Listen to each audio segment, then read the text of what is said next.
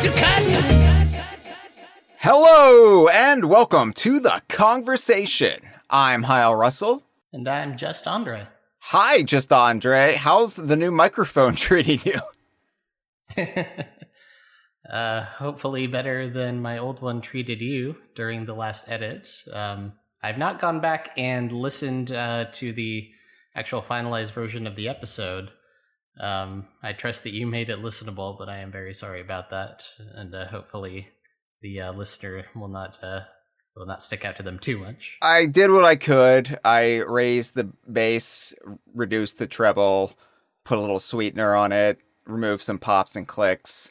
But, you know, it is what it is. And of course, given the nature of the conversation, as much as I like to pretend, we're all recording in a lush studio somewhere in the hills of Los Angeles. The truth is, we are all doing this remotely, and we all have different equipment, and sometimes things go awry, and we make do, and we move on. And we fortunately had to split the last episode into two parts, because part one was just going to be the entire episode, and then we hit 3.5 hours, and I realized we were still in the Ingot Isle cave-in. And I said, there's so much more for Donkey Kong Bananza's post-game that we're going to have to discuss.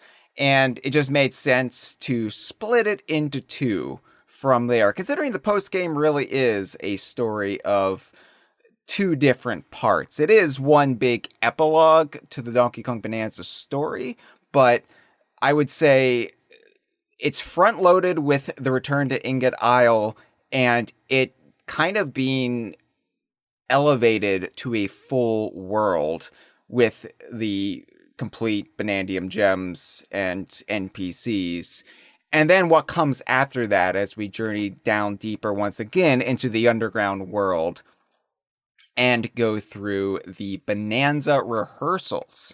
So we'll be discussing everything from Lagoon Layer back to the planet core, down the Great Harmoneel's throat on this episode of the Kongversation. But before we do, I would like to give a quick shout out to, well, ourselves, to DK Fine, because right now we are live streaming this for our $5 and up patrons. And of course, we live stream every episode of the Kongversation for our $5 and up patrons. Hello to Claire Java. Hello to Chocolate Milk Drinker. Courtney is back. Chocolate Milk Drinker is very excited because they just, they were just drowning in school and they needed a conversation to break up the doldrums. And specifically finance class. Bro, this class sucks. So I'm glad we can be there to put a little sunshine on your day. Or in this case, a synthetic sun created by a bunch of monocle-wearing snakes. I'm glad you went there before I had the chance to. No, I have to be on for this. I have to make all these connections, pull everything together. We're in the post-game now. This is the last episode we're doing for Bananza for the base game. So, you know, we're going to have to make all these connections and kind of put a bow on everything today. So Claire says, I've been doing nothing but sketching Marios, so hearing about Donkey will be a welcome break from it. I would imagine so. I would imagine I would get tired of having to draw that mustache again and again and again. I guess with Donkey Kong, you have a lot more body hair to have to worry about, but you know. Just Andre, what's happening with you? What's been going on with you for the last week? Top comment on the Planet Core episode by Jackson's Wove 7466 was 7 hours long, not enough to distract from the fact that Hyle missed the claptrap. I know you split the episode in half in the hopes that your interruption of my doing that last week would go unremembered, but I made sure all of this time I put that at the very top of my notes to make sure that that got said. Yeah, you know what? You're a lot meaner in person than you are on your calls. So No. no, here's the thing though. We're going to talk about the fucking claptrap on this episode. Let me just say right up front, we are going to address it because, yeah, had I actually experienced the little interlude with the Kremlin crew in the post game before I recorded that episode with Courtney, I would have been on top of it. I would have said, yeah, there's a little meaty claptrap in the middle of that metal monster. I would have said that because I would have seen it, because it's obvious in the post game. It's obvious in the DLC when you get that little trophy. But, at that point in the game, if you're focused on the switcheroo goo, you might miss the claptrap. You might, if you're not paying attention. Because I was paying attention to Donkey Kong and Pauline's safety because I care about their journey and their well-being. I'm not doing it all for the clicks, the clickety clicks. Ooh, look at me. 25 things about Donkey Kong Bananza you missed, with little red arrow pointing to Donkey Kong in the thumbnail. That's not me. That's not my style. I actually care about what we talk about. And sometimes I care so much it hurts. Specifically me and my ego. But we get through it. Damn it. We soldier on. And we're going to do that with the post game. Because you know what? The Donkey Kong Country 2 30th anniversary is almost upon us. And Donkey Kong Country 2 is an interesting case because the anniversary is kind of split between two separate dates. The November 20th date, when it was released for most of the world, and the December 5th date, where it was released in the US, but that's kind of forgotten about because it was such a late delay in the US that a lot of official sources still list it as November 20th. But I was there, Just Andre. I remember the pain of having to wait 2 whole weeks for Donkey Kong Country 2. And, that being said, it gives us an excuse to really just indulge in said anniversary, and we will be doing that here on the Kongversation. Of course, we've still got to get through the DLC for Bananza, but we will be having several episodes related to Donkey Kong Country 2's 30th anniversary, among other topics, to close out Season 13 of the Kongversation. So stay tuned for that. Okay, part 2. Here we go. Dust ourselves off, get that mine dirt off of our clothes, because we are now going back through the underground world, back to Lagoon Layer, which, aside from Ingot Isle, I think Lagoon Layer probably has the most amount of changes to it out of all the worlds in the post-game. Especially because the Fractones, they've journeyed up to the Ingot Isle Cave-In, but that means they've also settled in Lagoon Layer as well. So, our first time through Lagoon Layer, no Fractones. No Fractones whatsoever. We didn't meet the Fractones until the second world, Hilltop Layer. So, this kind of adds a lot of missing fundamentals to Lagoon Layer that weren't there the first time around. Yeah, I would tentatively say that Canyon Layer is where the game officially stops. I mean, not that it stops tutorializing, but where it officially moves out of the phase of the game where you are still in the tutorial. Obviously, the hard tutorial is the opening sequence in Ingot Isle. But really, when you're going through Lagoon Layer, they withhold a lot of the mechanics that are not, the moment-to-moment gameplay. Right. You do come across the first shop, but it's not until the end. There's no Getaways until the Hilltop Layer. All the functions that the Fractones fill, all the shops that they run, are not there. So yes, it would have been easy for them to forego going back and adding those things to Lagoon Layer. It's not as though the player will be in need of them at that point. But yeah, there's a lot that actually kind of gets fleshed out here. Yeah, and I didn't really realize all of this until coming back around. And seeing all the things that you really become accustomed to throughout Bonanza that weren't there in Lagoon Layer. And you kind of realize how smartly EPD staggered your education in Bonanza and didn't overwhelm you at first. It was a real slow build towards getting all of the basics there. And you're right, I think it was Canyon Layer where it really started to settle a little bit and start to stabilize. And you're like, okay, this is what Bonanza is. But even then,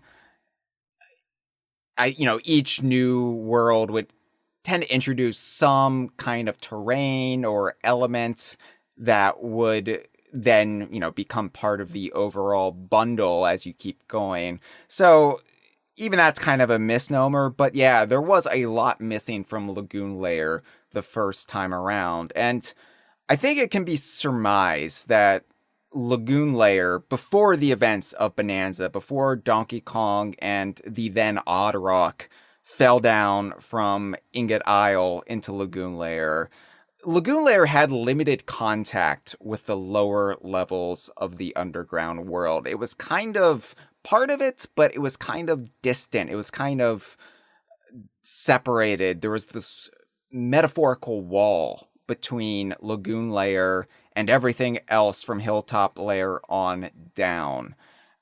There might have been limited trade, and I think that can be evidenced because we do get a style shop in Lagoon Layer, even though it is run by one of the salvager monkeys. So it's not Fractone operated, although maybe it's Fractone owned from a distance. But yeah, like Lagoon Layer is a very isolated, very almost segregationist community. And of course, they are very distrusting of outsiders, as evidenced when Donkey Kong and Oddrock show up and they get the cold shoulder from all of the salvager monkeys. And, it's very much the typical, we don't cotton much to outsiders here, kind of thing. And, there is that lore tablet. I think it's the first lore tablet you see in the underground world, and it's just telling you outsiders aren't welcome here. Get the fuck out. And you come back, and of course you have to use the warp gong to get back to Lagoon Layer. You have to use Grumpy Kong's facsimile of a warp gong to get the elevator, the mama elevator, to take you back to Lagoon Layer, since the sinkhole has been covered up by Grumpy and Poppy's construction company, as well as the can-do spirit of other denizens of the underground world. But that means you are deposited at the Warp Gong in Lagoon Layer, which is Sublayer 101. So, you might have to do a little bit of exploration when you get here. And if you're just rushing the Bananza rehearsals, a lot of people will just miss this completely. So you go back up to the top side, you go back up to Sublayer 100, and you go back to that lore tablet down where Donkey Kong and Pauline, or Oddrock then, originally dropped down to. And God, this is such a good detail. I was so ecstatic when I read this, and I realized not just what they were doing here, but what this kind of foretold for the entire post game. And that is that this warning to outsiders has been painted over. So you go up to this lore sign and it says, outsiders aren't turned away here. So everything that has been changed is now in all caps in the text that you're reading, just to kind of really signify what is different about this. It says, outsiders aren't turned away here.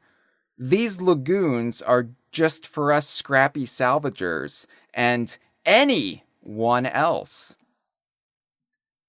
If you're entering without permission, kick back and enjoy yourselves. And then in parentheticals, it says, some of this was painted over with different handwriting. This is great. Well, before we get too deep into it, the note that it's actually different handwriting is kind of interesting. I wasn't really thinking through, the particulars of, when I was reading the text, I got what they were doing by capitalizing some of the words. But apparently the person who painted over the sign to change it to this message was not the sign's originator. Right. So what are we thinking? It's difficult to maybe get a purchase on because of, Jeff's point that Mitchell relayed in the Lagoon Layer episode that the NPCs, barring exceptions like the Elders, don't have unique designs and names. There's just the generic salvager monkeys or zebras or whatever. So we don't have a particular one of the salvager monkeys that we can point to unless we just want to say it's the first one that you meet, the one that's closest to the sign when you originally come to Lagoon Layer. Yeah, it could be that one. It could be that one for sure. I think this sign, as it existed, is very old. And so the person who originally wrote it, or the monkey who originally erected it, is probably dead and buried at this point. And so this is representing kind of tearing down the hateful bigotry of the past and having a younger generation, embrace this inclusive togetherness, this sense of community. And of course, this is Donkey Kong. This is Donkey Kong who really initiated this change in Lagoon Layer. His example, completely altered their cloistered nature. These salvager monkeys who were just very wary of outsiders, and in fact they then had this infestation of Void Company baddies to really help illustrate that. But then Donkey Kong and Oddrock / Pauline come through and not only clear out the Void Co baddies, but also help them with the drought, rectify all these problems they had, and then continued their adventure into the underground world, which had the effect of kind of opening up Lagoon Layer, or opening it back up to the underground world as well. But I think what I took away from it is that Donkey Kong taught these salvager monkeys how to actually be Kongs again. And because Kongs are all about community, they're all about, if not the collective in the same sense as the Fractones, they are all about the betterment of the whole to also better the self. And I think, I don't, it makes me wonder about the Kong Elder. What a shitty job the Kong Elder has been doing leading them. But it was Donkey Kong that was kind of the spark that ignited this inferno of change. Well, the Kong Elder is stuck down in his chair. So, the ones up here, all the other salvager monkeys are just going behind his back with all this anti-outsider stuff. They're the ones who put up the sign. Yeah, I think the Kong Elder, it was just too far up his ass with his DJing. Courtney in a live stream says too busy jamming. And I think that is not necessarily an indictment against the Kong Elder, but he is aloof. He is not really of the people in the same sense that here comes Donkey Kong getting his hands dirty, solving their problems. And I think it really was the shakeup that this community needed. So there is another sign, I believe in the Divide, that they position directly below Cranky's floating platform. And so if you are the way I proceeded through the game, and this actually kind of ruined the whole Exploratone moment in the Planet Core for me, because I found Exploratone before reading the accompanying sign that set up the joke, because I wanted to clear out the area of everything and then allow myself to be able to indulge in all of the story elements freely. So if you take a similar tact with Cranky in the Divide, and you bring down his platform before reading the sign, he comes down directly onto the sign and smashes it. And so I was very walking on eggshells around all of the signs, like, don't, like, taking my thumb off of any of the punch buttons, even though it would have taken more than one input to actually destroy any of the signs, and I could have just, come back and read them later. I was like, no, this is precious. When I got to Lagoon Layer and read that sign saying outsiders are not welcome here, that's the one sign in the game that I intentionally destroyed. It was one of the only signs in the game that I accidentally destroyed. It was the first one, and I punched it accidentally. And I was like, oh, you can destroy those? Don't like that. I'm going to be very, very careful from now on. So it was a learning lesson. Of course, I did read it, but, it was a very distressing moment for me, who wants to absorb all of this in-universe storytelling and lore, and I was like, oh, but you can accidentally just wreck it with your brute strength, and I have to be very cautious whenever I see one of these signs. They're precious cargo. Yeah, having that come around full circle with this post-game edition, it's not one of the... Again, it's one of those things... I mean, I mentioned that they could have easily just not populated Lagoon Layer with fractones and reincorporated all of the structural elements that come from the later layers. But, that would have, been conspicuous revisiting the layer to clean up all the Banandium gems if you didn't 100% it the first time. This, they really could have just not bothered. And it's developmentally, it's not too much effort. You just change what text comes up when you interact with the sign. But yeah, I'm very much a fan of this touch, and others like it. Yeah, and it also, I think, really highlights why that time jump, that 3-month time jump, is kind of a narrative boon, because it really does allow you to do stuff like this and say, hey, time has passed and the effects of that adventure are really being felt, and here are the little ways things are changing for the better. And it's one thing to finish up a game like this and solve all of the immediate problems that the villain is creating for the mindless idiots who populate the world. And it's like, oh no, I choked on this. Can you give me the Heimlich?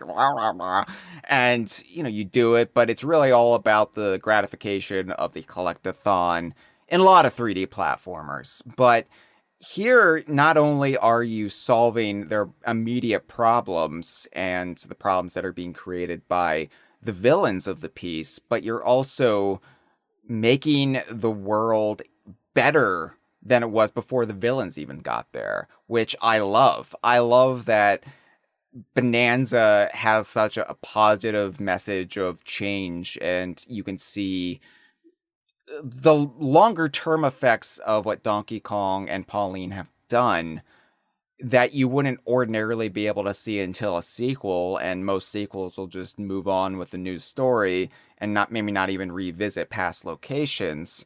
And again, like, to bring up Banjo-Kazooie games, when you do revisit past locations, it's usually for the worse. It's like, oh, here's Spiral Mountain, but now Gruntilda's minions have overrun it, and there's Bottle's charred corpse over there. So it is kind of cool to get to go back to a location that is very familiar in a game and see how it is now on the upswing in myriad ways. Yeah. And it is not the only layer like that, but we will get there. Yes. So I would say Lagoon Layer is probably the most stark. I mean, that and Ingot Isle, of course, but it is the biggest change because it left the most room for said change. And as I mentioned, the Fractones are now in Lagoon Layer, and they are operating all of their usual businesses. The Arctecatones are here, and you can build several Getaways. And like at this point in the game, you don't really need these getaways. There's really not much of a point for these. I guess, you buy them all and then you stock up on the extra yellow hearts that they create, the temporary hearts that are added to your life meter when you sleep in a getaway bed. And that will maybe help you with the Bananza rehearsal, or at least your first run of it. But yeah, I mean, these getaways really don't serve much of a function, but I love that they are here. And we do get new Pauline getaway commentary. I think the last getaway commentary in the entire game take place in these, because they are the last getaways you can build functionally.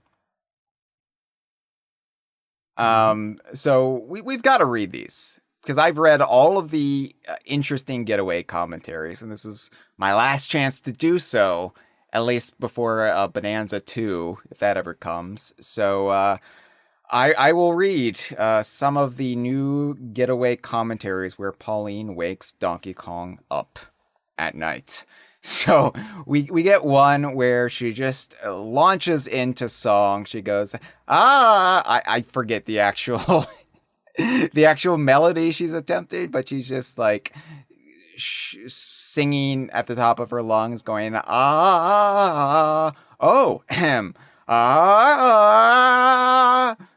just like that. I think that's spot on. And if I remember correctly, it's okay.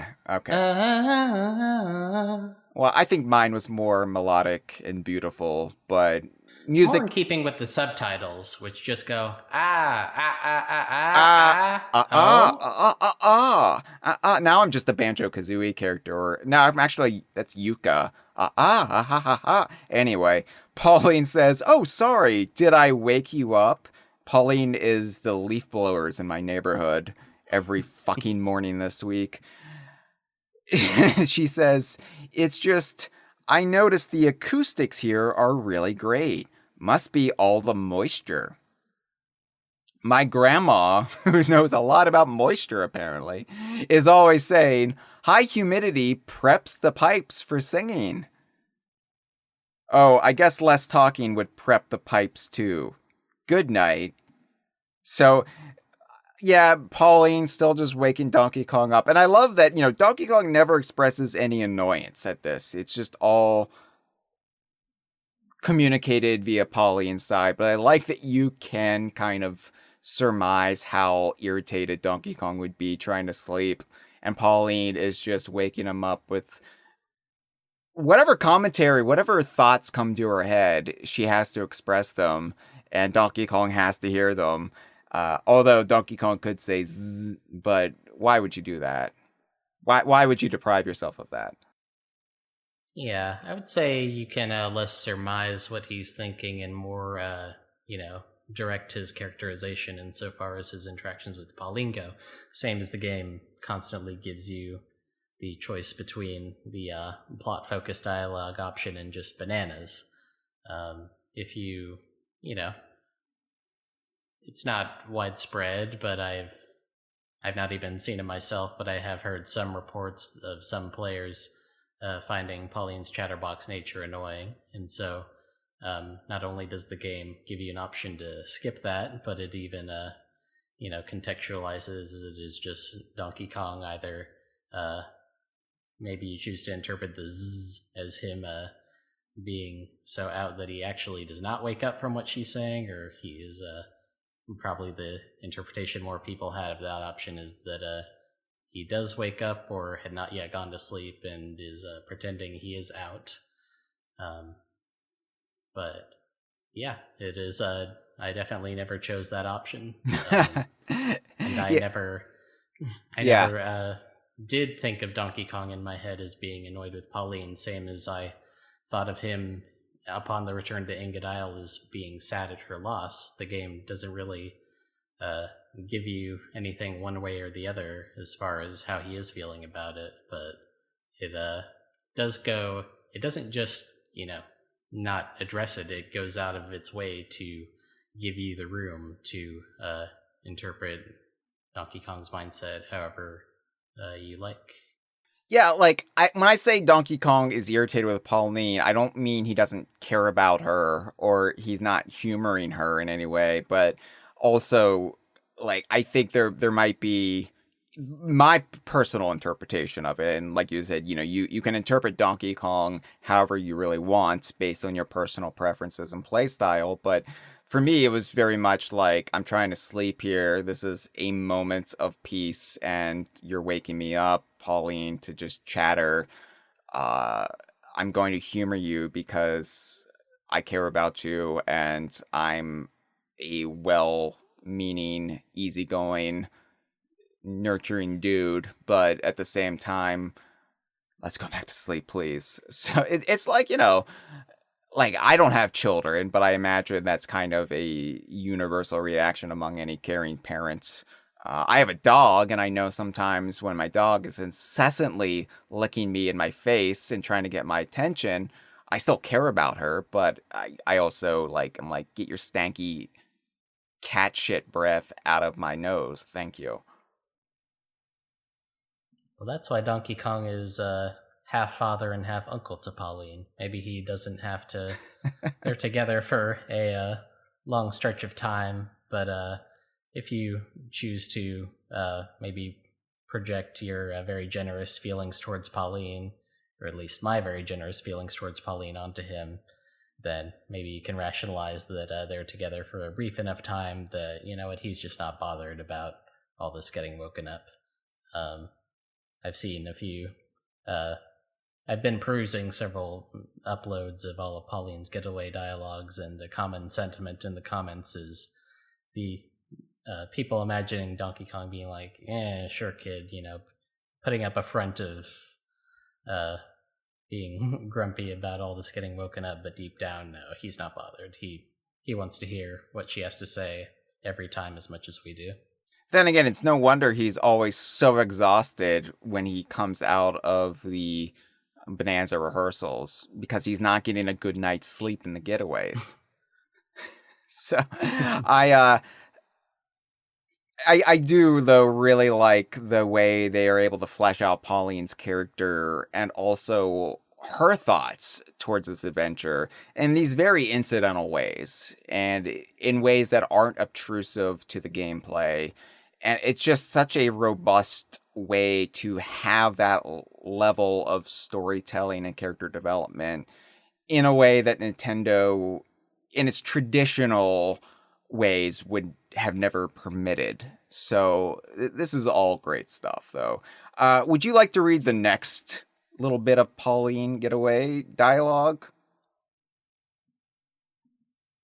I mean, yeah, your mic is better. Yeah, go ahead. Hey, DK, are you awake? Did you notice how the bridges, the houses, even the stores, they're all made out of junk? I bet the monkeys here could make anything out of anything. Like a concert hall made out of lost shoes, or a banana restaurant made out of tires and bent spoons. Okay, maybe that's asking too much. But when life gives these monkeys trash, they turn it into treasure. I like that. Good night. I really hope this means that Pauline is going to go back to her grandma and be like, "Hey, why isn't New Donk City recycling its trash better? Why aren't we making buildings out of abandoned shipping containers?" Speaking of shipping containers, one of the getaway dialogues is about that specifically. Yeah, I'll read this one. As I continued to fantasize about Pauline becoming the Greta Thunberg of New Donk City. Hey! I don't know why I'm reading it like that. I can't read hey without being a bombastic douche about it. Hey, there's something I've been wanting to ask you, DK. What does it feel like when you transform? I mean, when you go all Bananza. It must be like, roar, let's do this. I am strong. That's how I feel anyway, when I'm singing. So I was hoping that maybe that's how you feel too, DK. Well, good night.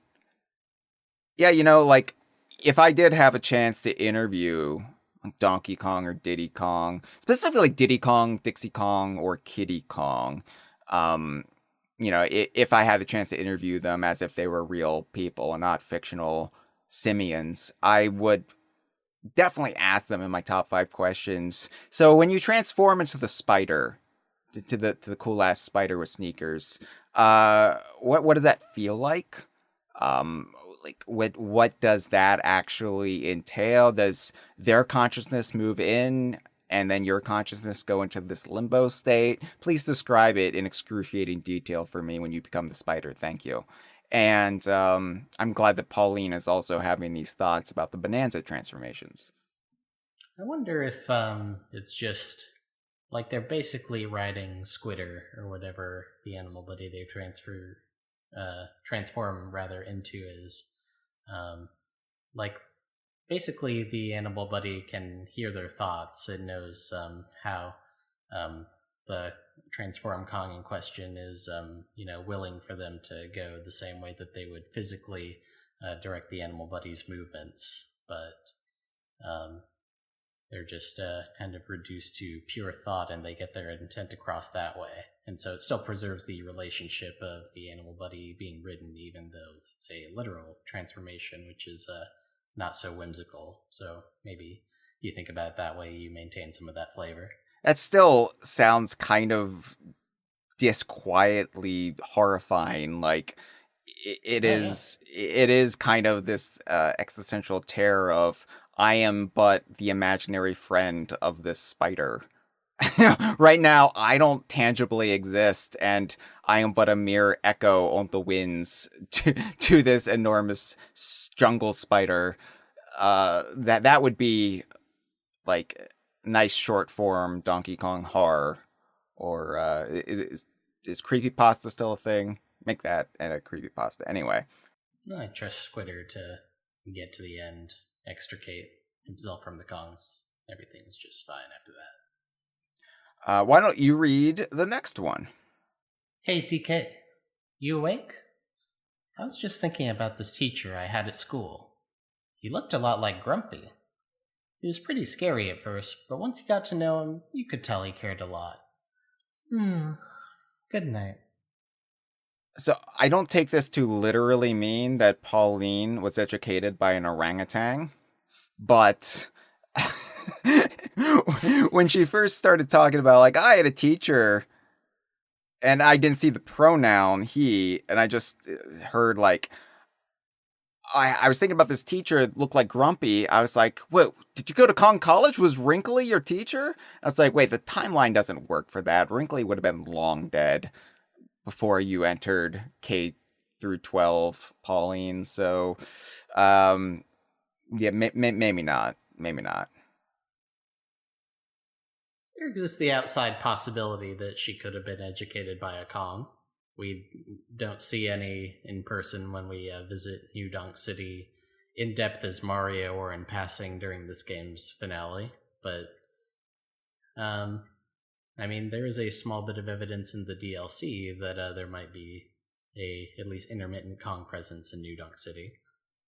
Well, I think that this is probably just a very, very ugly teacher that Pauline had. So, probably not actually like this raised by wolves situation for her. But yeah, again, like, it's just Pauline just waking up and being like, wow, now that I think about it,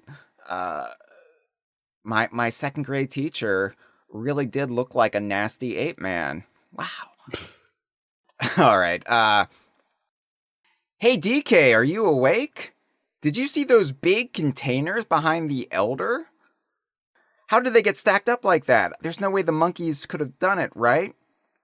I bet the Elder piled them up himself. He used his enormous arms and was like, womp, easy peasy, elbow greasy.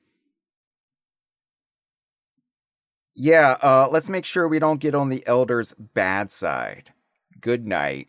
Well, you've, like, desegregated the Lagoon Layer with the rest of the underground world, and apparently the Kong Elder wasn't doing a damn thing about that. So, Pauline, you might have already gotten on that dude's bad side, but if that's the case, fuck him. You did the right thing. Let's overthrow the Kong Elder, why don't we? I don't think the Kong Elder is actually a racist, let me just say. I think the Kong Elder is an alright dude, just aloof and detached from the day-to-day socio-political undercurrents of his little kingdom. So, yeah. This does set up a possible scenario if the elders are probably not like Voidco. There's probably not that much chance of them coming back someday. But could you imagine, maybe a decade plus down the line, we get a payoff to this where some shit's going down and the elders join in and show why it is that they're so esteemed beyond just the sort of societal spiritual role they play. What if they actually throw down? I would honestly be fine if we ever got a revival of the Donkey Konga series. Let's have it be hosted by these DJs. And let's actually make Donkey Konga an actual Donkey Kong music game with actual Donkey Kong music and have characters that facilitate that in universe in the game. I think that would be a great use for them. But yeah, I mean, we could also see them wreck somebody's shit as well. That would be fun. That could be an actual opportunity to bring the tikis back in a way that does not upset people. Okay, they're cordoned off to the rhythm game spin-offs. That works for them.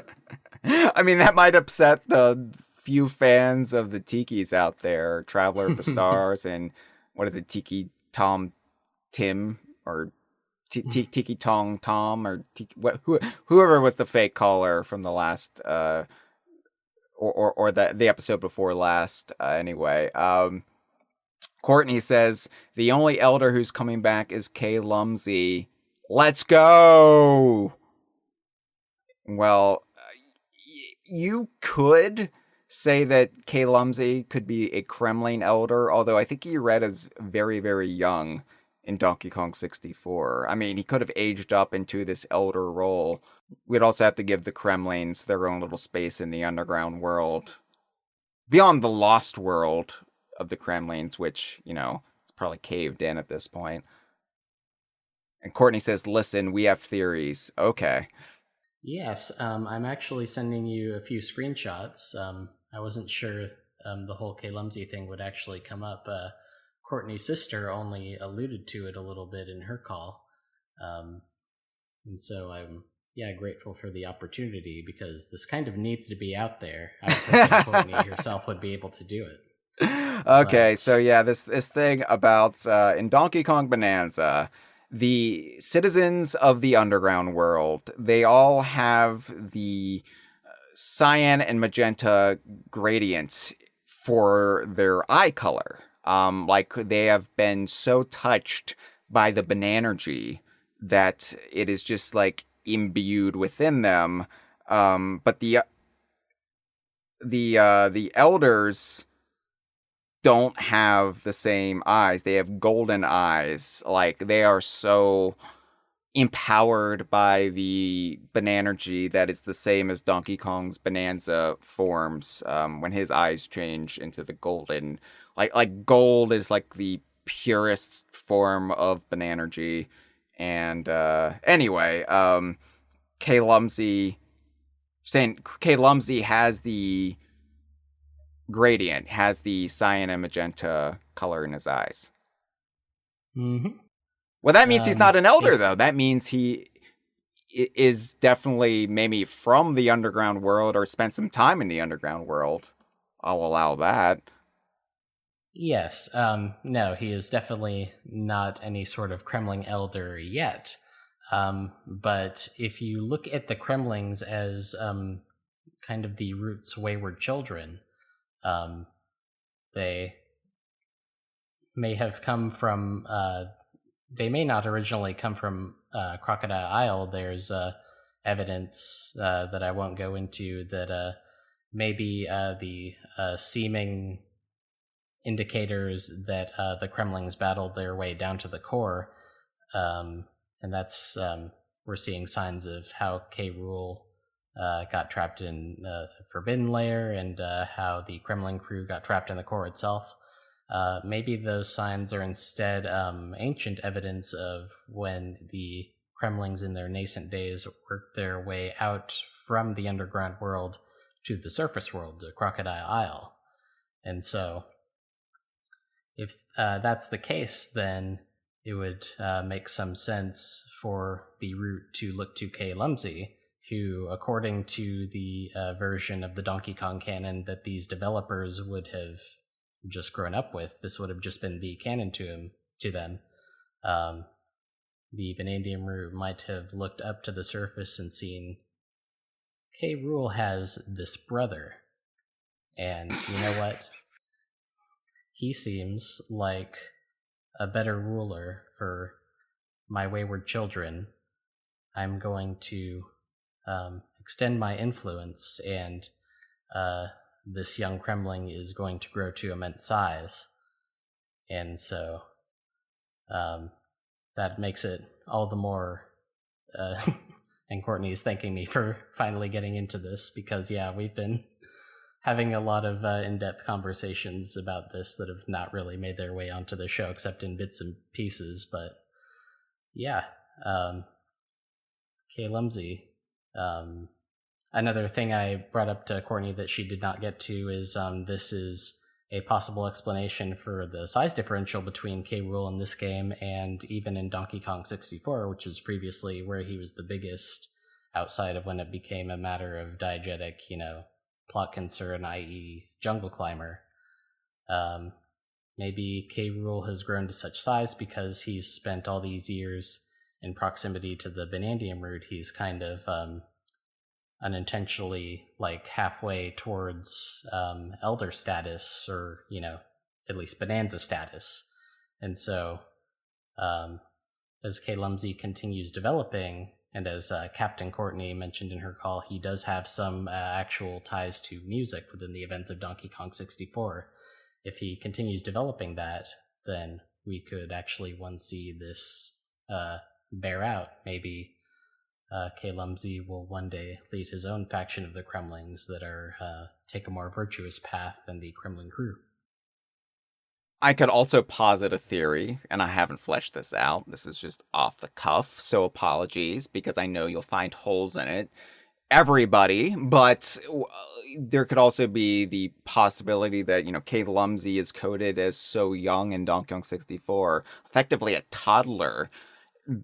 And that's because K. Rool used the last remaining traces of the Kremling source, as they knew it. Although we now know the Kremling source to be kind of this offshoot of the Banandium route.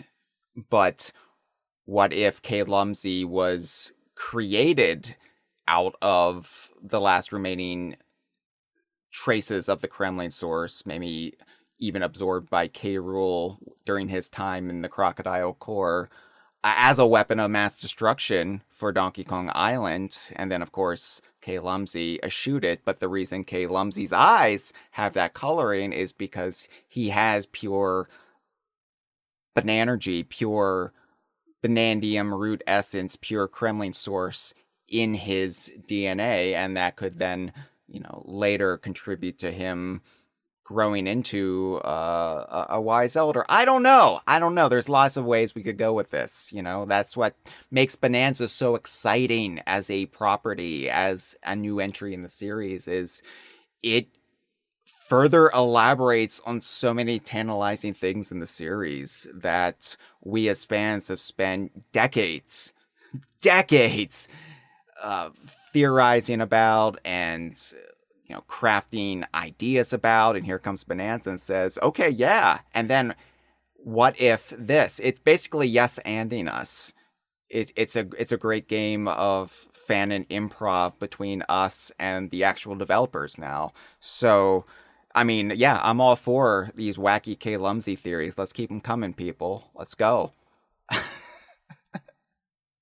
But speaking of the elders, the main actual crux of the Bananza post game, once you get past the Ingot Isle cave-in, it's the Bananza Rehearsals. These are, I guess you could call them obstacle courses, but in a very good way. Like, usually I use the term obstacle course to be this derisive phraseology aimed at the Mario series. Like, the difference between Donkey Kong and Mario is really just platforming obstacle courses, where Donkey Kong is this immersive experience within an actual living, breathing game world.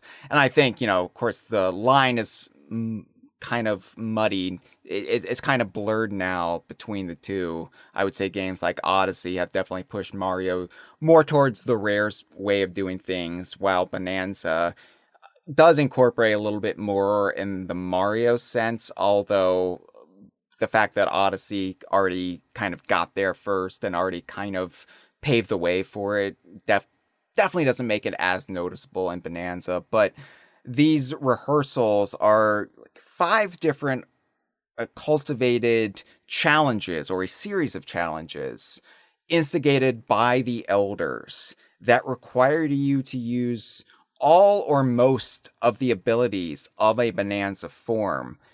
And really, it doesn't really require a mastery of it, even though the elders kind of posit that it does, but it does require you to have a good handle on how to use all the Bonanza abilities, even the ones you probably haven't used much of when going through the main game. Yes, specifically the snake for me. Coming out of the going into the Snake Bonanza, that was definitely the one I had the least handle on. Wasn't really my least favorite, but similar to the zebra, it you don't necessarily need that extra height in your jumps all the time. Donkey Kong has a lot of options to gain, verticality without just needing a higher jump, especially with his ability to just straight up climb, not all walls, but many walls. There's a lot of situations where, okay, you could use the Snake Bonanza, but you have other options to get height if you need it, and more often than not, you really will not need the slow down ability that it also has, and is one of those things that one of those secondary abilities that not all the Bonanza transformations have. And so for a lot of people, at least initially, that might just sort of feel cluttered and like, I'm not going to worry about the slowdown power, or maybe like dropping eggs as the ostrich. I can just get by with the core of what abilities the transformation gives you. Mm-hmm. But yeah, coming out of the Snake Bonanza, I actually, probably not a popular takeaway, but the Snake is one of my more favored ones because it does force you to come to grips with the time slowdown ability in particular. Right. Really show off its utility and actually give you a use case for that utility. Yeah, And, I did use the glare ability, which is what the slowdown is technically yes. called. In the actual main game, I didn't use it much, but there was like 1 or 2 things where I'm like, oh, I can do this. Let's try that out. Okay, that does come in handy. I think some of the challenge courses, specifically, but yeah, like it was the zebra one for me. The zebra one, I did not have any of that shit mastered. I basically used zebra in the most perfunctory way possible, which is I can now run across the crumbly bridges. Cool. But for me, zebra was definitely the one that I didn't spend the most time developing and getting comfortable with the different abilities, and therefore the Zebra Bonanza rehearsal kicked my ass so hard. That was the hardest one for me. In a live stream, March Rose says, I still haven't beaten all the rehearsals. I'm at the ostrich one, and it's kicking my ass. So I think it's all going to depend on the person and our play style and which Bonanza forms we're most at home with. And the ones that we aren't, that's the rehearsal that might be the most challenging. Although asking around, with my fellow DK Vine colleagues, it does sound like the Bonanza rehearsal that gave us the most trouble, universally speaking, was the zebra. Yeah, I'm glad March Rose brought up the Ostrich Bonanza, or Ostrich Rehearsal specifically. I take it that you played all of these in order of what worlds they're in. Started Oh, off with oh yeah. Kong and ended with Snake. Oh, you better believe I did it in order, like a good little OCD riddled obsessive, yeah, compulsive. Yes, I did it all in order. I didn't stray. I didn't stop. I didn't deviate. I did it very diligently. I would have ordinarily done similarly. I'm always like, well, okay, play the content in order even when it gives you the option not to, because, maybe they accounted for the non-linearity, but maybe they are kind of running off the assumption that given the choice, people will just say, well, I'll just go in order. It doesn't matter to me one way or the other. And so it's designed in keeping with that. But for whatever reason, I chose the Ostrich Bonanza first, which was, I would say, the most atypical of them. Mm-hmm. The Zebra and Snake rehearsals are very platforming focused. They're all about the changes in movement that those forms give you, which and the ostrich one obviously changes your movement as well. It gives you the ability to glide, but and so you can describe the central challenge of the ostrich rehearsal as platforming focused as well. But where ostrich differs from zebra and snake, which are essentially linear gauntlets, is that it takes the opportunity, given what the ostrich gives you, in order to make it in keeping with the game's letting you to tackle these any order, assuming you meet the prerequisites already. The ostrich rehearsal is very open-ended. It is very essentially exploration focused. If you are just going through the gauntlets, then you are going to, I think the first time I beat the ostrich rehearsal, I might have gotten less than half of the Banandium gems. I'm like, what? And I was trying to explore, but they take advantage of the ostrich's ability to open up the level design to hide the Banandium gems and hide the balloons, which we'll get to, all over the place, and hide the challenges themselves that get you to those goals.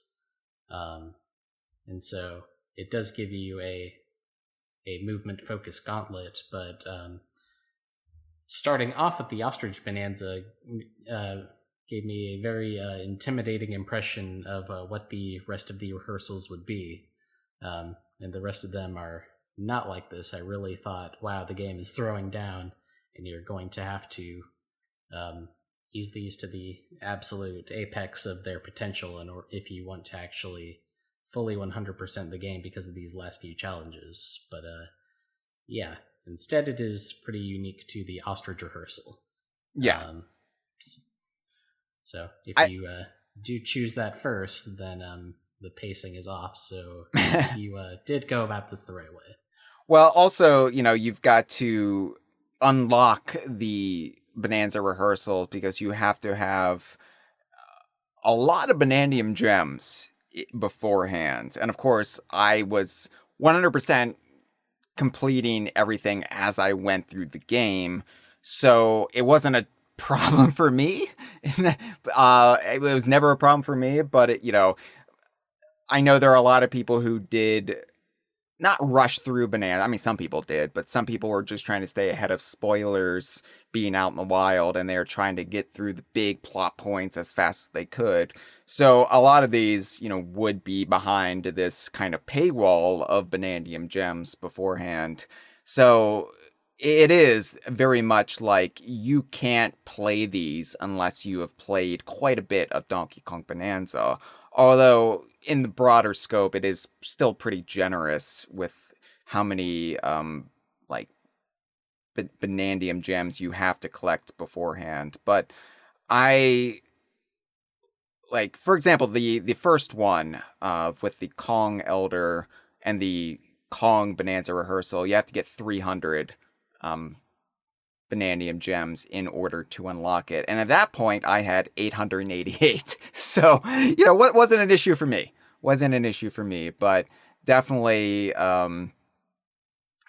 it is kind of this challenge that you have to be good at Bananza in order to play this to begin with. So, yeah. Yeah, that's a good point. I wasn't really thinking about because I did not 100% the game as I was going through.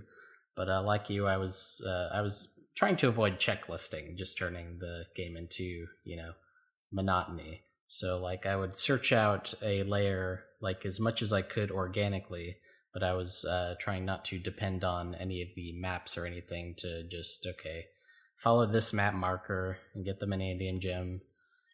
Repeat until everything in the layer is collected. I was trying to play the game thoroughly, but not let it fall into routine.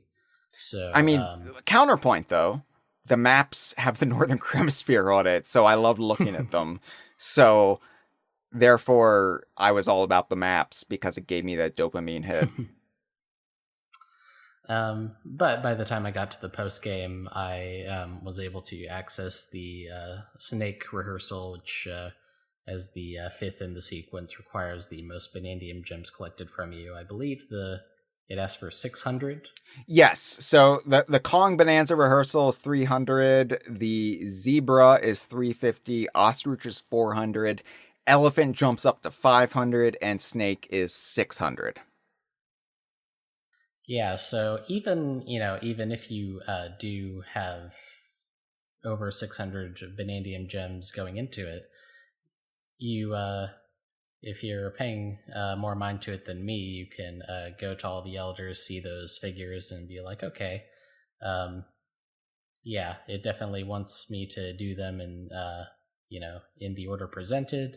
And if you were not so meticulous going through the game, then it does not enforce that, because of course you are free to explore the sublayers to your heart's content, and maybe get all the way up to past the 600 limit before trying any of the rehearsals. But yeah, the game does direct you into maybe the optimal way to go about the rehearsals without enforcing it if you are up to doing it a different way. Right. Yeah. Now, as I said in the last episode, we are not going to meticulously discuss every detail, every challenge of the rehearsals. We're just going to kind of compare notes, give a cursory overview, because yeah, it is very much just you're dropped in these kind of curated obstacle courses that require you to deploy the skills of the Bananza in the best possible way to overcome either the obstacles in front of you or to get from point A to point B. And I really enjoyed all of these, I mean, as frustrating as they could be, and as much of a challenge and an endurance gauntlet as they were. Like, I don't think it really makes for that interesting of chat to just describe every single one in detail. So what I would like to do, though, is share the Kong Elders dialogue launching into the first one to kind of illustrate what they're serving in the narrative, and then we'll talk about them a little bit, but I don't think we need to get hung up on the finer points in this instance. So the Kong Elder will say, "Ho ho, you came back. How's it angling?" Which again, Bananza has such wonderful dialogue, and it's so well considered. Every little nuance that can be accounted for is there, including how would this elder of this civilization that's all about fishing junk, how would they say, how's it hanging? How's it angling? Sure. Sure. Anyway, so Pauline says, it's good to see you again, Elder. So, hey. And the Kong Elder says, ho ho, no need to say it. I already know. You came back to reel in a big one. An idea for a new song, right? Well, I have the perfect thing for you two youngsters. It's time for Bananza Rehearsal. And you can then say rehearsal or got it if you don't care about knowing any of the wonderful details of Donkey Kong Bananza. So you ask rehearsal, and the Kong Elder says, catch this, youngsters. There's only one way to perfect a Bananza. Practice. If you rehearse with new challenges, you'll strengthen your performances. And that strength should make it easy to hook inspiration for a new song. When I was your age, I rehearsed every chance I got. That's how I became the mighty DJ you see before you. It's not for weak stomachs. You'll need to have eaten 300 Bananzas before trying a Kong Bananza rehearsal. Ready when you are. Just say the word. So, I mean, this conceit that these Bananza rehearsals, these gauntlets with the Bananza forms, will somehow lead to inspiration for Pauline to come up with a new song, it's so dumb. It's very dumb, but it's the kind of stupidity that I absolutely revel in a video game. I'm like a pig in shit. And I know pigs don't really roll in shit, but just hear me out. I am just like in my element when it comes to a video game kind of meeting you halfway and saying, look, this is a dumb video game. We've got to throw this shit at you. Here's the justification for it. And the fact that there is justification for it, I absolutely adore it. It's very much Banjo-Kazooie-esque. So, the Bananza rehearsals, then, you can... Like, the game, I guess, assumes you might not have the Bananium gems to just launch into it. So that becomes your objective then.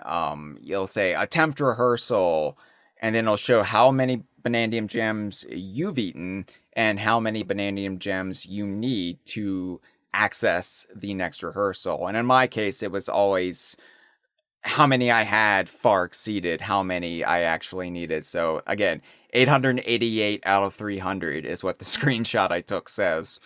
But then you can go back to the Kong Elder and you can start the rehearsal. And yeah, then you go into the Bananza rehearsal screen. And it's kind of like a challenge course on steroids. Because you have, in this case, it's 3, 4, 5, 6, 7, 8, 9, 10 Bananium gems that are outlined on the introductory screen. 10 Bananium gems you collect throughout the course of this rehearsal hall, as they're called. And all of these rehearsal halls are similar to when you first learned the Bananzas. This kind of psychedelic environment that you were dropped into, all of them taking place in this prismatic magenta and cyan dreamscape, like the Bananza concert halls from earlier. And in fact, I say dreamscape because that is something that does come up later on. There's a little bit of world building that goes a long way towards explaining what these actually are in universe. But yeah, these are like all different. Most of them are either gauntlets or obstacle courses. Like you said, the ostrich one is the most unique because the ostrich one is the kind of this almost open world environment where you can use the fluttering wings of the ostrich Bananza to, you know, kind of choose which direction you want to go. Yeah, and starting off with, well, I think what might have been what motivated me to choose ostrich first was I would have considered Kong Bananza first, but I'm thinking, okay, Kong, that's going to be combat focused. That's going to be intensive. I want to kind of ramp my way up to this. I'll choose one that, how complicated could the ostrich one possibly be? You're going to fly through some stuff. But in actuality, yeah, it's really interesting examining it because Kong Bananza is the one where, other than Charge Punch, you don't just maintain all of the abilities you already had as base Donkey Kong. It's just those same abilities, just more effective, and that's the Kong Bananza. So how do you design a challenge course around that? That's just not indistinguish that is not indistinguishable from just any other challenge course where you are not expected to use a Bananza transformation. And I said that the zebra and snake were kind of the two platforming focused ones, Mm-hmm. and then the ostrich was unique. The third category that Kong and more expectedly elephant fall into is puzzle focused. If you're the Kong Bananza constantly and you can just punch everything with no problem, well, how do you make a challenge out of that? You turn it into an on-the-spot test of your understanding of terrain types. Right. Namely, defeat this certain enemy. Oh, it is covered in usually spiked concrete or some other terrain that I can't just punch through.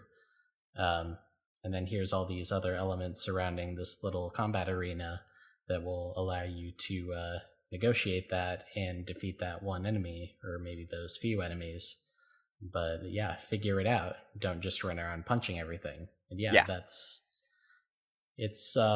It is still a bit of, a weird introductory challenge for the Bananza Rehearsals in that way. You would expect something maybe a little bit more straightforward, but I think it's really neat that it actually it did serve me well playing them out of order, because I'm like, oh, okay, this is actually involved in a different way than even the other puzzle-focused one. Yeah, and you mentioned the spiked concrete, which of course was a terrain type that was introduced in the Planet Core and didn't get much use in the actual course of that world. But here, yeah, the spiked concrete does become a reoccurring thorn in your side in the Bananza Rehearsals. And yeah, like, it's not just punching for the Kong Bananza. There is some nuance, and it does come down to understanding terrain types. And I believe that's also like the Elephant Bananza Rehearsal Hall. You'll have to prioritize storing chunks in your trunk. And of course, you need chunks that then interact with other types of terrain. And that will be how you progress, is chunk management and knowing what types of terrain will be best deployed against other types of terrain and baddie types that then get thrown at you. But all rehearsal halls share a similarity in that they are structured with primary challenges, which will earn you a Banandium gem, and then you also get kind of bonus detour challenges off to the side. So in these intervals between the main parts of the rehearsal hall, you clear that, but then you look off to the side, and there's this alternate pathway that you can go down, and here's another smaller challenge to get yet another Banandium gem. So if you want to 100% complete Donkey Kong Bananza, you've got to do these detour challenges as well. Yeah, and again, that is where the ostrich rehearsal differs from the other, because it presents you the way straight to the end right at the start. It's not just you go through the challenges in sequence, right, and then at the end of the path is the end of the rehearsal. Right. It lets you go left or right, and yeah, the left way has one main challenge to get through, and so you might only get one Banandium gem that way, and then same on the right side, and the other, 8 or however many there are the optional divergent ones. But yeah, for the most part, it is structured very straightforwardly. Go forward to progress, or, yeah, as you say, go to the side when presented with a diversion to meet a.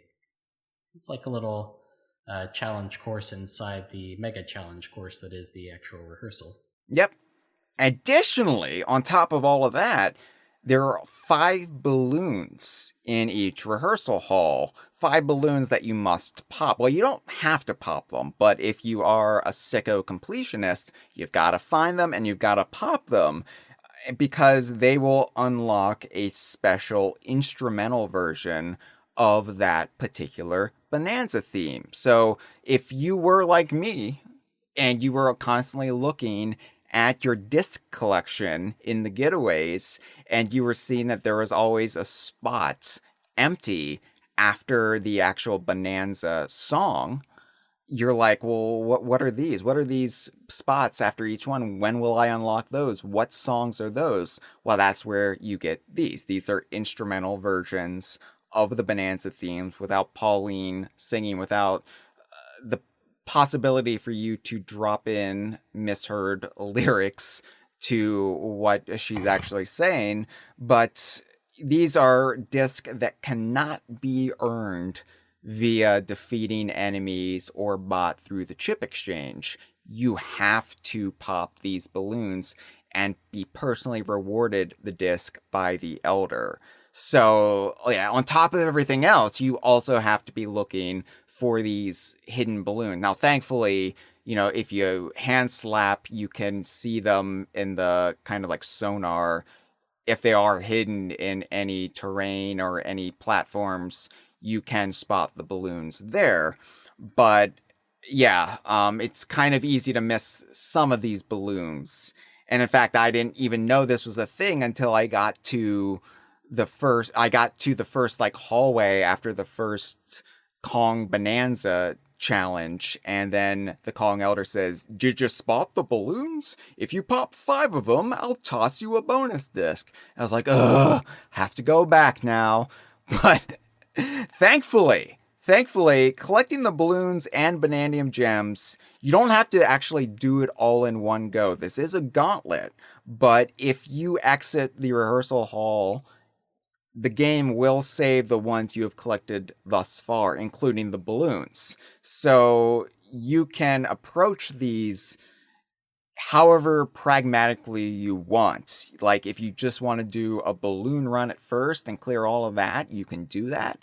Or if you want to try to get it all as you go along, that's an option. But there's always going to be the possibility you will miss a balloon and then you can't backtrack. So it is, I think, it is as accommodating as it can be, this type of challenge, this type of gauntlet challenge, where it's not needlessly cruel, and you're not going to lose your Banandium gem if you die or if you exit. You can just then skip over that Banandium gem and keep going. Although something you might run into if you're like me is they during the elephant rehearsal in particular, they throw in a elephant-shaped fractone every 5 feet that gives you the option to go back a little bit and reset the challenge, because with the elephant one, the way it's designed, you vacuum up the different terrain types and use them accordingly, but there's always the possibility that you will mess up and run out of terrain to use, and then you just render the challenge unwinnable. So they throw in a whole bunch of those in the elephant one. Notably, a mechanic unique to the zebra rehearsal is a time limit, because of course the zebra transformation is all about putting a greater amount of speed than you have without it to use. And so you can just you can get through the platforming challenge and you'll get a Banandium gem, but the way it does have optional little challenges that are separate from the system, where you can just So yeah, the Zebra one is basically divided into 3 types of Banandium gems. Mm-hmm. Just getting through it normally, the little side challenges, and getting through it abnormally, i.e. very skillfully within a set time. You have to do all of the platforming challenges within a set time, but if you get it with 20 seconds to spare typically, then you'll get an extra Banandium gem to show that you completed it optimally and not, you did more than just getting through it. Right. And so Freezer mentioned earlier that the Zebra Bananza rehearsal was her favorite, and I am going to go ahead and agree. The same way that Freezer and I are unpopularly in agreement that the best boss in Yooka-Laylee is inept. So shut up, everybody. The Zebra rehearsal is not the worst one. I'm not saying the Zebra rehearsal is the worst one. It was the most challenging one, especially that bit with the spiky balls. What the hell? What the hell? I know you weren't saying that. There have been other people who said, the Zebra one is actually, not good. It's challenging in a bad way. What is challenging in a bad way? That seems so subjective, and that seems like, oh, I didn't personally enjoy that, so therefore I'm going to say it's bad. I've heard people say that it was not explained well. I actually forgot to circle back to the part that kicked off my whole bringing this up, which is that if you are not really paying attention to the functionality of those fractones they place throughout some of these challenges, you might instead be like, oh, I messed this up. I'll pause it. Oh, okay, there's a start over function. I'll hit that, and it'll bring me back to the start of this particular part of the rehearsal, right? Well, no, if you hit start over, then you do get sent all the way back to the beginning. So if you miss the 4th out of 5 balloons, and you're not thinking, and you do that, then you'll have to do the entire thing over again.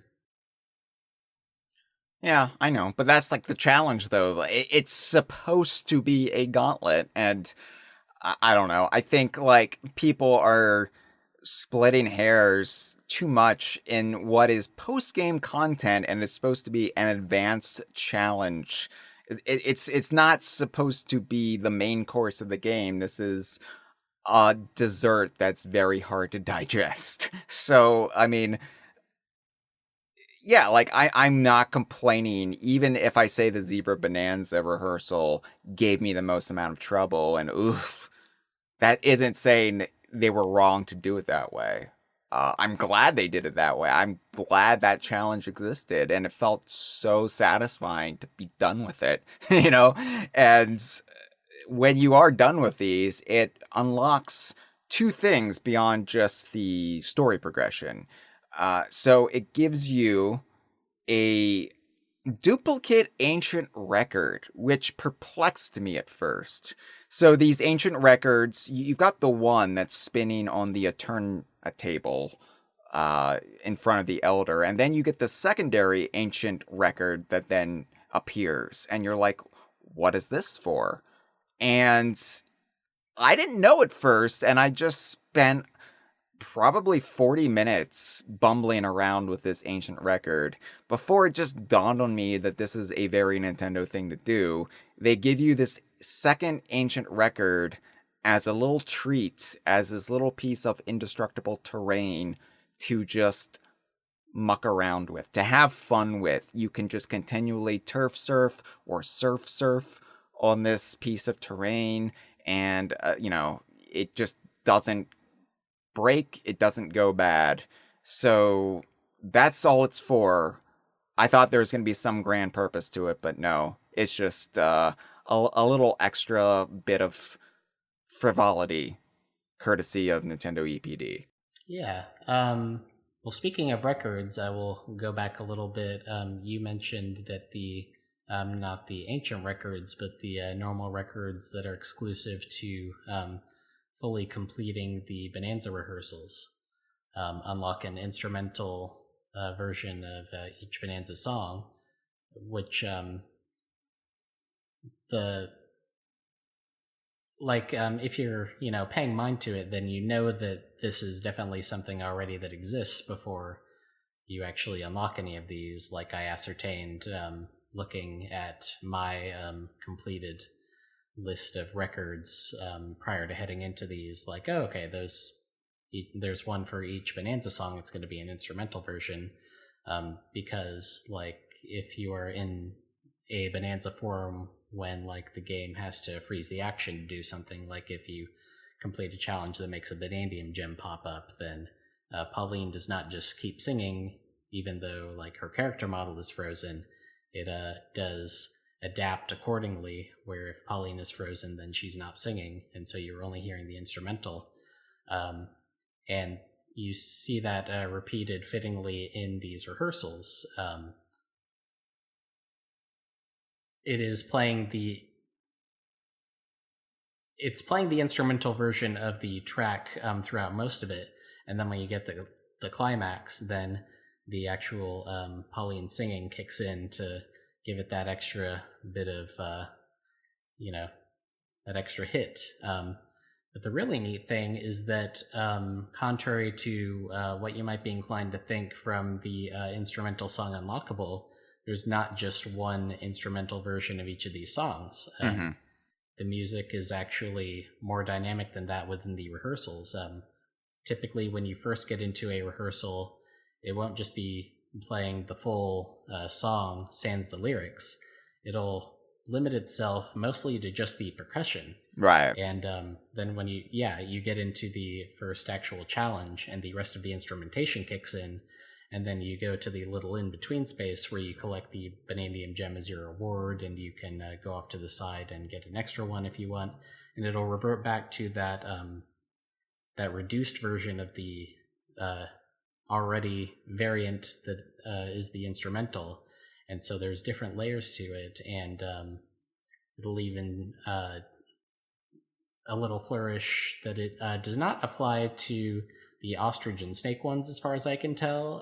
For the snake one, unlike a lot of the others, it is purely traversal based. There's not like little spaces where you cross the finish line as the zebra, or you defeated the correct enemy as Kong Bananza, and so the little gateway blocking you from proceeding until you accomplish that goal opens up. Snake doesn't have that, and so it does not do this. But for like the elephant one, when you fulfill the prerequisite and the gateway to the next little chunk of the rehearsal opens, the elephant, what does it do? There's a certain bit of the, like a high energy bit of each of these songs that it will, no matter which point in the instrumental track that you're at, it will transition over to that kind of climactic part. When you fulfill a challenge as Kong Bananza, then it transitions to, it's not Pauline's vocals, but you do get the accompanying like ooh, ho, ho, ooh, ho, ho. Right. It cuts to that part of the song when the gate opens. When you do it as the elephant, it cuts to zebra has its own equivalent. And yeah, I'm a real sucker for dynamic music. And so, yeah, it is a neat thing. Again, like giving you an instrumental version of each of these Bananza songs at all, even as far as just transitioning between Pauline singing and not within normal gameplay as needed. They could have just left that out. Like, she could have just kept singing when she's frozen. They didn't have to implement that instrumental throughout most of these rehearsals and then cut to the full version to get you really hyped at the end. But they did, and they definitely didn't have to make different variations of the instrumental according to which part of the main body of the rehearsal you're at, but they did. They did, yeah. Donkey Kong Bananza always goes the extra mile. It always makes the effort in ways that you don't even realize. You don't even realize that they're doing this. Like, for me, I'm not somebody who necessarily focuses on those details. I'm very story driven. I'm very like in the world itself. And so things like altering the Bananza music or building to this like dramatic crescendo with the actual vocals being reincorporated. Of course, I'm like recognizing it on some level, but I'm not focusing on it. But it's still pumping me up all the same. And I mean, yeah, God, this game, just Andre, I can't believe this game actually exists, and I'm terrified that I'm going to wake up. I'm terrified that I am in one of these Bananza dreamscapes myself, and in fact, Bananza itself is nothing but an illusion brought on by stress writing articles about Donkey Kong merchandise and ukulele costumes in indie games, and this wonderful gift we've been given isn't real. As far as the level of detail these rehearsals go into, there is still more besides that I made note of. As far as the matter of theming goes, there's two different things. The one that I will bring up now is similar to how you have the different layers that are just, descriptor of what's in it layer, freezer layer, landfill layer, whatever. But you also have little specific areas that have names that are less formulaic and speak more to the character of those locations. The different sections of the Bananza rehearsals do have their own names. For the Kong rehearsal, it is very straightforward. It is first, second, third through fifth scrapping ground. Mm-hmm. Scrapping, it's a scrap, it's a fight, but then also harkens back to the home layer of this challenge, the salvager monkeys. They're harvesting scrap. Yes. For the zebra rehearsal, the different subsections are named Amuse Boost, Hurl d'oeuvres, as in hors d'oeuvres, Shocking Chopino. I had to look up that. I didn't know what that was. Me neither. I'm uncultured, I'm uncouth, and I also hate food. So I was like, "What the hell? I'm gonna have to look up this word because I don't know what this word means." Donkey Kong's teaching me words. Yeah, it's a dish of American invention, actually, but it's Italian-American cuisine derived from a few different Italian traditional fish stews, apparently. So yeah, I haven't gotten to the rest of them, but I don't get Amuse Boost. Amuse Bouche. Oh, okay. What is that? It's like this tantalizing appetizer. It's just something to like get the taste buds going, to like activate that part of your senses to then prepare for the main course. So even less substantial than an hors d'oeuvre. Like less likely to spoil your appetite then? I would say so, yeah. Although I think they're used pretty interchangeably, just depending on how pretentious you are. Okay. So yeah, you work up, a fish soup is more substantial than either of those first two. And then switcheroo entree, and for the finale, it is dangerous dessert. Mm-hmm. Yep. So of course, the zebras, it's specifically frozen dairy product in their case, or frozen dessert, but it's all food themed. They're food service workers. The ostrich one is maybe the most nebulous. The different sections are called Center Stage, Sizzle Wing Circus, Bouncy Bounce Park, and lastly Tower of Turbulence. And so in their lair, the ostriches run a hotel. So a actual hotel tower for the ending makes sense. Bouncy Bounce Park, you would imagine a luxury hotel would have a nice outdoor space for the guests to explore. Center Stage, makes sense. A luxury hotel will have convention spaces for performances, or just presentations. Sizzle Wing Circus is the most of a stretch, but maybe a luxury hotel will not play host to a circus specifically, although maybe some do. I don't know. But yeah, all of these are they're playing into playing host to different forms of luxury and entertainment, Mm-hmm. as a hotel's guest would have. The elephant naturally is all patterned after, weather terminology, like rain turning to salt. The last one is salty with a chance of gold. The incomplete one was something to do with light showers. So you get the idea. The elephants are patterned after weather, and that's their whole thing. And then lastly, the snake harkens back to the more simple naming scheme of the Kong rehearsal sections. It is first through, I think, fifth, or I think the last one they call final instead of numbering it, but it's number scale. Right. Scale is in there, the one of the sapient animal races that are reptiles.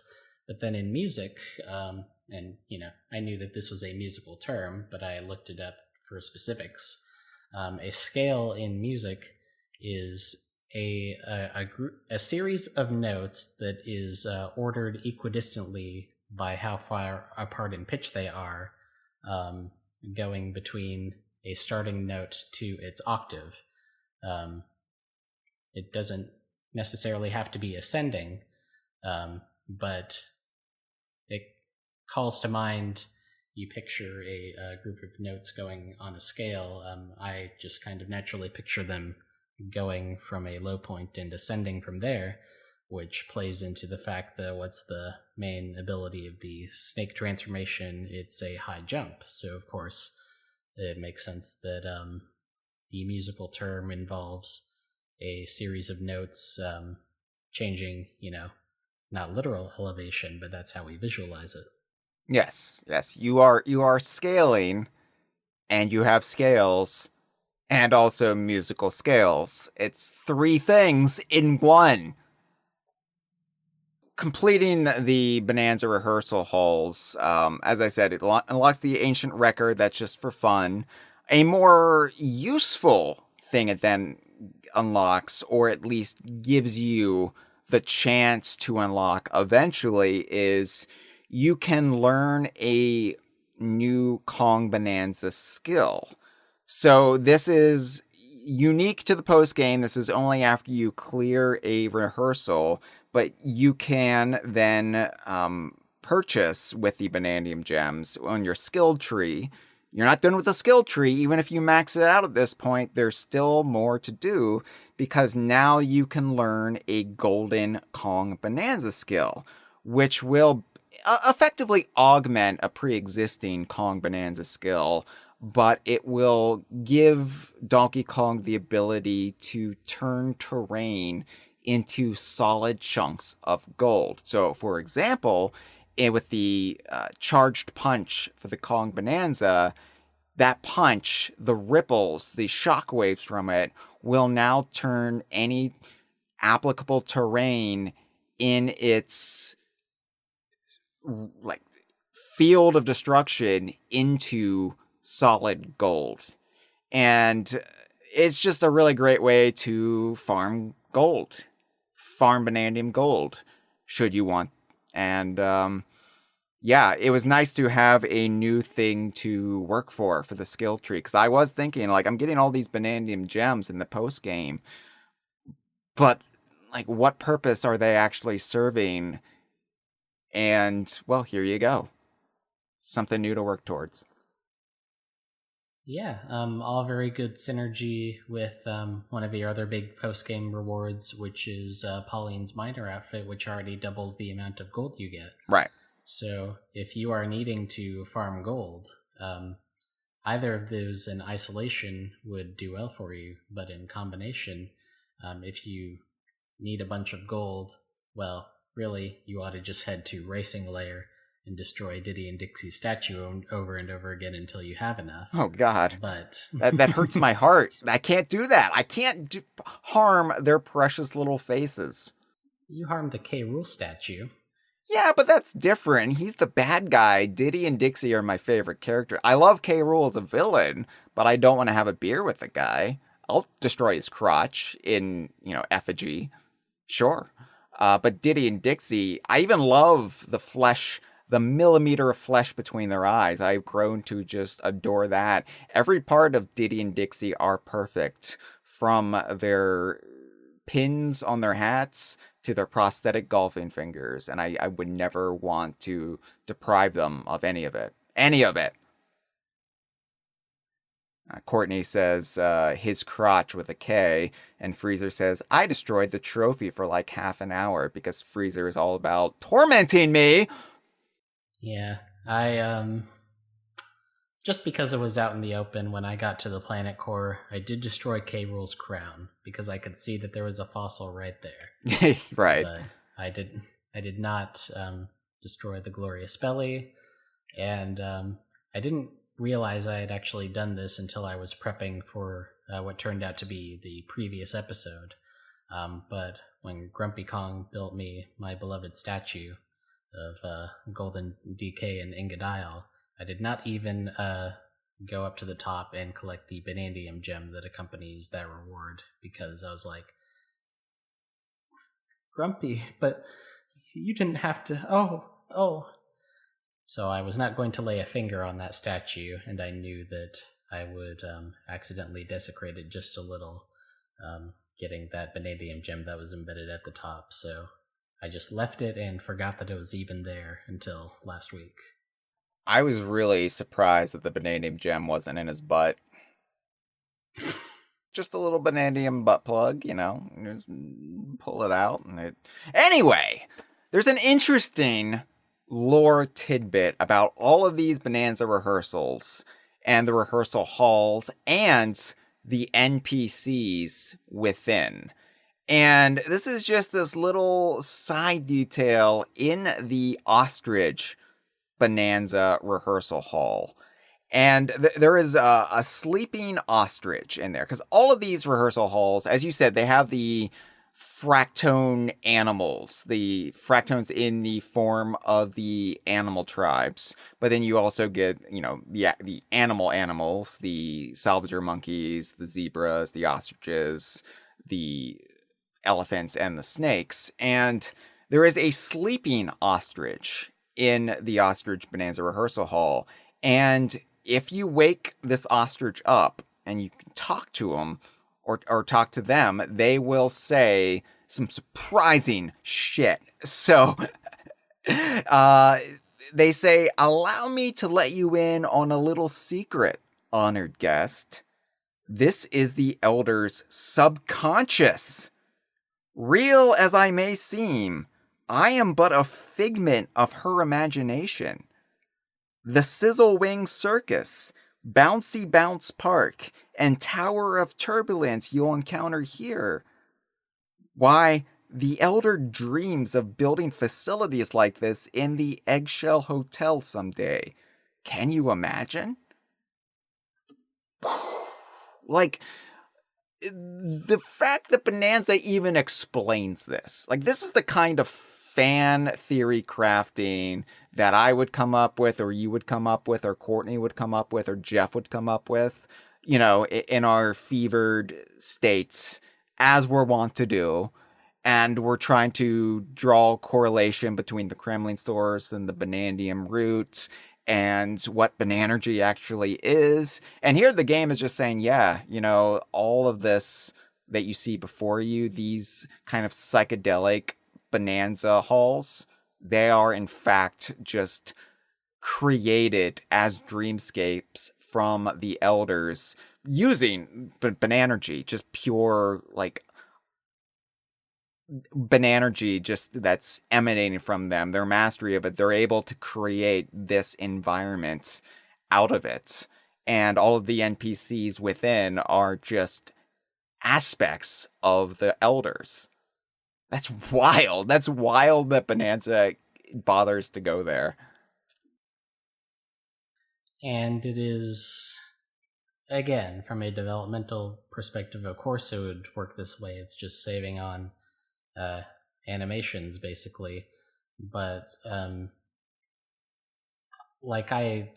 even before it was rendered explicit like this, I kind of had it in my head that that's how it worked, because when you get a new Bananza transformation, like you mentioned earlier, it basically warps you into the same space as these later rehearsals.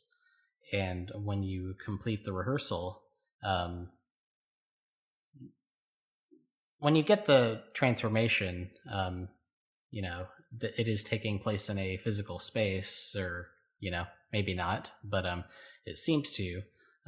Pauline is singing, and DK has just transformed and is dancing along with all the crowd, and then it cuts to the tutorial for that transformation that you just acquired. And so you could say, oh, okay, during that transition, you physically travel to whatever this location is. It's all made of Neptunite, just like the challenge courses and whatnot. So there's a contextualization of how this could be a physical space within the underground world. But when you complete it, the screen goes white, and then suddenly you're back in front of the Elder, and Donkey Kong wakes up and gets up off the floor as Pauline speaks to him. Yeah. And, initially I took that to mean like, oh, he's been in the Kong Bananza or any Bananza form for so long that it is physically exhausting, that it takes a toll on him. But, this suggests that they are actually like either asleep or in this dream state in a waking form, and it's still in effect like sharing a dream with the Elder. And I just love the implications of that, and the fact that like these obstacle courses or challenge gauntlets that have been designed by the Elders, it's all just a figment of their imagination made real, thanks to the power of creation itself that they have spent so many years cultivating and harvesting in their Elder form. And that's why they are color-coded the way Bananergy is, in a way that the challenge courses and the battle challenges and the stuff that is suggested to maybe physically be there is not necessarily.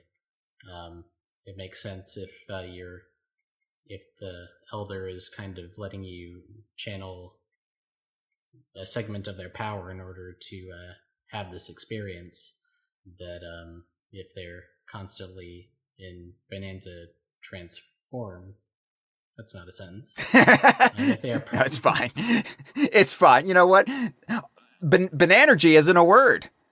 Bananza isn't a word. This is all nonsense. It's all fluid. We can say whatever we want and justify it. That's the beautiful thing about the Kongversation, is most of what we say here is a bunch of bullshit. We could spend the rest of the episode just making noises.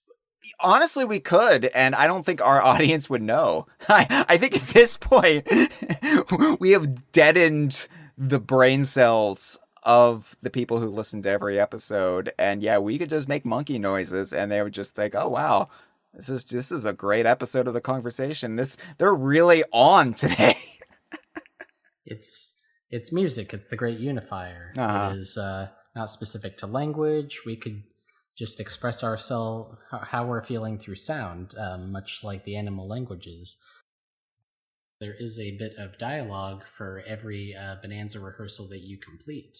Would you go ahead and read what she says from your screen caps at the end of the Kong rehearsal? Okay. Pauline. So Donkey Kong is asleep on the ground. Lazy bastard. And Pauline says, "Good work, DK. Wow, that training was intense. I was so focused on singing super loud that I never had time to think up a new song. But hey, I think I learned to project my voice better, so that's good." Pauline has a different little bit of dialogue like this for every Bananza rehearsal that you beat. I tried to enlist some help to figure out how exactly this works. I thought that perhaps what specifically she says is tied to the rehearsal. As far as I can tell, it instead, no matter which rehearsal you do, then that bit of dialogue about how she has learned to project her voice better is always the one that plays first, and then they go in sequence. Oh, okay. Interesting. Yeah. So I do kind of wish that what I initially suspected was the case, where it was specific to the rehearsal. So Pauline initially talks about how she has learned to project her voice better. When you do the second rehearsal, then she makes a note of how she has learned to enunciate the lyrics that she's singing better. The third bit rehearsal that you beat, she talks about how during the process she got a better mastery of her breath control. For the fourth one, she talks about how she got some practice in hitting high notes and low notes that she was not previously able to hit. And then whichever one you do fifth, she does not have a specific lesson that she notes taking away from it. She instead notes that it's the last one, but she still has not figured out her song yet. Which I think is the reason that it is not specific to the rehearsals themselves. Right. This is one little extra touch that they might have put in, but wound up not doing. They could have.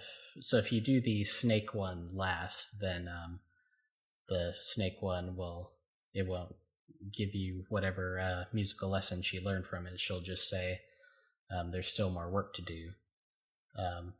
And so there seems to be the assumption, or at least the hope baked in, that you will do the rehearsals in order, because Pauline's lessons are relevant to the specific the animals involved. If you do them in order, and if you do them out of order, then that kind of gets thrown off. But for this first one that you just read, she learned how to project her voice better, which to me seems appropriate for the Kong transformation. It's all about brute strength and force, and so yeah, she just gets louder. The zebra rehearsal, it's the most platformy of the platforming challenges. You're going fast and you have to keep constant control. And so in that same way, Pauline kind of learns the fine motor skills that come with enunciation, the same way that you as the player have to master controlling the zebra form, even if you are taking advantage of the charge dash that makes that more difficult. The ostrich is all about flying. It's air and wind. So if you do that one third, then the third one she talks about is gaining breath control. Elephants, have big ears. Their sense of hearing is better than ours. Specifically, they're able to hear infrasound, noises below the range of human hearing. So that calls to mind the matter of vocal range. She hits the high notes and the low notes. And then, maybe this is a stretch, but snakes, unique out of these animals, don't have, they give the snake transformation kind of a reptilian sort of shriek, just to give it a noise, but there's not an actual snake that makes noises like that. Snakes don't have voices of their own. They don't have hearing, so that's the one that they kind of skimp out on having Pauline learn a musical lesson from. Mm-hmm. So, yeah, all of these lessons that she takes are, tied in theming-wise, same as, seemingly everything else about the game meticulously is. It also makes sense why I would struggle the most with the zebra rehearsal hall then, because I know enunciate so good with the harmoneels and whatnot of my dialect. Huh? If you do have that fine motor control down, not to go on too much of a tangent, but the reason I said the zebra was my favorite was because Doing the ostrich one first kind of worried me because of how non-linear it was and how hard it was to find some of the extra Banandium gems and balloons. But with the zebra ones in fitting with, the challenge just be, okay, it's right in front of you, just do it correctly. All of the balloons are just right in front of you. Basically, you don't have to go searching them out the way you do some of the others, not even just the ostrich. You're just right there in the platforming gauntlets. You just have to notice them in time and adjust yourself on the fly, unless you die and get it on a second go around. But as long as you have that just that very direct, like, pure skill with the game, then the zebra one is actually kind of, it puts up the least resistance to you 100%ing it if you were able to kind of meet it on its level, which was neat. And, overall, I really like the diversity of the Bananza rehearsals. I thought that, you know, they were going to feel very monotonous. That was my biggest fear. Like, these are supersized challenge courses, and I just thought and feared that it would just be a glut of stuff, and it would just be overwhelming and a slog to get through. But in fact, each one really made an engaging use of all the skills and made you use your brain, and it never really felt like it was just treading water and just throwing the same stuff at you. I think all five really justified their existence, and they were all well designed, I would say. Even the zebra one with the spiky balls. I mean, if you know what to do and you know how to use the zebra bonanza,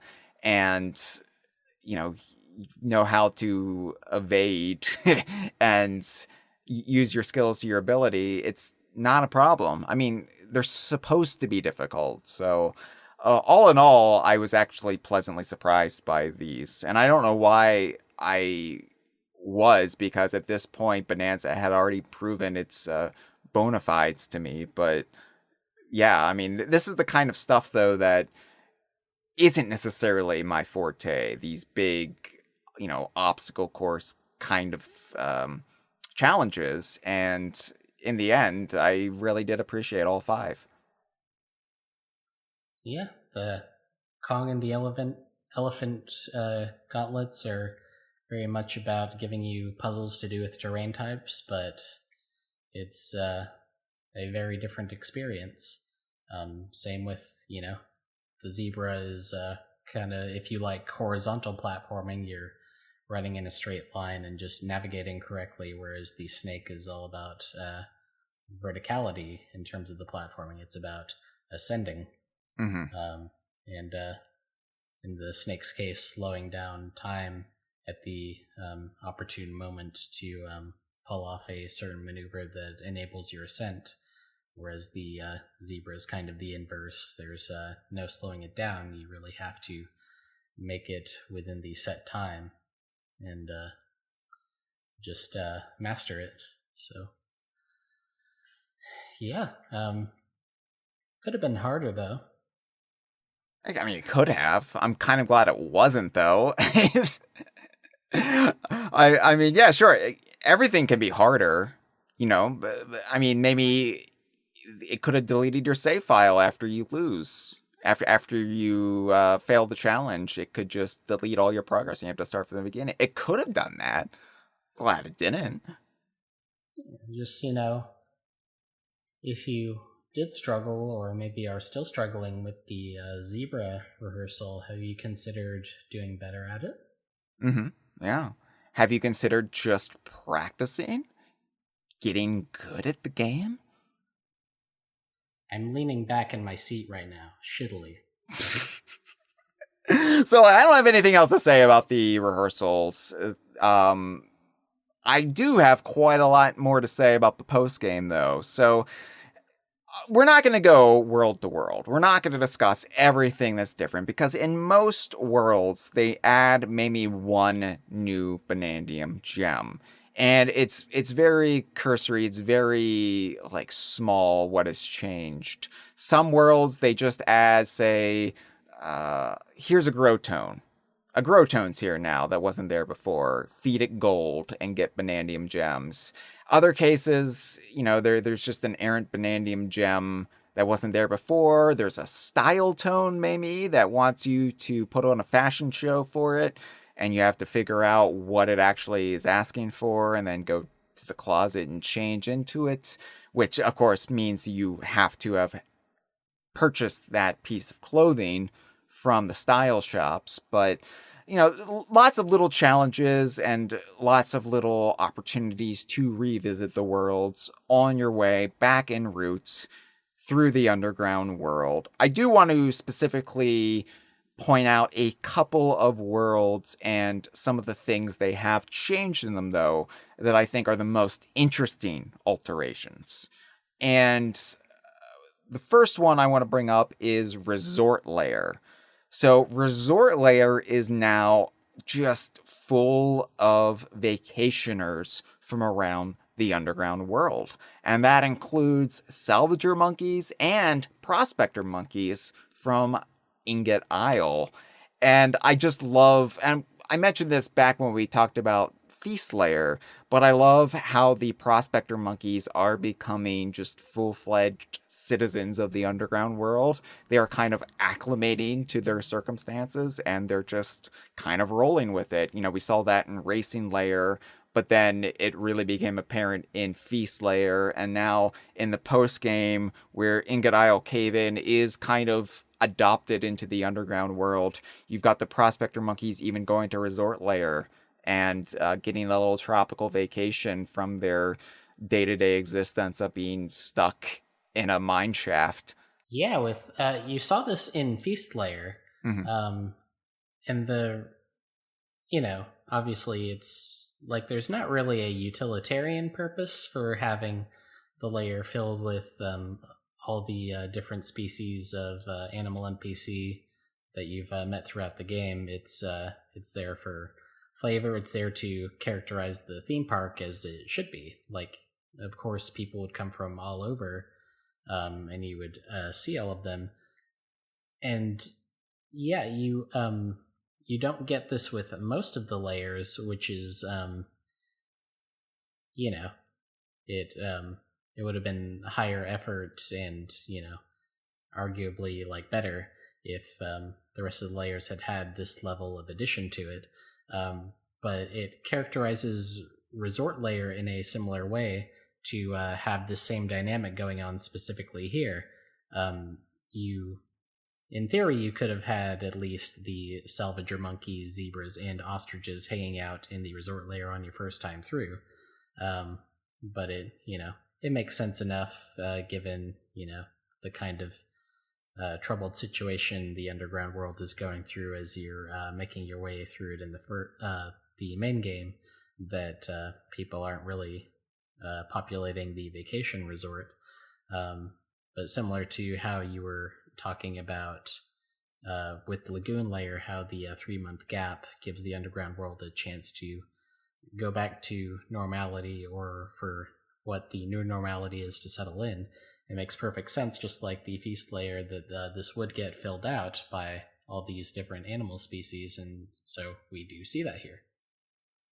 I just love going around to all of the NPCs here now and just seeing their little dialogue balloons, seeing the little conversations they are having with each other. And the one I singled out in my show notes, the 2 prospector monkeys talking by the style shop.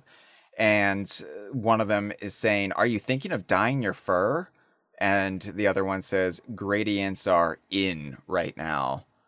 Which is just a lovely little detail. It's just a lovely little piece of world building. As much as I didn't like dyeing Donkey Kong's fur in this game, I know you hate Donkey Kong's fur color, but I was very much like, let's leave him au natural. Let's leave him, as natural as he is, given that he's a silverback and he's clearly dyeing his fur to have a more youthful appearance. But as very much as I was opposed to making him look like a fruit roll-up, it is something that the game offers, that the underground world offers. And here we have these monkeys talking about it like, yeah, I think I might might want to look like a wild berry Pop-Tart. Why not?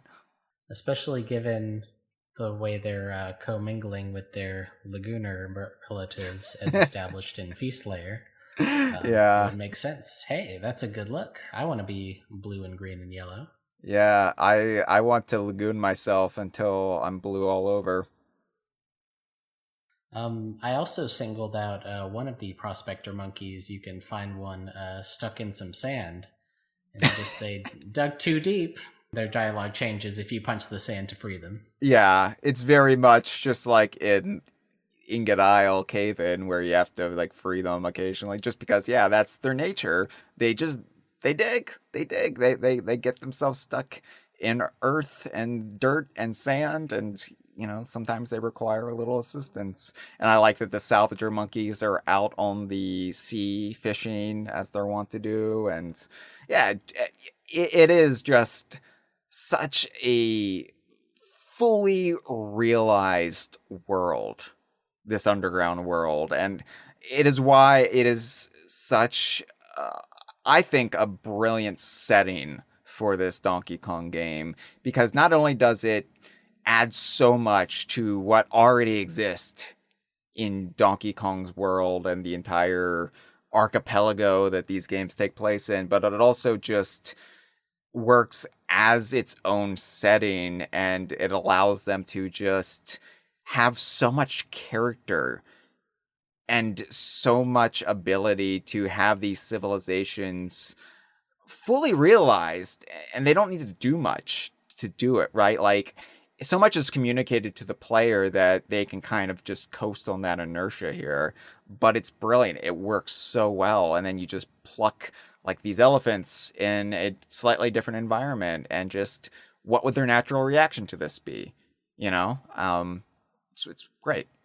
Yeah, you get one elephant remarking that this is almost as good as the sauna back home. Yeah, all this sunbathing.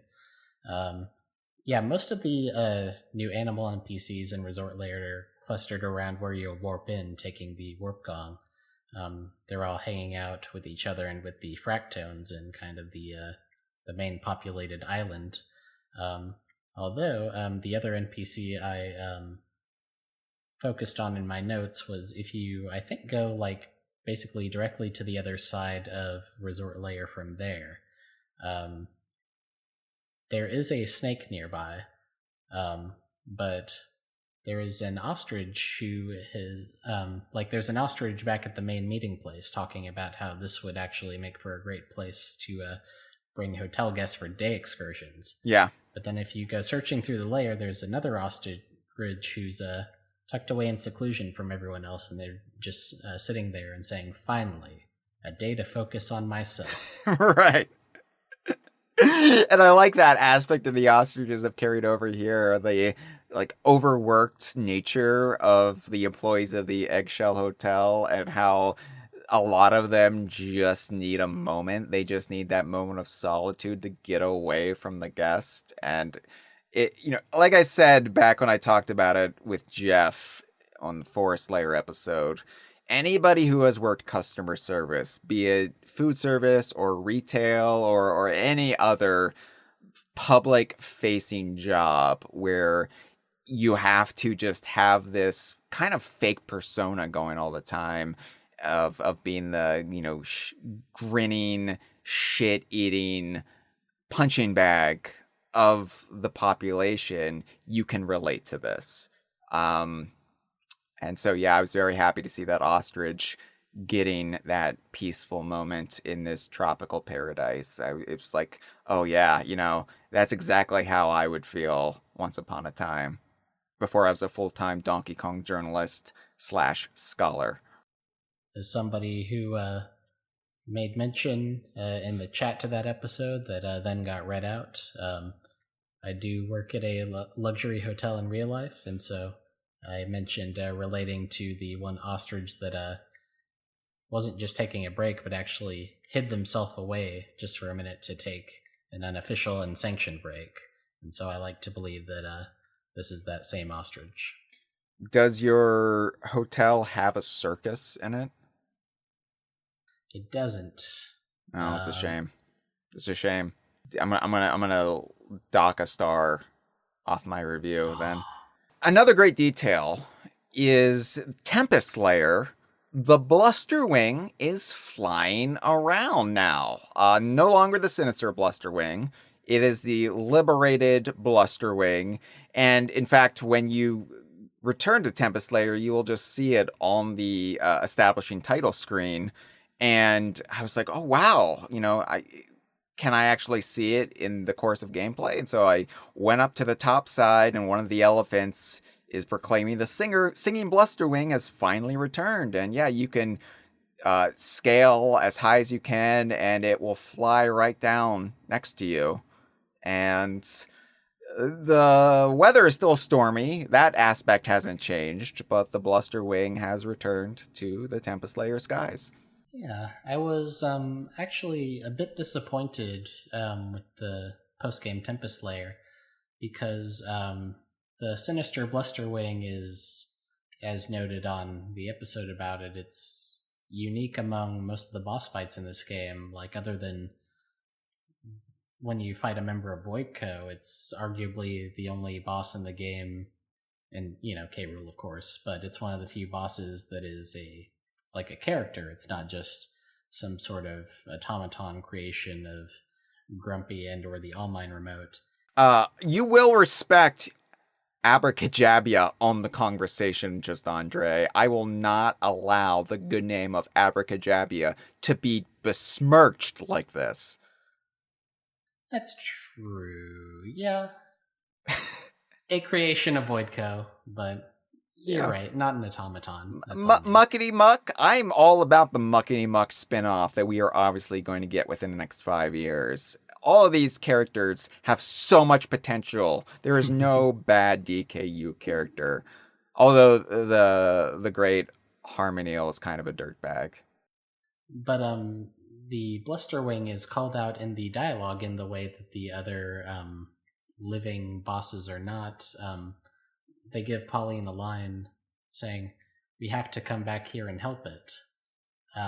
And so I was kind of hoping for a full-on post-game side quest that would actually give you a little bit of a storyline with the Blusterwing instead of just having it around. There would actually be something further to do.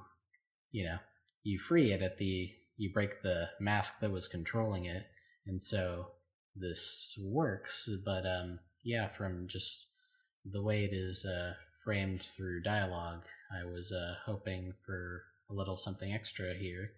And, it's fine that it is not that way. But I actually, similar to how you went back to Groove Layer pretty much right after reaching Feast Layer, just to be there with Pauline and see what you could get up to that way. I went back to the Tempest Layer right after moving on from it to see if I could do something to help out the poor Blusterwing right away. And I guess it didn't need your help after all. Sorry, Pauline. Yeah, I did go back and see if the Blusterwing had returned, and at that point it had not. But I also think it's like the poison in Forest Layer. There are some things they didn't want to remove or they couldn't remove for those who still hadn't collected the Banandium gems attached or near the situation. So they had to keep the stormy weather going in Tempest Layer. So there was, I think, very little they could actually do with it. I did like that the Blusterwing had returned, and presumably the weather will calm down eventually, but yeah, I understand why it couldn't just be sunshine and rainbows in Tempest Layer, given it is Tempest Layer, and given how much of the challenge, especially at that last stretch before the boss fight, is just all about the lightning and tornadoes. It's been 3 months, though, and the Blusterwing is still upset enough that it's just a constant storm. I mean, that's climate change for you. Did Pauline just forget? Maybe we should be doing something, and just neither DK nor Pauline's minds are just on task enough to have the idea that would facilitate an actual gameplay scenario where you could actually help the character and change the state of the stage. Maybe Yeah, maybe this will be Bananza 2. Maybe it'll be the Blusterwing's Revenge. Yeah, Donkey Kong Bananza 2. Oh shit, we forgot to help the Blusterwing.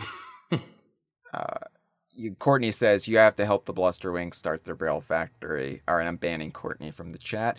So anyway, another mystery that I was very eager to solve was the mystery of the lost key in Radiance Layer. So if you'll recall, when you beat Grumpy in Radiance Layer, there's a subversion of the usual progression where you beat the boss and then the key unlocks the void stake and you can then go down the sinkhole to the next world. Well, in this case, the hypnotized, brainwashed Great Harmoneel burst through the ground and subverted all of that. Pauline was swallowed and Donkey Kong fell through the tunnel created by the Harmoneel and wound up in jail in the Groove Layer. And so if you do return to Radiance Layer before you beat the game, then you talk to some of the Fractones down there and they're like, oh, you're looking for a key? The key that will actually unlock this void stake? Well, I'm sure it'll turn up. And so I was like, this is kind of a weird mystery. This is kind of a weird lingering plot thread. I'm wondering when and if this will pay off. And then, sure enough, you go back in the post game and the key is actually just kind of floating there. And I'm like, oh, wow, a floating key. Of course, I'm thinking stop and swap. I'm like, oh, I really hope I can take this key into Yuka Replayly or something. How wild would that be? And I'm all nervous. I'm all like, oh wow, this is some sort of like super arcane mystery that I have uncovered and that I am unraveling. What will this lead to? And what this does, it opens up the proper sinkhole chronology, and it allows you to actually drop down into Feast Layer properly, rather than having to use the warp gong to go back to Feast Layer, since there was no open sinkhole to it before now. Yeah, you just kind of do it. I mean, there are Bananium gems, like the Bananium gems that you would have gotten from defeating Grumpy in Radiance Layer. That's what you get from this. It's just very belated. And it's stretched out to the post game, which I do appreciate. I do appreciate that you have to make the mental note. I never got a reward for that boss fight because everything went tits up very quickly. And, they save it as one of the post-game Bananium gems, or several Bananium gems, because I think this is a 5er, right? It's a bunch of 5. I believe so. Yeah. So, yeah. And then the actual title for this Bananium gem bunch is Free Fallen to the Feast Layer. And it was one last sinkhole dive, too, which, I wasn't expecting another sinkhole dive. And, the only dialogue I think that Pauline says during it is, I hear something up ahead. Ooh, I bet I know where we're going. Meaning she hears the carnival or she hears the amusement park rides. But, yeah. I was both let down and immensely satisfied by this at the same time. Yeah, you have the warp gong. You don't need a sinkhole to, it's one of those things that has a necessary utility in the main game where it doesn't make sense to give you the fast travel option. I mean, they could have, found some way to contextualize it where, you've made this area safe, and so the elevator will assist you in going down to the next layer down, and you clear that out and make the underground safe to the point that the elevator feels comfortable taking you down to the next layer below that, and so on. That you didn't necessarily need the whole sinkhole mechanic, but because it is there, then yeah, it's kind of speaks to the meticulousness of this game's development, where they go, okay, because of what we had going on in the story, we did not have a sinkhole transition between these two layers. Let's make sure we get that in there, just, so that the whole game is cohesive with itself, and let's make it let's make remembering it or just stumbling across it during the post-game its own extra post-game reward. And I also just like that it definitively establishes that the actual sinkhole order, Radiance Layer goes directly to Feast Layer. Groove Layer is not supposed to be part of it. Groove Layer is like this little secret discotheque that the Fractones have to the side, and you're not actually supposed to visit it, at least originally. Although now there is this Great Harmoneel tunnel that leads to it from Radiance Layer. And of course, if you have Warp Gong privileges, you can always go back to Groove Layer as well. Sounds like a transition. Speaking of Groove Layer, this is the world. I would say, Ingot Isle Cave-In, obviously, because that has been elevated to a full world with the post-game. Lagoon Layer, which has the most room to grow, given everything that it withheld the first time around, and Groove Layer are the three worlds that have the most new post-game content and experiences, sans Bananza rehearsal halls. And Groove Layer, of course, the first time around, you were just Donkey Kong. Pauline was swallowed and re-autorockified during the course of Groove Layer. So this time around, you come back with Pauline, and there's new things to accomplish, there's new story to be told, and there's a little bit of world building to be done. And I was kind of surprised at how much time I ultimately spent in Groove Layer for very innocent, dumb reasons that had nothing to do with game progression, but just my pure enjoyment of a sense of place and just existing within the game.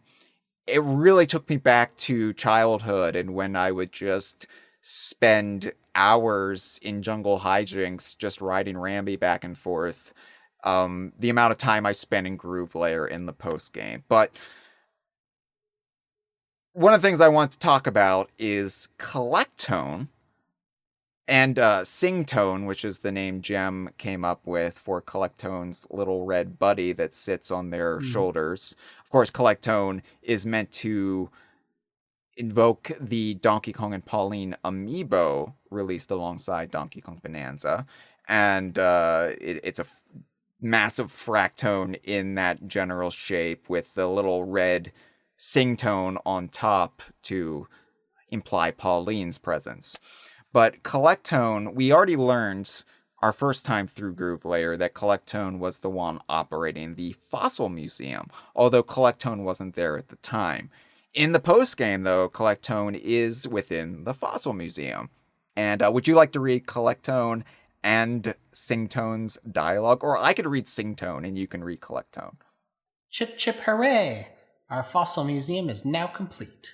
Hooray! Oh. And we have you to thank, don't we? Oh, we know your contributions well. Very well! Now the question becomes, can you two track down every fossil in the underground world? We believe in you! Keep collecting fossils and exchanging them at shops. Slow and steady! Yeah, I don't know why I became a Jim Henson Muppet there. Like a character from Labyrinth or something, but it was turning into the voice that you used to have for Cranky Kong before it just became Bill Clinton like everything else. Slow and steady, baby. Am I on the Epstein files? I don't know. I haven't read all the emails.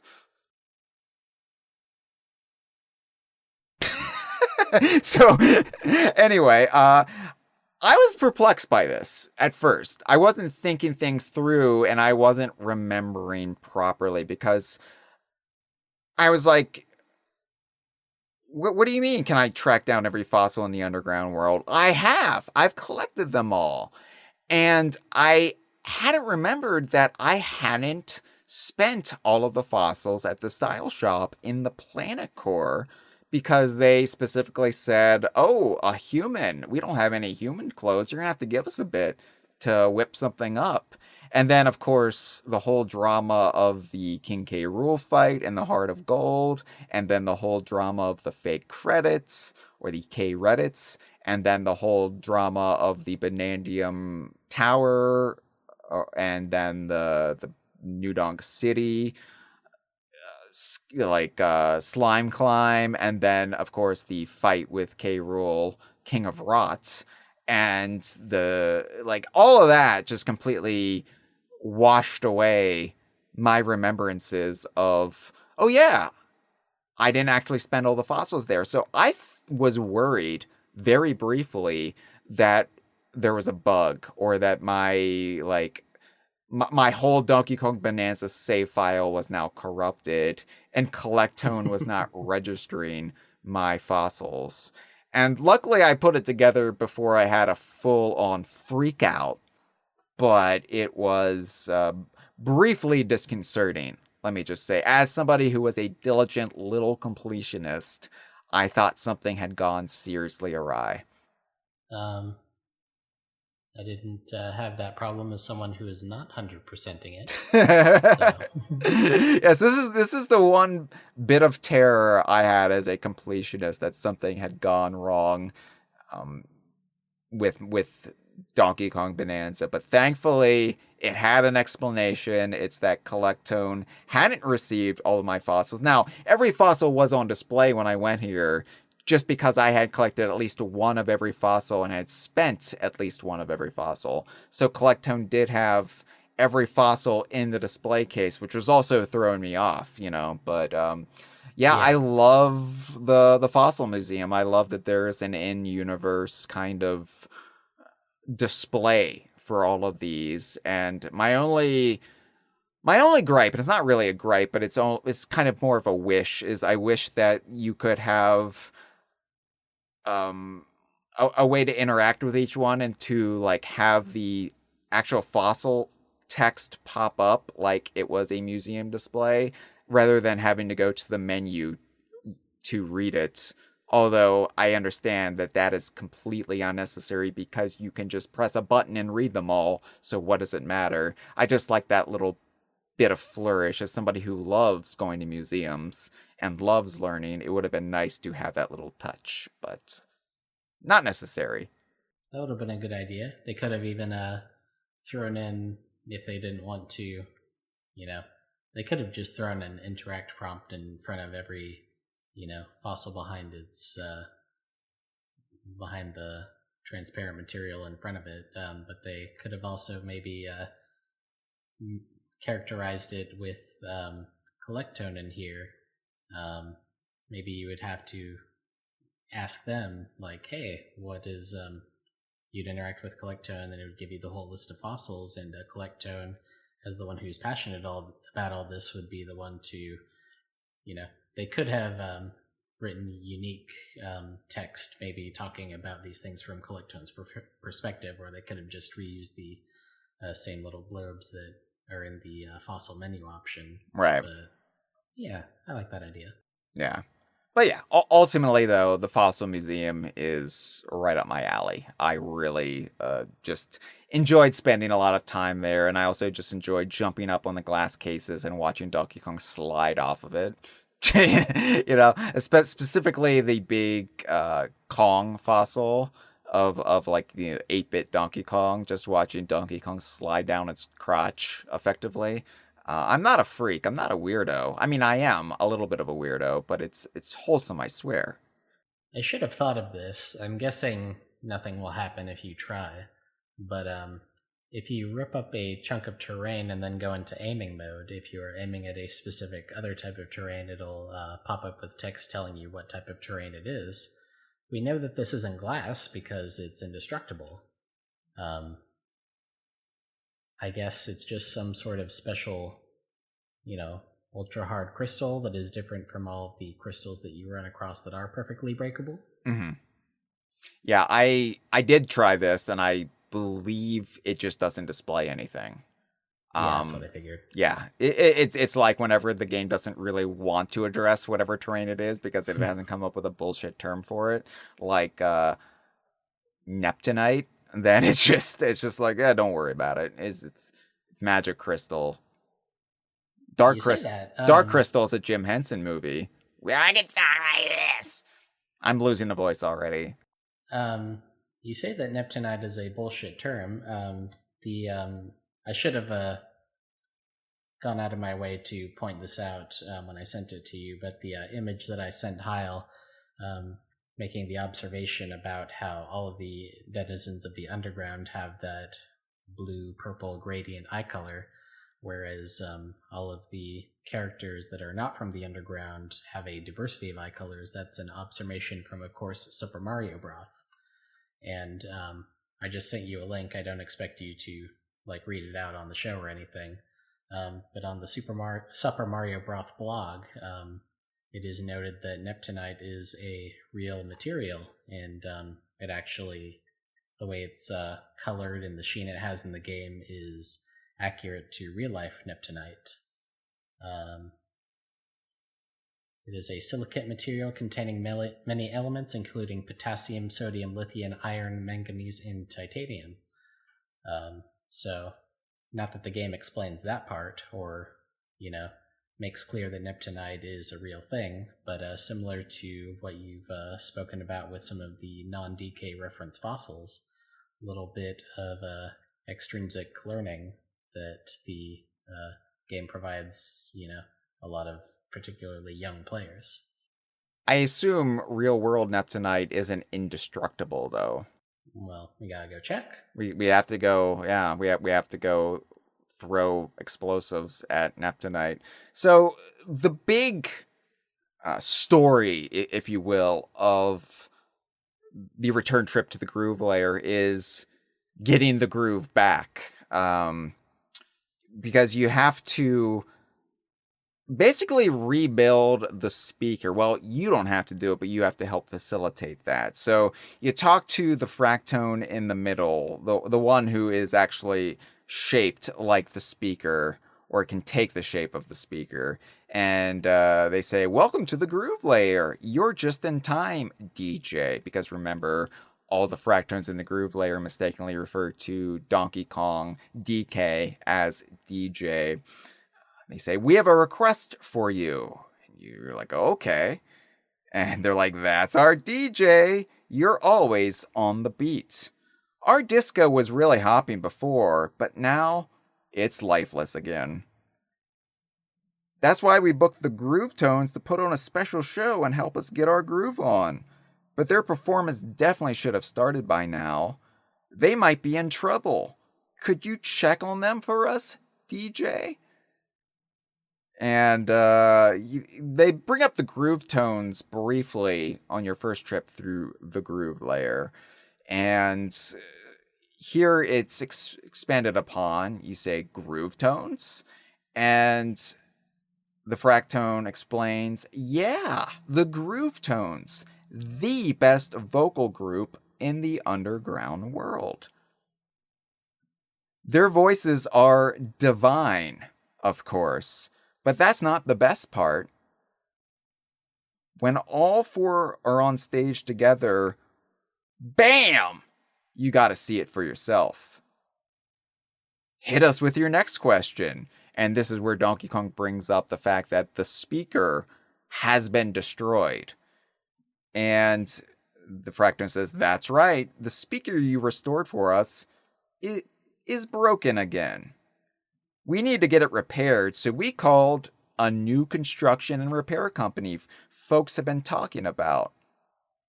But we spent the last of our gold paying the groove tones to perform. Now we're flat broke. We can't afford to repair our precious speaker. Our disco is doomed! The mood really abruptly changed there, but okay.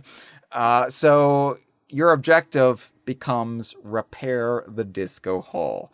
and you're given lots of little tasks to do.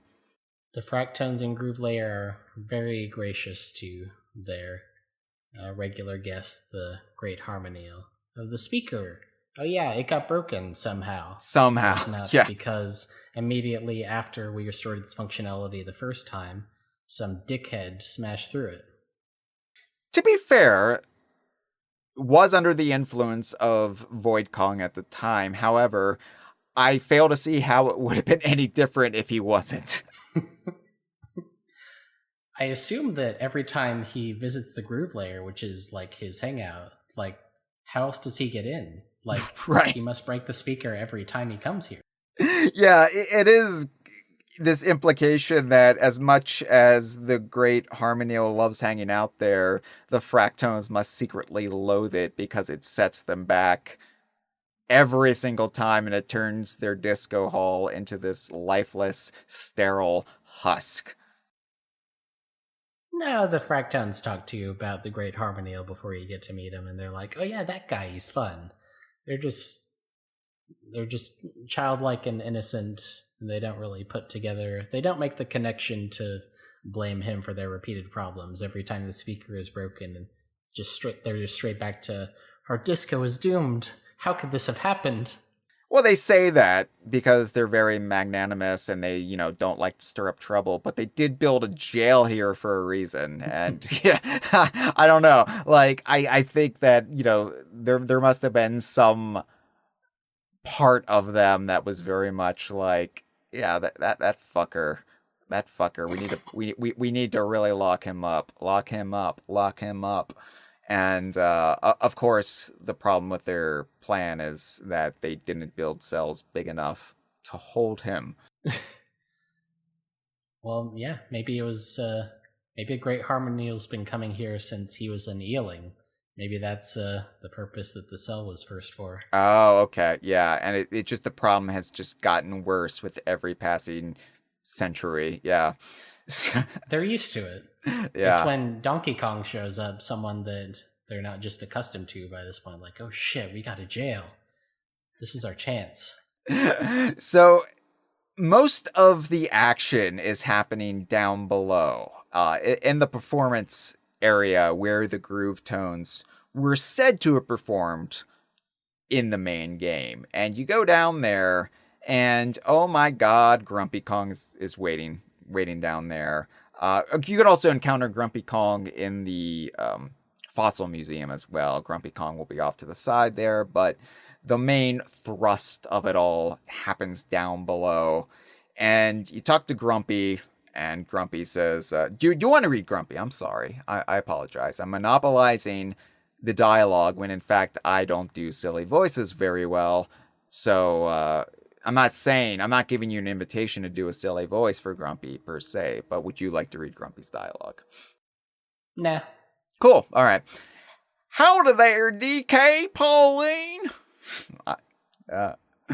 Pop and I teamed up to start our own construction company. He agreed to come down here and rebuild the speaker, but sorry. Turns out these singing rocks ain't got the cash. I ain't greedy, but I also ain't working for free. All told, parts and labor are gonna cost 20,000 gold. And I had it. I had the gold to spare, so I said, rebuild.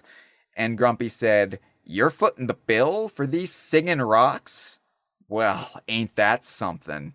Grumpy's still not fully through his redemption arc, I would say.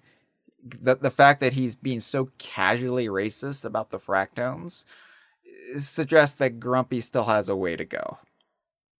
Anyway, then you cut to the top side, and you see Grumpy saying, I like your gumption.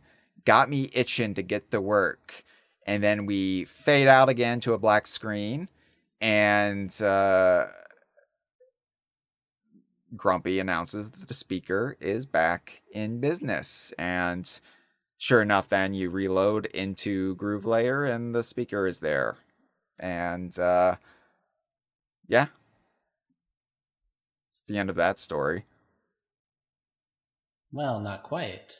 Well, We not quite. still only have half of the equation. Well, the end of the speaker story, of course, there's still. Freezer is complaining that this episode will never end. This episode will end, Freezer. We're getting through what we have to get through, and then the episode will end, like all Kongversation episodes end eventually. So, Poppy is also hanging out in Groove Layer, and she's down there. And now I didn't talk. Did Poppy appear before you repair the speaker, or does she show up after the fact? No, she. So she. You mentioned that Grumpy shows up both down here beneath where the speaker goes and also up in the museum. Yeah. That's. I'm assuming the latter comes second, and he moves there after you have this interaction with him here, and that's where he hangs out in the layer from this point on. Okay, yes. Because, Poppy, this is her. Unlike Grumpy, she does not move. This is kind of just her spot. And so, I don't. It's possible that I'm wrong, but I am almost certain that she is in this spot right from the off and then stays here for subsequent interactions in the Groove Layer. Okay. Well, yeah, Poppy will offer you a Banandium gem. It basically gives it to Donkey Kong because of the unspoken interaction between the two. But she does basically just say, like, I hear you paid for the speaker repairs. That was no small thing, you know. The Fractones gave me this Banandium gem, but I think it would be better served with you. And basically just showing a lot of admiration for Donkey Kong and everything he does out of not necessarily this selfless nature, but still going above and beyond what she would expect anyone to do and to go. So, but yes, the other half of your objective is getting the groove tones back and ready for their performance. And this is very, very basic. The groove tones, you don't really have to go far to find the groove tones. The groove tones, I love their design though. The groove tones are fractones that are mirror balls. Disco balls, as you might know them, but just such a fun design. Such a, like, simple little thing, but it's, like, so perfect in, like, just fitting into the aesthetic of Groove Layer, but also just the fact that fractones are as versatile as they are. They don't have to necessarily be comprised of fractonium, and you can do things like, oh yeah, disco ball, sure. Groove Layer in the post-game is essentially what I was complaining that Tempest Layer was not. This whole thing, we don't have too much left to go through it, even though, really, we've talked to a Fractone who laid out the problem. We then talked to Grumpy and paid some gold to solve half of the problem, and we're about to do the other half. It's such a little thing, but you do get a full-on side quest down here, and it's the mention of the shape of the group tones that brought this to mind. It's not a huge thing, but they did make a specific, like, new fractone shape just for this little part of the game. Right. Right. When you come down here in the post game, and the level is changed from how it was not just your first time through. It actually bears a closer resemblance to when you do go through here for the first time than how it is when you come back to it after you go through Groove Layer, but before the post game. And the Groove Layer has regressed, and you're like, oh wow, I was not conditioned to expect this, and just this little thing. Yeah, the Groove Layer is maybe my favorite layer in the whole game. For whatever reason, Canyon Layer kind of draws the the bulk of my preference as far as the big main layers go, and it's all these little ones like Groove Layer, Resort Layer, Landfill Layer that for whatever reason I gravitate towards. And yeah, I was very glad pre-post game to be able to just come back to Groove Layer and jam with the fractones whenever I wanted. And so having that briefly taken away, and then you're being tasked with restoring that aspect of the level and in fact furthering it was it's of all the levels they could have chosen for something like this, they just happened to pick the one that is maybe closest to my heart out of the whole game. Yeah, well, I didn't expect Groove Layer to hit as hard as it did with what it provides you. So, first of all, you get the groove tones back on stage. Like it's like I said, very basic. You can just find them effectively around the little platform they're supposed to be performing on. Like one is covered in concrete, so you have to smash through it, and the groove tone is beneath it. It's that kind of thing, and you get all four back in position, and then they'll say, "Come on, everyone, let's groove," and then the groove layer, and especially like around the groove tone performance area, it becomes like a nightclub. You get all these fractones dancing, and this is where you get a little seeker tone challenge. But in this instance, the seeker tones are shy. They're wallflowers. They don't want to dance. So you have to find the ones that aren't dancing and punch them until they come out of their shell a little bit and start partying. But I just love that with the speaker, you can then use your disc collection and put on any disc, any record you have obtained thus far in the game, and it will blare not only across the speakers on the top side of Groove Layer, but the groove tones will actually sing that particular song. Yeah, so it's, I assume, just the idea got started by smartly repurposing work done for the main game. I don't know if this got mentioned at any point, but did you notice that in the main levels there are, I believe it's limited to just certain fractones.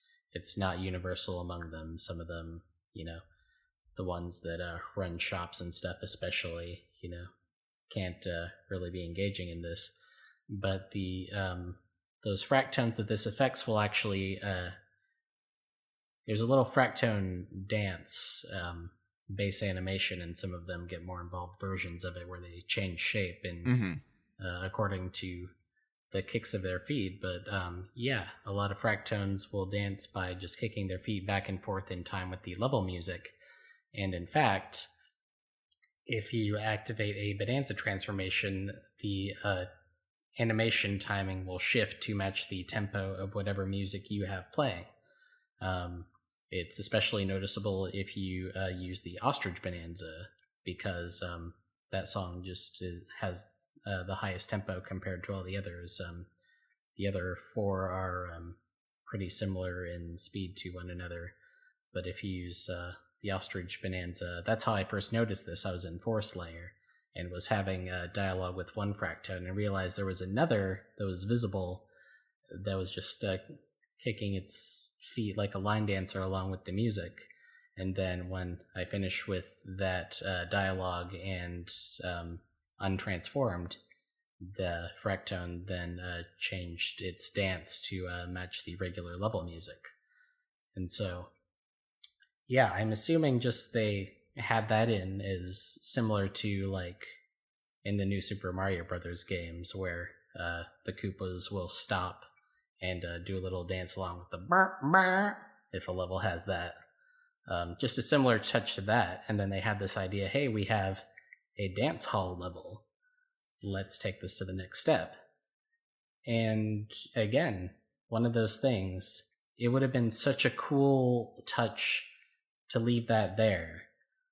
Or even not even do that. They could have not had the Fractones dance dynamically to the music at all and just let you play your music in the music playing layer. But they carried over that little programming with the Fractone animations, made it work with all the tracks in the game, and then on top of that, come up with the groove tones and their vocalizations. And that is something that required dedicated work beyond just changing the timing of the animation to have, there might be one bass sound that they just like modify after the fact. The groove tone, like, just that little bass sound. Yeah. And then they alter it according to what the specific tracks requires. But that's so much work. Do you remember off the top of your head the number of tracks that you can select from? Not off the top of my head. In fact, then... I mean, it's over 100. Yeah. It reminded me of Mario Paint in some ways. Like the way you could arrange a song in Mario Paint and little sound effects that would, be used for the notes. That's what this kind of reminded me of. But it was so much fun because... what this does is it inserts two turntables in Groove Layer. And in fact, it takes the gramophone from your Getaway. It removes that entirely. So now you have a disc turntable in the main hall up above and down by the groove tones as well. And so you can put on from your collection any disc you have unlocked, and it will then be blaring on the speaker up above and being performed by the groove tones down below. So you can kind of get two different varieties of experiencing this. But it was so much fun, especially playing some of the more traditional Donkey Kong songs, like from the 2D challenge courses or the Getaway DK rap, and just hearing it interpreted by the groove tones.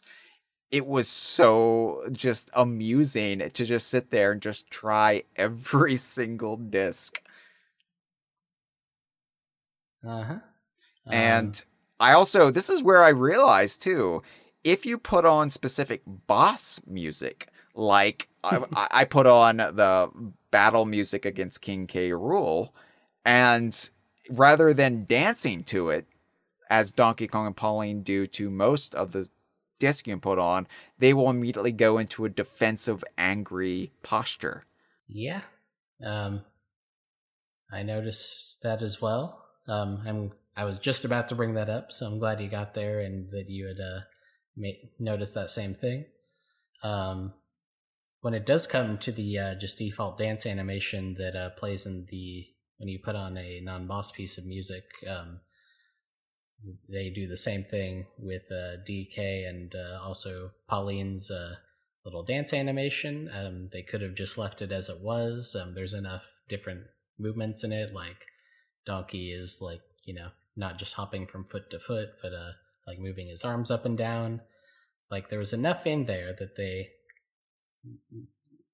I don't know if I have not, gone in and taken the footage and laid over different music to see how well it fits, but I can see where they could have gotten away with just leaving it. There's enough movement that it can sync up with, to some degree, with whatever kind of music you put it to. But no, they, just like the Fractones, they also changed the speed of DK and Pauline's dancing animation to accommodate whatever track there is. Yeah. It's so much fun, and I wasted hours in here, just Andre. I just put on disc and I just DJ'd for the Fractones. Like, I actually became a part-time DJ thanks to Donkey Kong Bananza, but I was entertaining fictional rock people who live 1,300 layers below my feet. Yeah, I almost called into the Resort Layer episode, basically making the same point you did earlier, alluding to this, where Resort Layer brought me back a little bit to how I would play games as a kid, where I would, if I just kind of needed to kill time and to follow a future slang vibe when I was, 8 or 10 years old or whatever, my go-to was to boot up Banjo-Tooie and just kind of run around Witchy World and especially the town at the top of Jolly Roger's Lagoon. And I never even 100%ed Tooie, but I just got enough to beat the game, and that was enough for me. But I would still just go back to revisit it. Not even when and I would have mentioned in my Resort Layer call, like, unfortunately, I'm at the point in my life where Bananza does not hold the power to actually make me recreate this childhood behavior. And I'm glad to hear that you actually did get to, it actually did spur you on in that way with the Groove Layer. If I want to re-experience, just an aspect of a game, I'll go ahead and just do another playthrough, just so I can, re-experience the whole thing instead of just the joy of going back to somewhere familiar and hanging out. A second playthrough will fulfill that, and also, be more stimulating to my adult brain. But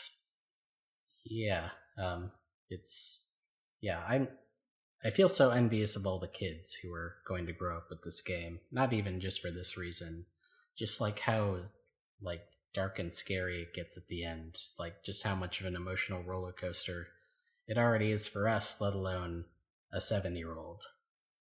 I mean, that's where it comes in handy to be such an immature, little stunted developmental idiot like me, because I'm effectively 7 years old and I can be scared by this game. I can just waste hours in this game instead of doing something productive with my adult life. Is democracy burning around me? Well, I'm sorry, I have to DJ in Groove Layer for 7 hours today. There is another detail. I don't know if you went back into the jail at any point while you made this return trip to Groove Layer, but there is something different over in Donkey Kong's former cell, or just outside his former cell. So the fractones that are guarding the jail. Now the rubbery / golden one that changes depending on the swap harp, that's still the same. They're still the same. But there was one that was made of metal, and that was the real prick of the two. And you go up to them, and all of a sudden you see they're made of fractonium, or comprised of fractonium rather than metal. And you talk to them, and they say, "Hey, long time no see. Remember us? We'll give you a hint. The Iron Jailer." And Iron Jailer is spelled out as a proper noun, a proper name. So I think we have another individual fractone we can identify as an individual, just like Quiztone, just like Smashin' Tone. The Iron Jailer is a special fractone, and Collectone and Singtone. But anyway, the Iron This Jailer. one's so special that it does not follow the naming scheme. It's not Jailer Tone. Right, yeah. I am the Iron Jailer. The Iron Jailer. I'm such a hard ass. I'm not even gonna participate in the usual naming convention of the fractones. The Iron Jailer. Ringing any bells? We were once known as the most rigid enforcer on the whole layer. But as you can see, we're a lot more of a softie now. We thought you were a bad guy when we arrested you, but look how much you've done for us since then. And then they do a little song. Prior assumptions now regretted. We'll try to be less hard-headed. which is great. Just little personal change, little personal growth for this. The first fractone that you encountered that was less than accommodating. And they're like, hey, I was wrong. Hey, I've learned a lesson.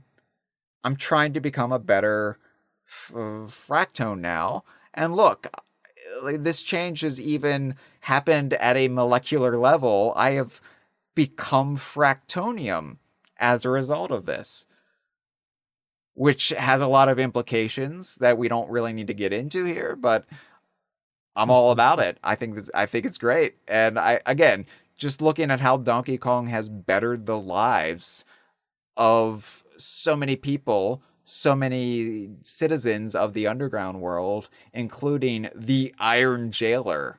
Courtney brings up the possibility in the chat that Fractone's material might actually change according to their mood or personality. I think there's an abundance of evidence for that just based on this one interaction. And it would go a long way towards explaining, yeah, like the salty ones in Feast Layer. So the Feast Layer ones are annoyed about something? Or yeah, they're just... I mean, I would be annoyed if I had to live in an amusement park. It's fun to visit, but boy, that would get old quick. Well, anyway, I eventually did leave Groove Layer, as much as I didn't want to, as much as I was content just DJing until the wee hours of the morning. It's one of the pratfalls of the Switch to being a handheld device when you want it to be, because it means I don't get the proper amount of sleep. But I did move on, and another interesting interaction can be had with your return to the Forbidden Layer. Now, this is all beyond the Go No Further gates, where you had the final battle with Void Kong and the big King K. Rool reveal. What's interesting, though, is if you talk to the Fractone outside of the gates, when they give their spiel, which isn't changed initially, they say, long ago a surface dweller came here looking for the Banandium root. If you return to here, they'll say that, but now the King K. Rool head icon is next to surface dweller, which of course wasn't there before the reveal. When you talk to Cranky in the post game, does he get the little K. Rool icon when he talks about you beat that croc I was chasing? No, that is still absent. The King K. Rool icon, which it's interesting that they didn't do that, considering its usage here. Cranky is just that much of a withholding asshole. Even when it comes to what the player can see but DK can't, he will not accommodate you and stick the little K. Rool icon there. No, Cranky isn't going to go that far for any post-game nonsense. He's going to stick to a script. Thank you very much. But yeah, I was curious because, obviously the DLC gives away that Void Kong makes it out of all of this okay, that K. Rool didn't slit his throat and drink his blood or anything. But here we do get, before the DLC even, an explanation of what happened to Void Kong, and it's courtesy of both Poppy and Grumpy, who are hanging out beyond the gates. And if you talk to Poppy first, because Grumpy's way up there, you have to use the what's the material called in this? Passage Stone. Passage Stone, right? The regenerative fractonium that you throw, and it then creates bridges and whatnot. You have to use that to get up to Grumpy. I mean, minus any Bananza cheesing, but you talk to Poppy first, and she says, well, can't say I expected to meet the two of you in such a desolate place. And you ask, where's Void? And she'll say, I came here looking to see if I could find any trace of Void. And you're not going to believe it, but I found him trapped in the wreckage of his own machine, referring to the Pater pile driver. She says he was absolutely stuck and throwing quite the tantrum, as you can imagine. It was delicious. But Grumpy took pity on the awful imp and released him. He took off as fast as he could. Anyway, he's alive and well, it seems. Perhaps one day I'll find him and put him on our payroll. I'll work him so hard he'll be begging for an early retirement. Well, you can't blame a Kong for dreaming. So I do like that it establishes, beyond any shadow of a doubt, that Void Kong is alive, that K. Rool didn't punch him to his demise, and that he escaped because Grumpy took pity on him. And Grumpy further elaborates when you get up to him. Grumpy says, "Oh, hey, you two down here looking for something? Us too. I'm guessing the boss caused a lot of trouble around here. No surprise.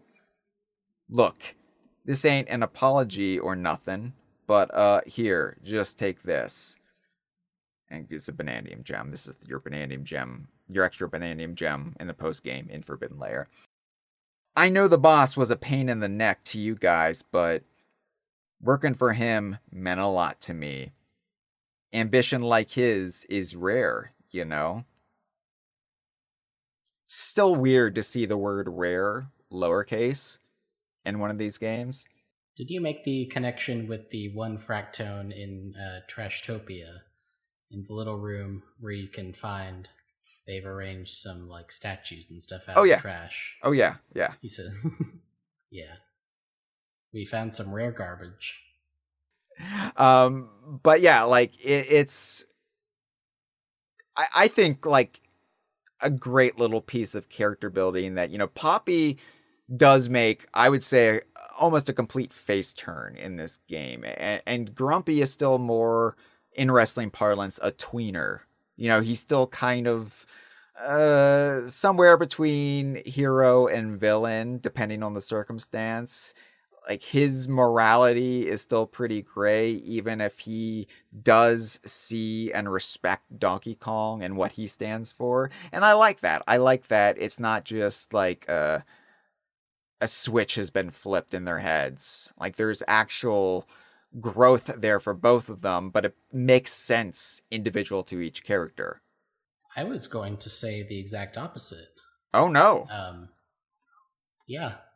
I look at Poppy's dialogue here, and, you know, she plays it off as a bit of a joke at the end, but I'll work him so hard he'll be begging for an early retirement. Like, that's a thing that she is just enjoying herself imagining, just like in her leisure time. Like, Poppy has a vindictive streak, at least as far as it applies to Void. Well, sure. Whereas, you get Grumpy's perspective on Void, and it's kind of in keeping with what I was saying last episode about how he comes around to DK. He's very accommodating to Void. He's like, you know what, he was a bad boss, but like, I wouldn't have experienced any of this without him.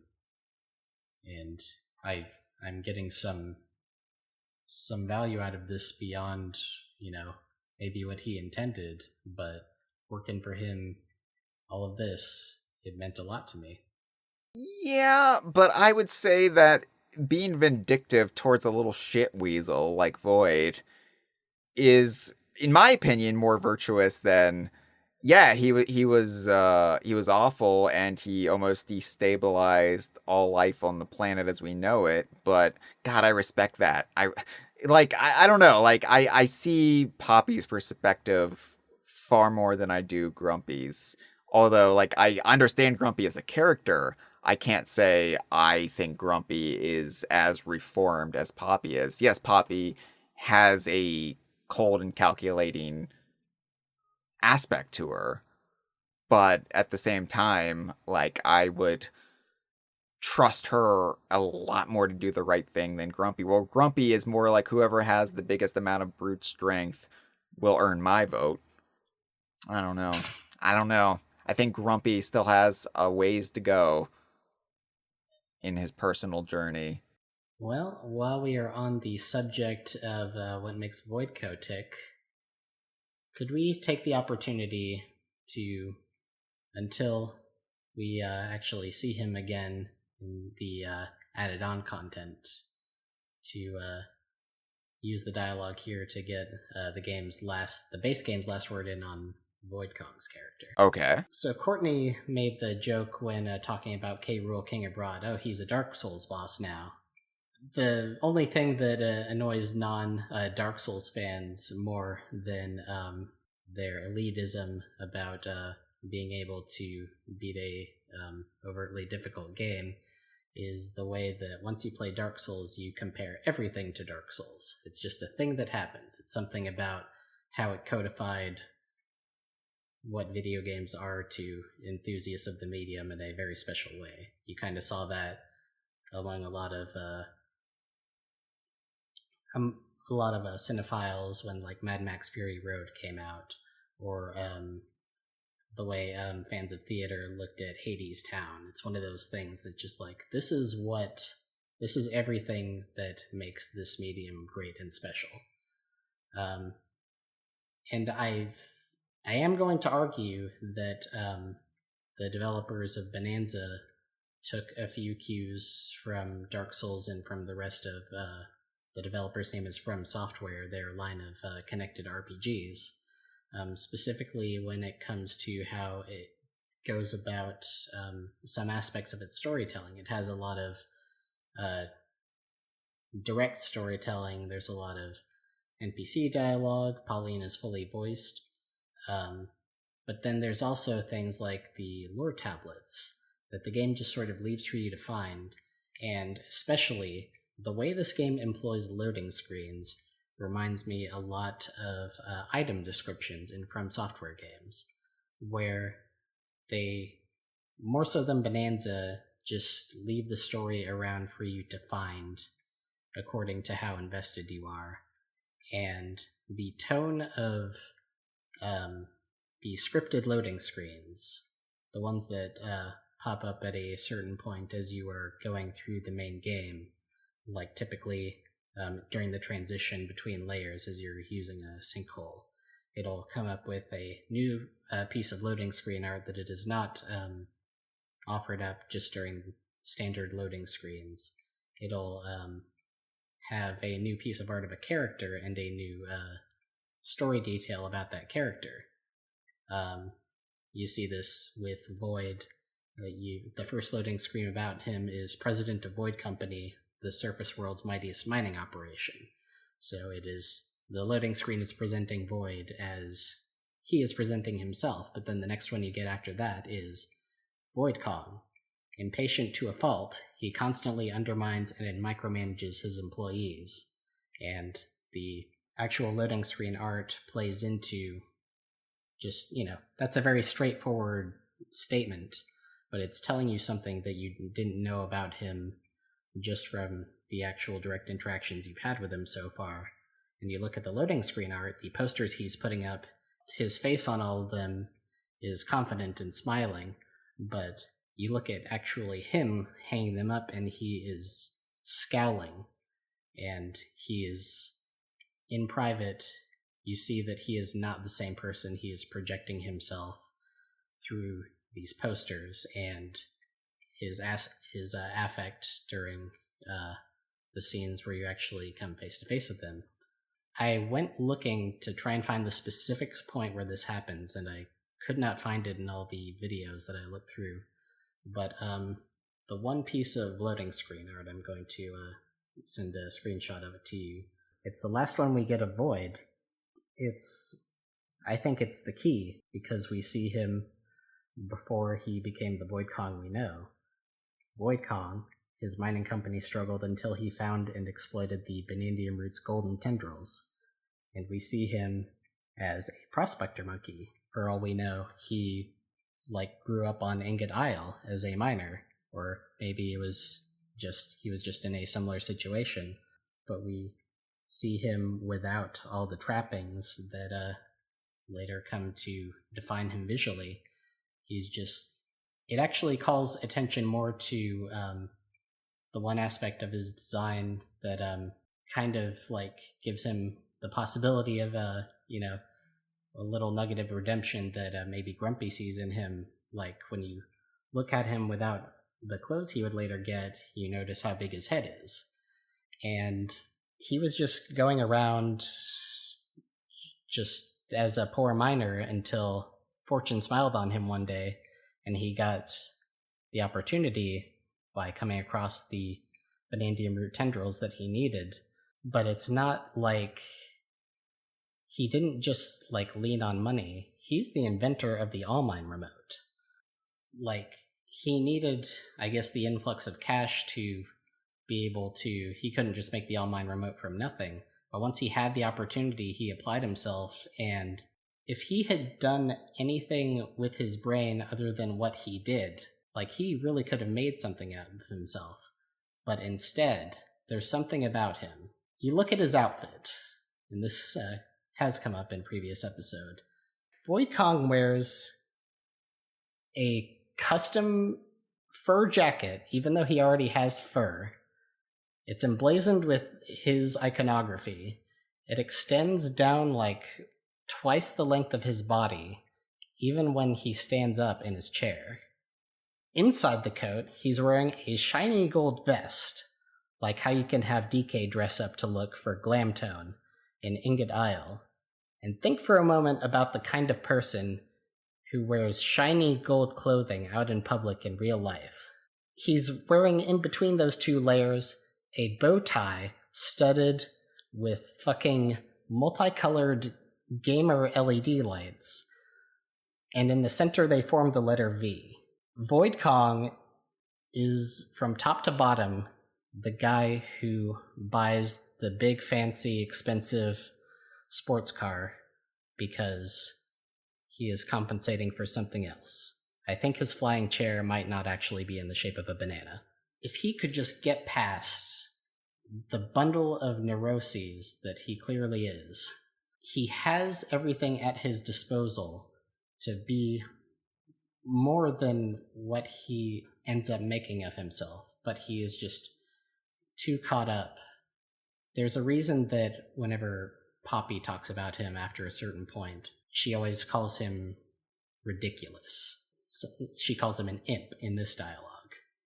The reason that some people choose to view K. Rool's injunction at the point of the story where he he asserts his presence, is basically the plot has nothing to do with K. Rool, but K. Rool is just such a good all-timer villain that he rams himself through the center of a plot that has nothing to do with him and makes it all about him, which is fun, but I tend to just favor thematic cohesion in my reading of any story, and these games included. The reason that K. Rool is relevant to this story, among others, is that Void Kong is evil in all of the ways that K. Rool has since grown beyond. Void Kong follows the archetype of a lot of Nintendo villains. If we look specifically at the Mario series, he's like an even blend of like the four like first villains that would come to mind. Visually and in a lot of mannerisms, he harkens back to Bowser Jr. Bowser Jr. is associated very closely with the Clown Copter. Bowser Jr. is associated with technology. All these things about Void. There's this great moment where Pauline, when you meet him at the juncture, after you beat him, she says, "The core's not for you, so stay away." And Void's response is, "Don't tell me what to do, little brat." Is there any single encapsulation of what a brat is more than "don't tell me what to do"? When you first meet him at the end of Lagoon Layer, he starts out very self-confident. He's grinning, he's self-satisfied. Poppy starts to go on about how he is the president of the most powerful mining operation in the world, but he can't leave it at that. He has to interrupt Poppy. And then when Pauline says, "No way, I'm not going with you, you're the worst," he flies into a rage at this person who poses no threat to him, who is just a tool for him, and yet just that one remark has the power to totally get under his skin. And K. Rool is often rendered pathetic by circumstances. Just, he's brought lower and lower because he can't let go. He brings everything on himself. And so, the events that happen to him just change him and make it so that the status quo does not stay the same.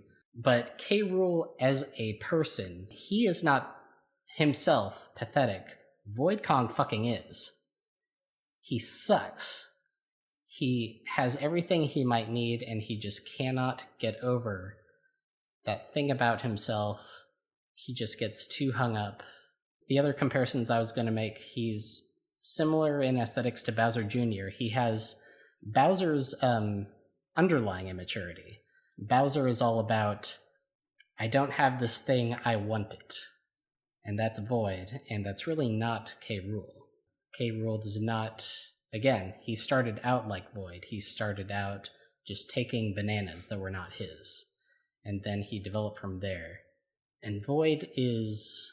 He's that aspect of Bowser. The other two Mario villains are Wario. Wario is the self-confident, strong, self-sufficient. He's similar to K. Rool, just not overtly evil anymore.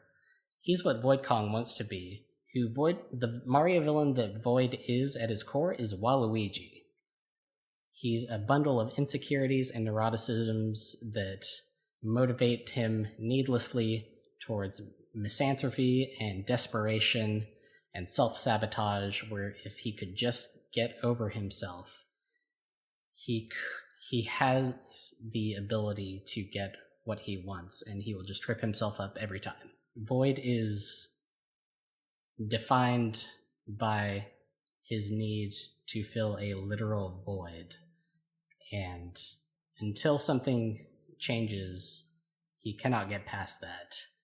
And I was initially kind of disappointed that seeing the DLC that he was back, that he was kind of being reduced, like, below, in kind of half-heartedly working with the heroes. Like, oh, doesn't that sort of diminish him? But no. His role in the DLC is perfect for who he is.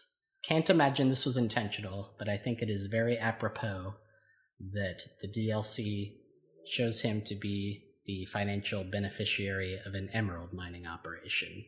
Because for all I've said about how the depiction of evil through K. Rool has substance to it, Void is actually more accurate to what motivates evil people in the real world. We're just going to not say what people were implying here, but you know what we're saying. No, I agree with everything you just said. It's very well said. That is an excellent summation of Void Kong's character and kind of arc of villainry. I do have one question though. Dark Souls, is that a video game? And I wanted to work this in there. I don't remember this coming up during the actual Lagoon Layer episode. There was one more little nuance to the opening interaction with Void to establish who he is. He says, when Pauline insists she's going with DK, so you just stay away, he says, "You're going with that dolt? Ridiculous." And so I'm thinking, oh, okay, Void at least knows who Donkey Kong is, and maybe there's some past mutual history there. Maybe that's going to be elaborated on as the game goes on. We'll see what this possible backstory between the two of them is. Did you clock that in the same way? No, just because I assume Donkey Kong is a celebrity, what with Donkey Kong Island and all of his exploits around the islands over the years. So, like, I just took it to be, like, Void is well aware of who Donkey Kong is, even if they don't have a personal history. Yeah, well, I mean, that basically winds up being the case, except then you have the ending cutscene after his fight in the Junction, and Pauline says, you did it, DK, and Void responds very unlike he did the first time they met. He says, DK, a name I won't forget. So he's so wrapped up in himself that he has not heard of this celebrity that all of the other prospector monkeys of Ingot Isle, they're just falling over themselves. Wow, it's DK. Hey, DK, you're here. What do you think of this, DK? Again, it goes back to that image that Void projects for himself. He wants to be this big shot. He wants to be an authority. He wants to be knowledgeable. He'll even go so far as to literally speak authoritatively on things he is only just hearing about. You contrast that with the prospector monkeys, and that says everything you need to know about what makes him different from the other characters in the game and what makes him him. Yeah, absolutely. And I think for all those reasons just stated, Void has really earned his place in the pantheon of Donkey Kong villains and has really just skyrocketed above pretty much everybody but K. Rool at this point. Now, granted, I think fans are a lot more accommodating of Void, considering he did not, in fact, displace K. Rool from having a role in this game, but I do think it does speak to just how well developed the character is and how well considered every aspect of the character is, and how well, just like K. Rool can be made to do, he speaks to the times we find ourselves in and the kind of person that like Void is bringing to mind, and how so many of us are just absolutely sick of idiots like this.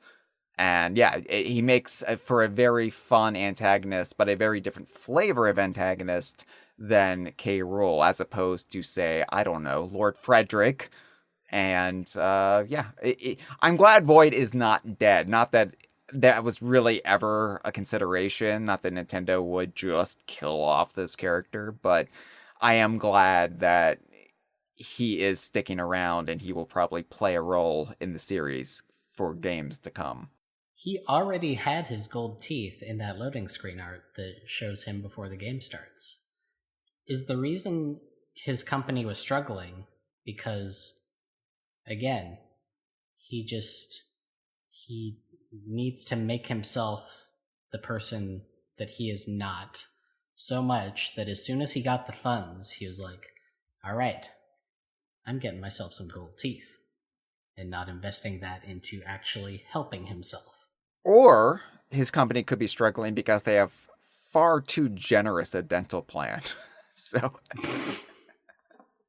anyway, we've got to move on, just Andre. We have got to go back to the planet core because there is more to discuss. There is more to the post game. In fact, the overall climax of the post game comes where else but the planet core. Couple things I do want to discuss before we get to it, though. So, in sublayer 1600, the Kremlin courtyard, there is some altered dialogue here if you talk to the fractone, the primary fractone that you discussed K. Rool with when you first arrived in the main game. They will actually acknowledge that you defeated the scary one. Thank you. And they have K. Rool's head icon next, or between scary and one. So I do like that it isn't just rehashed dialogue. You get that with a lot of the fractones down here, but this one in particular will say, hey, yeah, thank you for, taking care of that little problem for us.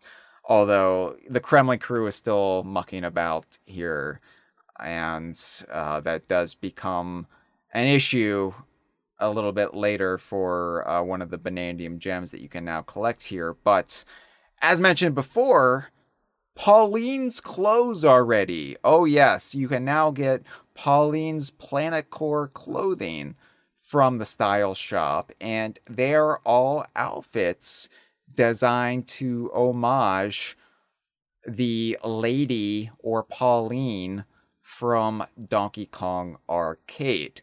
You've got one called Lady's Dress, and by the way, these all extend your Bananza times by 60%, but that's not the most interesting part of it. So, Lady's Dress is designed to be Lady or Pauline's appearance on the Donkey Kong arcade cabinet. She's got the red dress that appeared on there, but also she's got, I guess, a blonde wig here as well. This is just interesting considering how Pauline, starting with Donkey Kong 94, Donkey Kong for the Game Boy, has been portrayed primarily as a brunette. And yeah, here we put her in a blonde wig to harken back to this earlier era, 1981. Yeah, and then the second outfit is very similar. I'm looking at your screenshots. I know they are not just recolors of each other because the next dress, the arcade dress, is depicting Pauline's wear as how she appears not on the arcade cabinet art, but in game in sprite form. She is dressed in a pink rather than a red dress, and it has a stripe going along the bottom. From the pose in the lady's dress, the red one, Pauline is turned to the side. So I cannot quite tell. The stripe along the bottom, which will be important shortly, is not there on the lady's dress. But I cannot quite tell. It looks, I am guessing, that it is the same dress model, and they are recolors of each other, even though the stripe is added to the arcade dress. Yes. Yeah. I believe they're just recolors of each other, but with the addition of the stripe. But yes, arcade dress, it gives her slightly different color blonde wig and a bit shorter, I believe, as well.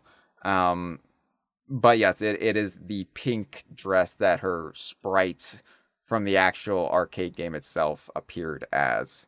And then the other version of it is called Family Dress. And this is... And it took me a while to figure this out, and I had to ask around because I was like, what is this from? Because I don't recognize what this is supposed to be, and it's like red and kind of a dark yellow. Like it's a red top and a yellow skirt, and with a black stripe on the bottom. And I think this is multifaceted, what this is doing.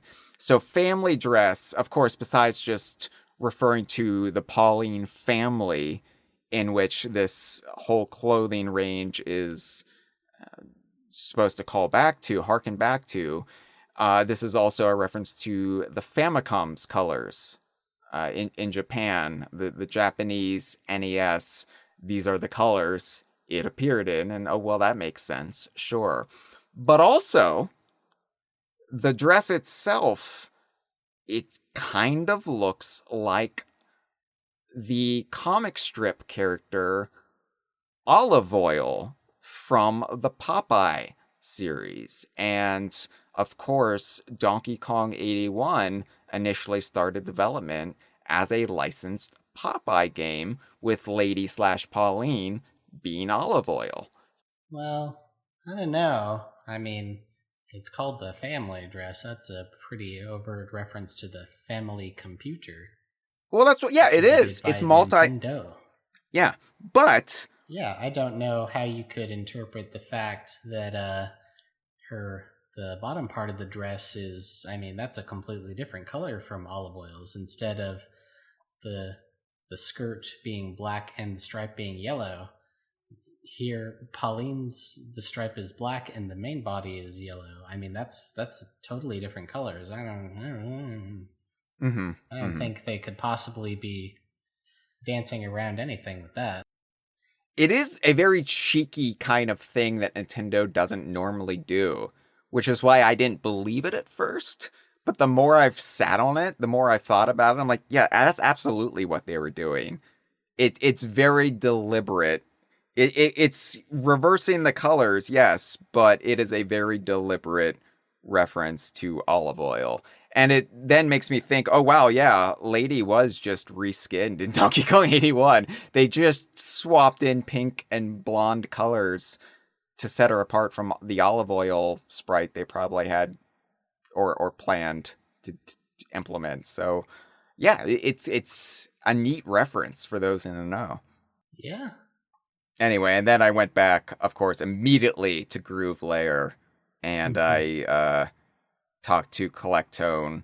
Would you like to read that dialogue with me? I'll be sing tone again.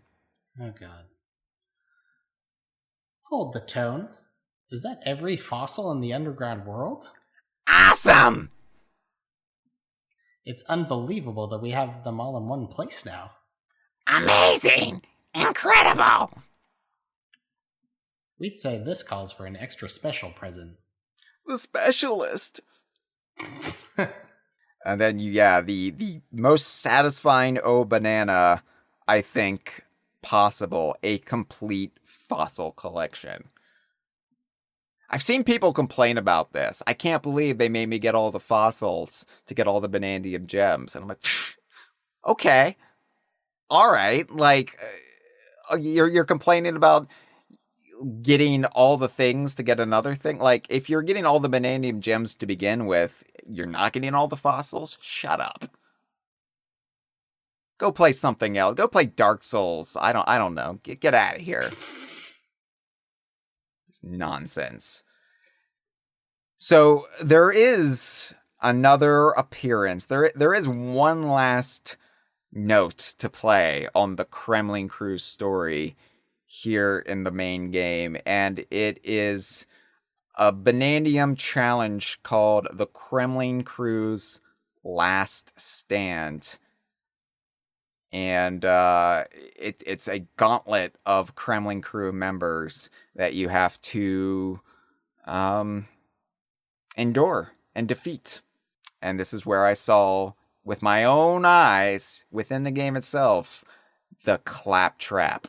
So, like, I would have gotten there eventually, people. I'm not that dense, okay? I would have figured it out. But also, that's not what I want to talk about. We've beaten that little dog slash cat slash crocodile to death. All right. I want to talk about the new member of the Kremlin Crew, the newest addition to the Kremlin Crew ranks, the one new crew member that Donkey Kong Bananza puts forth, and that is the K Wallopoid. That is the Wallopoid baddie, of course, are the walls that take the form of Void's face, like a possessed entity, and then drops down on you. Well, the K Wallopoid is the same thing, but it's K. Rool's face. Yeah, not new to this layer, actually. These come into play during the New Donk City sequence. Yes, but again, New Donk City was such an intense experience that, just like the meaty claptrap in the middle of the mechanical claptraps, this is the first time I really stopped to appreciate the K Wallopoid, and like just realized, oh yeah, like of course K. Rool would change that with the All Mine remote when he's like, oh yeah, what are these Wallopoids? Let me reconfigure that. Let me just put in inverse the numbers here, and then yeah, bam, the K Wallopoid, much better. Yeah, it's a similar situation. It's appropriate that you just highlighted the claptraps here specifically, because the claptraps get a different metal shell than just the standard munchoids. We have this rework of the Wallopoids. There's also specific little metal K. Rool heads that dispense the cannonballs in sequences that involve you having to punch one of them to break through an obstacle or send it through a crowd of enemies. Yeah, this is maybe one of those things that I've brought up a few times. Like, they didn't need to go to that level of effort. It would have like stuck out as weird if they had just been left as the void face Wallopoids. If they had, like, during the New Donk City sequences, you could justify it like, well, he's got the L-Mine remote. These are all prefab creations, and so it would make some degree of sense that, yeah, the Wallopoids would just still have void space on them, but no. They went to that step. They went to the step of giving the Bataroid masks that conceal the Neckies behind them. They make those different to accommodate the shape of a Necky's face rather than just keeping the bat face. Mm-hmm. Yeah.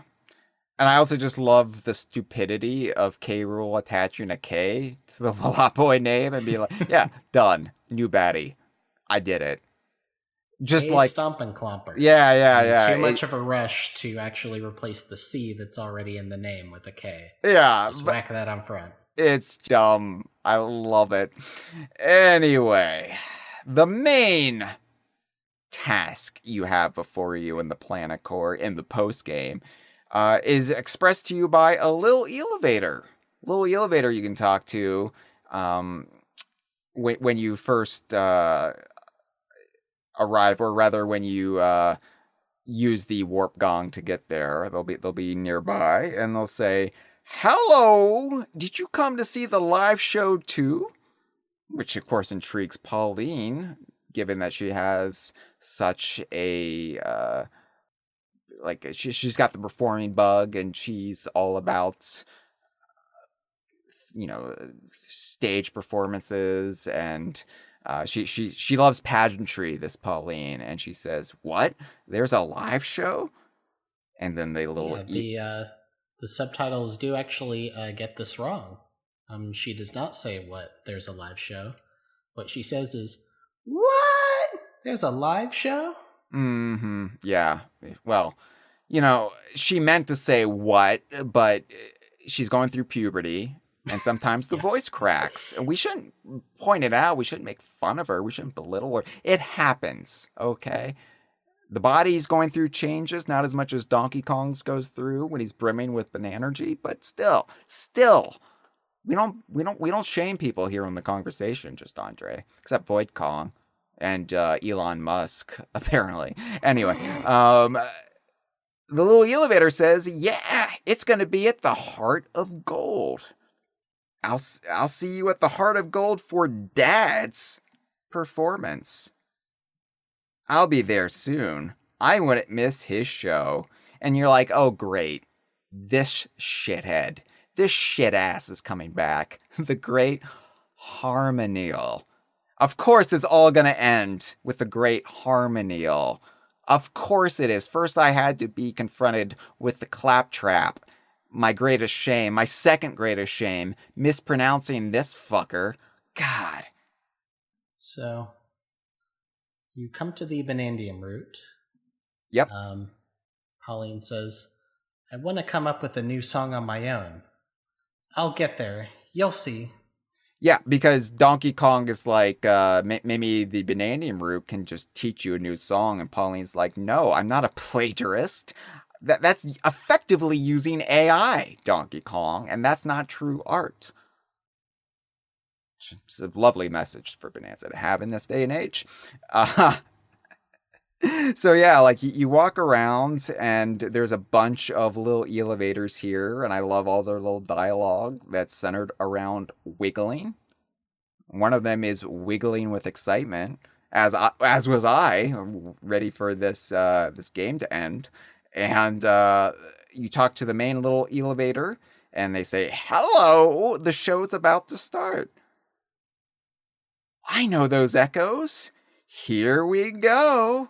And oh yeah, the Great Harmoneel burst through the Heart of Gold, and it is back in all of his repugnant glory. Pauline says, it's the Great Harmoneel? Yep. The Great Harmoneel is just very matter-of-factly, hey, are you that girl I swallowed a while back? Ooh. Your name is Pauline, right? I sure am sorry about that. And Pauline says, "Yeah, that was definitely a surprise. But don't worry, I'm totally fine. Besides, Void had you under his control, so it wasn't your fault." Oh, you're so nice. Thank you. Is there anything I can help you with? And then you select no thanks and the credits roll. Yeah. No, you select a song. Help me with a song, Great Harmoneel. And the Great Harmoneel says, what? You need help with a song? Well, I don't know why I'm reading them like this now. Oh, I've belted out tens of thousands of songs in my time. They don't call me the Great Harmoneel for nothing. Just jump inside my windpipe, and you're sure to find whatever musical inspiration it is you seek. Oh, yeah, I guess that could be inspiring. Okay, let's do it. Let's jump in.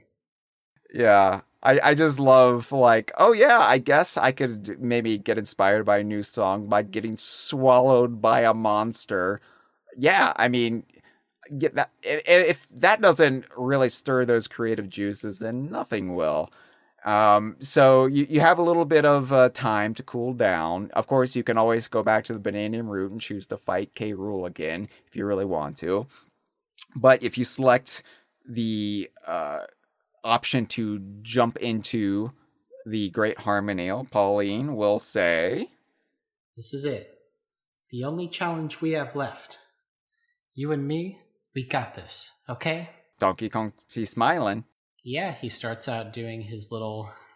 I saw some people highlight back when the game first came out, their first meeting at Lagoon Layer after completing the Kong Bananza, getting the sequence where you receive that, and DK always makes this face where his cheeks are puffed out and his lower lip is kind of pulled up above his upper lip. They specifically screenshotted him making that face underneath the notification, Pauline is now your friend. Kind of playing into how he's animated in the moment where she is first revealed as Pauline, and he's just like, what is going on? And then she won't sing at the mic, and he's getting annoyed with her. So he's making that face like, maybe I don't know about this so much. But similar to when DK and Pauline reunite in Ingot Isle, you get that moment, but yeah, then he breaks into the smile. Mm-hmm. They've come away since then, and that's displayed visually. And I love that the objective then becomes enter the Harmoneel's windpipe. And you're provided a barrel cannon. And also, you can talk to some of the, you can talk to the little elevator again. And I love that the little elevator will say, you've been in Dad's windpipe? That's so cool. It's just so dumb. It's so dumb. I was like, oh yeah, this little kid who just adores their father. Oh, if only they could be swallowed whole by Dad. Oh, if only. Anyway, so the Great Harmoneel's windpipe, the final rehearsal. It is effectively a Bananza rehearsal that uses all Bananza disciplines. And it is...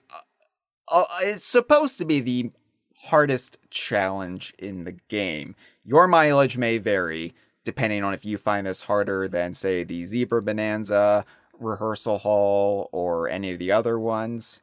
There were bits of this that were very, very difficult. And also, they leave you little room to like figure it out on the fly. So I mean, at least I had to continually restart to kind of get my legs underneath me to kind of figure out the flow and what I would need to do for each section and get a little bit better with a little bit more practice. It took me a bit of time. I believe I made mention in the previous episode that the apex of the game's difficulty for me was actually Grumpy's 2 challenges that you pay him to make for you back in Ingot Isle. This took, it took me a while, especially because I was still with only 3 hearts. But I spoke before about the kind of different priorities that the different Bananza rehearsals have. Some are about platforming, some are about puzzles. The Kong Bananza makes a puzzle out of a combat focus, and so this is drawing together. It does have an explicit combat segment that we'll get into. It's obviously very heavy on the platforming. And I guess just the thing is, if you're going through it with low health, then if you make a platforming mistake, then it's likely that you won't have to worry about your health. You'll just fall down to the hole and die unless you have some balloons, in which case even that punishment is mitigated. And this is definitely more platforming than combat focused. The possibility of getting one shot if you have not upgraded your health is not as prevalent as it is in some other challenges. And I've seen people who did actually upgrade their health do the Ingot Isle challenges, and they had a completely different experience from me. People would beat it in like their first or second try, maybe, where I struggled for over an hour on each. Yeah, it's interesting how kind of your DK build has ramifications on what parts of the game are challenging in which way, because with the focus of this challenge being as wide spread out amongst all sorts of different things as it is, it did not test me as much as just a combat gauntlet that made me really reckon with the fact that I had the bare minimum of health more than this. So this was wound up not being the most difficult thing in the game for me, and it kind of sounded from what you were saying introing it that you actually might feel the same way about it. Yeah, like, it was difficult, don't get me wrong, but I don't think it gave me as much trouble as I was expecting. And that's not to say, like, I just completely smashed it. You know, it took a bit of time, it took a little bit of trial, took a little bit of error.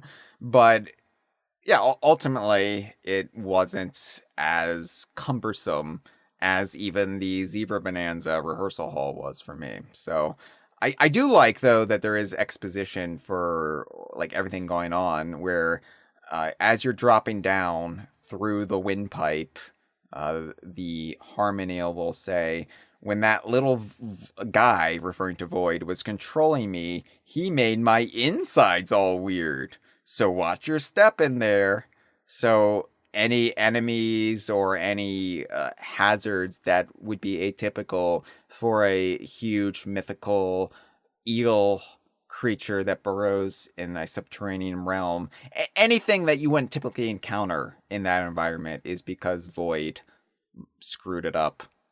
Yeah, he did not leave off at reverting Pauline to Oddrock.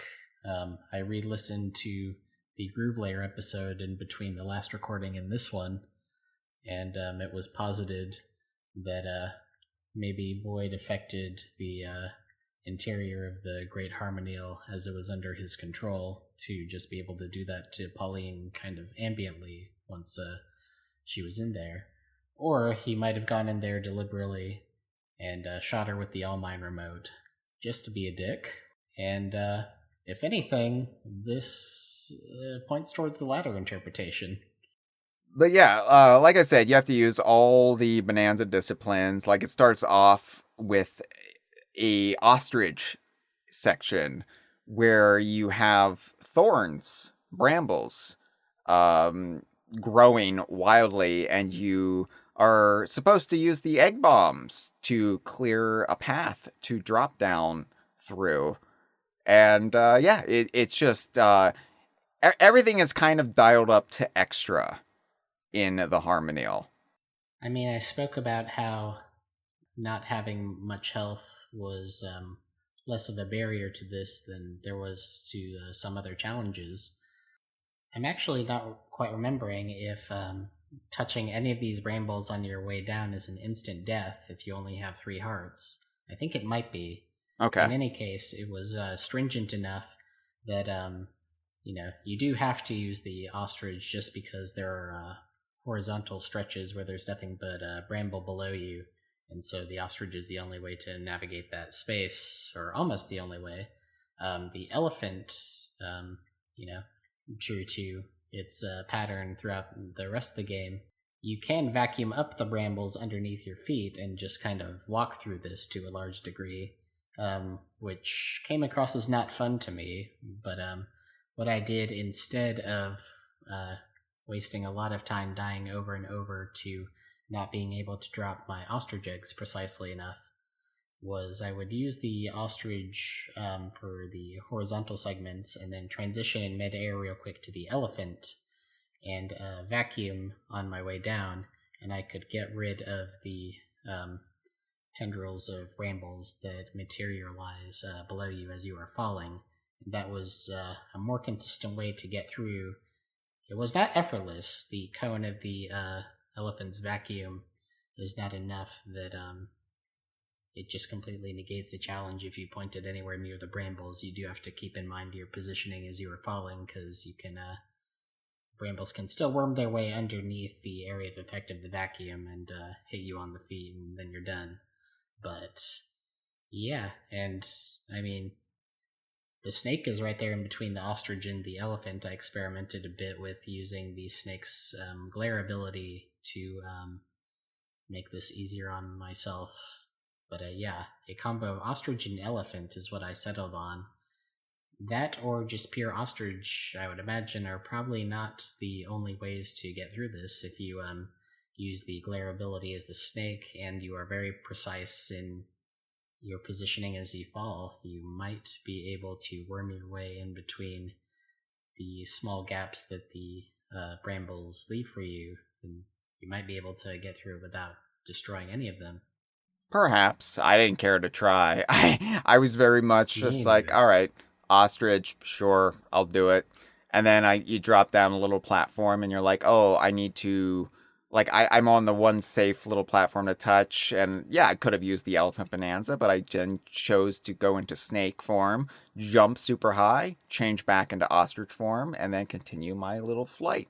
So that's how I did it. But yeah, like I don't have much to say about like all of these little individual sections of it, other than, oh yeah, you have to collect 5 balloons here as well. Damn it. Because that was my primary concern, is can't miss a balloon. Can't miss a balloon. Oh, I missed the balloon? Well, I'll have to start over. Got to get the balloons. In that sense, it does work the same way as what you highlighted about the rehearsals, where the game does take pity on you, even though this is there's no checkpoints to this. If you get to the end and die, then you're sent all the way back to the start.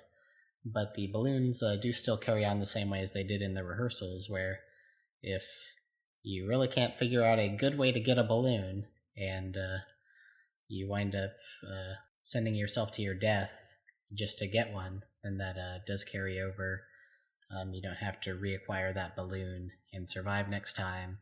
You can just make do just getting through it and surviving, as long as you're able to at least do the bare minimum to get yourself in contact with that balloon. Specifically, the first one is kind of in a weird, like, high up spot where I spent a while, like, not sure, like, how do I even get up that high? But I made it eventually. Yeah. But like I said, I don't have much to say about this other than the bit towards the end when you're kind of in the 2D section. as the zebra, or you're supposed to use the zebra Bonanza. You know, you're like running across liquid as flaming barrels, I believe, are dropping on you. Very Donkey Kong arcade there. But then you see the elders sitting behind you, and it's just like this like grand victory lap with the elders there to witness the end of your journey. And we get something that is very atypical for a Donkey Kong game. It's very Mario. It's very Super Mario World, in fact, where the last bit of it, you're on a minecart, and it's really just this like cool down, feel good about yourself. You did it, and you've got the big mirror ball up above you. You're still in this cyan and magenta dreamscape inside the Harmoneel, but you've got all the like laser lights and the disco ball, and you're on the minecart in this 2D section, and then they spell out in gold along the track, "Thank you," which I would have hated under most circumstances, because that just pulls me out of it. It's like that's a Mario ass thing you're doing here, Donkey Kong Bananza, and I don't approve. But it almost felt like it was deserved. It was warranted at this point. I didn't mind it at the very least. And, I could just view that as the Harmoneel uh, pushing gold together to say thank you. Thank you for experiencing my windpipe, good sir and good madam. Well, yeah, the Mario comparison might be more on point than you realize. This whole the Great Harmoneel, final challenge is a tradition that the mainline Mario games established starting in Super Mario Galaxy 2. There are 242 stars in total in that game, and if you get 240, then you unlock a secret final level that finally tests you. And Mario Galaxy 2 does have a post game, but unlike the Bananza Rehearsals, it doesn't. To some extent, sure, it gets more challenging than just going through the game, getting however many stars you get. But there's World S, Secret World, little homage to Super Mario World, like you mentioned. Most of those levels you could imagine them really being anywhere in the game, but then if you do everything, then you unlock a final level that finally puts everything, all the skills you've been honing, to the test. That's how you get the 241st star, and then the 242nd that is revealed as existing after you get star 241 is that same level, but with the modifier that Mario only has 1 health. That's a tradition that they continued with 3D Mario after that point. The secret hard final level for the enthusiasts, the people who are really devoted and would really appreciate having their skills really tested. And at the end of so in the Mario Galaxy 2 version, it caps off, you get sent by a launch star into what you probably think is another challenge in this long gauntlet, that in the 242 version, again, you have to go through the entire thing without getting hit. And then at the very end, you instead get sent to a little planetoid with Rosalina on it, and she has dialogue saying thank you. And developed that, they kind of codified it into a something more standardized from there in Mario 3D Land. Instead of having an NPC, because that game is not about dialogue, even less in the Galaxy games, they instead have these unfolding platforms that are established throughout the game. You touch it, and then it unfolds in a sequence, and you have to follow the platforms as they unfold before you and then refold back up behind you. And they use those to spell out the word thank you. 3D World did a similar thing. One of the big mechanical standbys in that game was the transparent pipes that let you navigate through them. You don't just go through the pipe and get spit out on the other side. The pipes will have forks in the road, and you have to choose which way to go according to what the challenge is. And so at the end of Mario 3D World's Secret Super level, then you go through a set of transparent pipes that spell out the word thank you. And so in keeping with that, taking some sort of core design aspect of the game and giving it one last little flourish, and thanking the player for putting as much into the game as the designers would want, then we get gold letters, bearing in mind the game's cover and how Bananza, the word Bananza, is not just a bunch of letters plonked on the cover. It is gold growing out of rock. A little bit of foreshadowing for the plot importance of Banandium Gold and how it works. It's growing out of the rock. And so it's fitting to give you a bunch of gold that you then smash through. Super Mario Galaxy 2, is that a video game like Dark Souls? You know what? I don't care. I don't care. So yes, this then drops you down into this. It almost was like a sacrificial altar with all 5 elders circled around it, but you're dropped down to this final bit, and there are your 5 Banandium gems, your Banandium gem bunch that you get at the end of the Harmoneel. And I somehow timed this exactly. I didn't intend to do this, but I had, before this last bunch, I had 995 Banandium gems, all told, collected. So actually getting these put me right at 1,000 Banandium gems. The total amount needed to unlock the last Bananza, the Golden Bananza ability, the last ability in the skill tree. In this case, the Golden Jump for the Snake Bananza. Didn't plan this out. It was just how it all shook out for me, including buying the Banandium gems from the chip exchange. So I was very pleased with that. I was like, ooh, I did it. Perfect landing. It was like when you're pumping gas and it just lands right on the round dollar amount, and you're like, yeah, done. You've used that same metaphor before for when I time a call exactly right, yeah, so that it lasts exactly 3 minutes. It's that special feeling where you're not intending for it to happen, but it happens, and you feel like such a damn superstar. But anyway, this whole sequence ends with the elders giving you one last pep talk. The snake elder says, "You sprang over your troubles like they were nothing. There's a melody inside you, bright as the sun." The elephant elder says, "Your performance was pitch perfect in every way. Fawoo! My forecast says it's clear skies ahead for you." The ostrich elder says, "You took the leap and soared.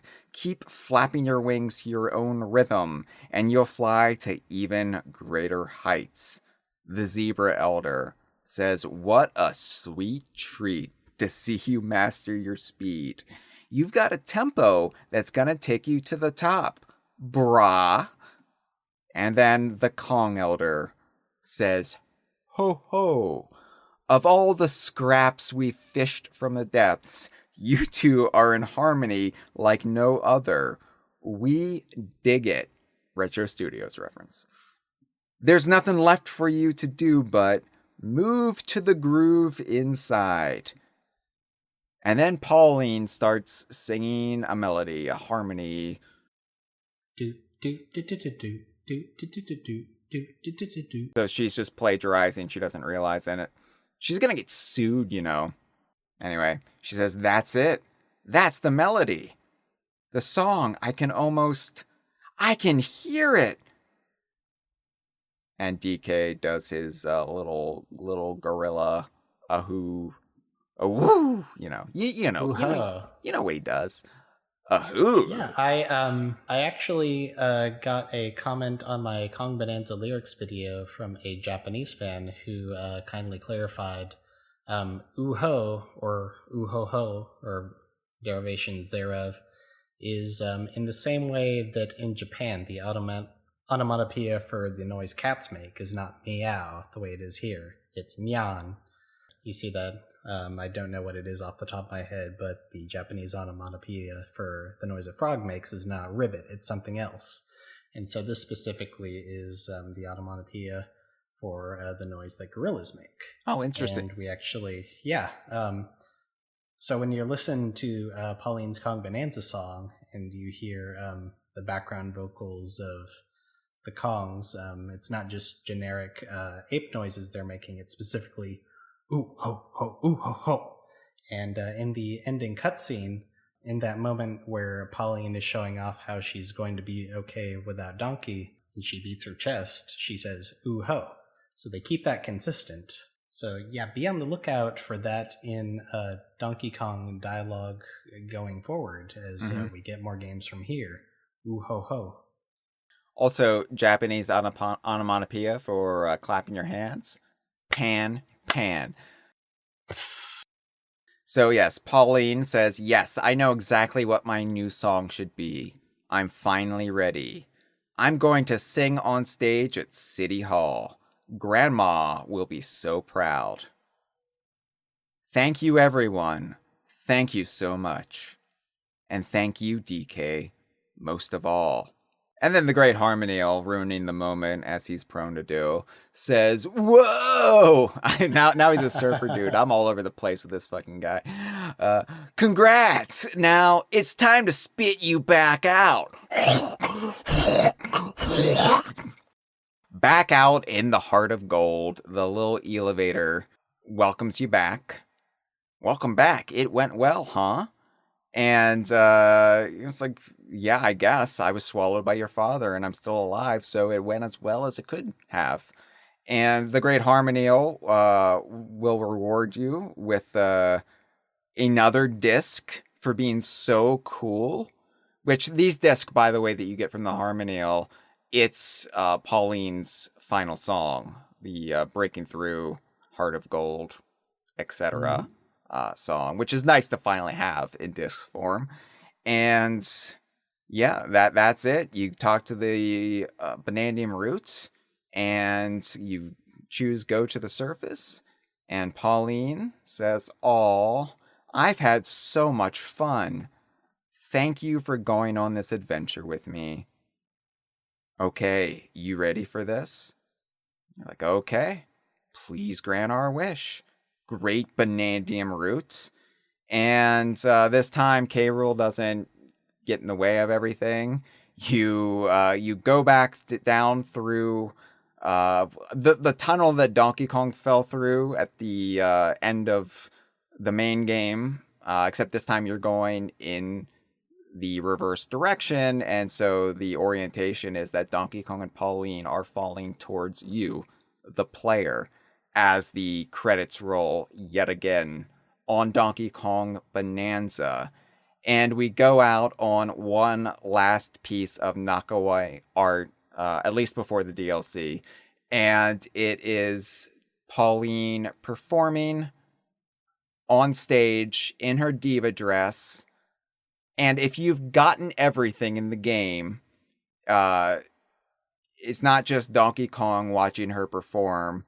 It's fractones. It's every animal species from the underground world, including prospector monkeys, are also in attendance for this show. Yeah, you do not have to do absolutely everything in the game. Namely, you do not have to max out your skill tree. You, I believe, just have to have collected all of the unique bananas, but you do not have to reach the 1,000 banana cap. If you do this without having 100%ed the game, you get an alternate version of the same image where Donkey Kong is there in the same position, jumping up. and the crowd of people is stood in front of Pauline watching her perform, but the denizens of the underground world have not joined in. Yeah, comparatively, it makes for a less satisfying image just compositionally. Right. To have Pauline and Donkey Kong as the only fully detailed and colored characters, and then a sea of monochrome people cast in purple. Whereas if you do go the whole extra mile, then yeah, you get one member of every species that you meet throughout the game, both the Lagoon and Prospector monkeys, and a Fractone, and all the others. And I wonder if like any of the new Donkers are like, holy shit, there's a zebra wearing a parka? Standing upright? What the fuck is happening? We need like an exorcist in here stat. Well, half of them are the equivalent of the people in the Marvel movies who lost 5 years because they got unsnapped back into existence. Oh, right, so right. After that whole thing, they're just like, whatever. They're so desensitized to the trauma of this weird shit spewing up from the city streets. So yeah, that is the post game for Donkey Kong Bananza. Now, if you're like me, who finished this like several weeks after the DLC came out, you were then able to just start the DLC the next day, and this wasn't much of an ending at all, but this is where it left off for a lot of people who are more efficient with time management than I was. And, I have some final thoughts, and there's also another neat little detail that we need to discuss about what happens after you're done with everything. But we have some calls to take first. So we got 5. We got 5 calls this time. Are you ready to play call number 1? Yes. All right, let's do it. Hello, Hyle. Hello, Andre. This is Crawlnex. Hyle, I hope you voted in those Virginian elections. Andre, I hope Oscar's Bananza with English lyrics is going well. But I want to talk about the postgame, and I want to focus on Grumpy Kong's role in the postgame. It's specifically the very onerous amount of gold he asked from you. But first, something that I could afford when I first talked to him was the boss rush arena, which was more fun than I was expecting it to be, in part because unlike Odyssey, which also has post-game boss refighting stuff, obviously, Bananza, you get a lot more abilities over time, and it was very gratifying to use these new Bananzas and new abilities I got for the Bananzas on these old bosses. Like the giant roly guy from the freezer layer, using Snake Bananza on him is amazing because you can glare and just punch him before he starts making his dumb little ice road. And that also means you have to use Zebra less, I guess. However, Grumpy's biggest ask from you is the absolutely titanic amount of gold they asked for his final project, which is a giant gold statue. And this sort of recontextualized my entire romp through Bananza's postgame, because I did not have nearly enough gold. And this is partially because I was not 100% layers as I went through. I called before and I said that I was trying to get over half of the bananas in every layer on my first trip, but otherwise I was trying to go through it at kind of a quick pace to avoid getting completely spoiled, because I had gotten it around launch day. So for the entire rest of the game, as I'm going through the layers, I'm combing through them again one by one, I'm constantly thinking, I need to find gold, I need to go out of my way to get gold, I need to fulfill Grumpy Kong's perilous work order. I put Pauline in minor clothes for like the entire rest of the game just so I could eventually scrape up enough gold to get that final banana on the golden statue. And I assume that's kind of what you're intended to do, because it gives you something else to sort of think about as you're combing through the game. Although I am curious to hear, Andre, I don't know where you were like the Hyle. Did you have enough gold? You might have answered this before, but were you just able to pay him in one go because you spent so much time smashing stuff? Thank you for taking the call. Well, thank you so much for the call. We actually got this call before we recorded part 1, before we made the decision to split it up into 2 parts. So you probably have the answer by now, but yes, I had the gold to get the statue on my first go around. And so that was just off my plate immediately. So yeah, I definitely didn't have the same experience that you did. Yeah, my experience was pretty in between. I want to say out of the 120,000 gold requirement, I had 80,000 after buying the first 2 things from Grumpy. So I did need to, I was going to say I needed to go off and get some gold elsewhere for a while, but I want to say, especially after getting the minor outfit for Pauline, that I spent enough time on the enemy battle challenge. You're defeating hundreds of enemies all told, or at least over 100, I want to say, just in a single run through, and all those enemies are dropping gold. So I might have, I don't remember exactly, just fulfilled the gold requirement, just grinding out the first 2 challenges, and then that was the amount of time I needed to work up to the final purchase, which I'm glad it worked out that way, that I wasn't able to just buy all 3 of them in succession, because that made the final payoff, that this last grand thing was actually an emotional gesture from Grumpy to you, made it all the more satisfying. Yeah, maybe I played it wrong, but I have no regrets. I am very satisfied with how Bananza unfurled for me, personally speaking. And that's, I think a testament to the game structure is that it can have different emotional resonances and impacts for people, no matter what order they played it in or what they chose to do first. It's very tailored to everyone's play style. And I think that is something I never really consider about good game design, but maybe I should start. I spoke last time about the whole matter of boss difficulty, how the boss rush plays into it, and I didn't really make the same point that it's not just that these versions of the boss fights are harder, but that you get your full tool set to use against them. Maybe if not for that factor, they would have decided that a simple boss rush of the boss designs as they already existed would have been enough. But yeah, that's a good point. I never thought to use... I hadn't been through the snake rehearsal, so I hadn't really gotten it into my head that, I should be using the glare ability to slow things down. And so I didn't even think of trying that against Inflaminite. And yeah, it's another thing. I meant to mention last time that it took me until researching for the episode that I realized that every boss fight in the game is repeated at least twice, and by virtue of the boss rush, some of them are repeated 3 times. And a lot of the bosses were over so quickly, or so just straightforwardly, you just kind of ran up to them and punched them, that I think I wasn't initially sure whether the second time you fight Grumpy, whether that was a harder version of the initial time you fight the King Crocoid in Canyon Layer. I think it took Grumpy popping up before I was like, okay, yeah, this is the same fight. I just wasn't sure, and that's sort of a problem if your bosses are easy enough that they don't cement themselves in your mind.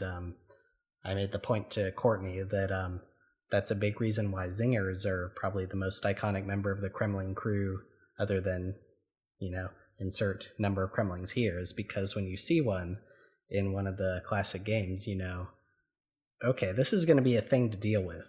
Maybe not every time, but so much of the placement of zingers really does test you, and it really kind of strikes dread into you, even if you're not playing it as a kid who's just scared of the wasp look and the wasp noise.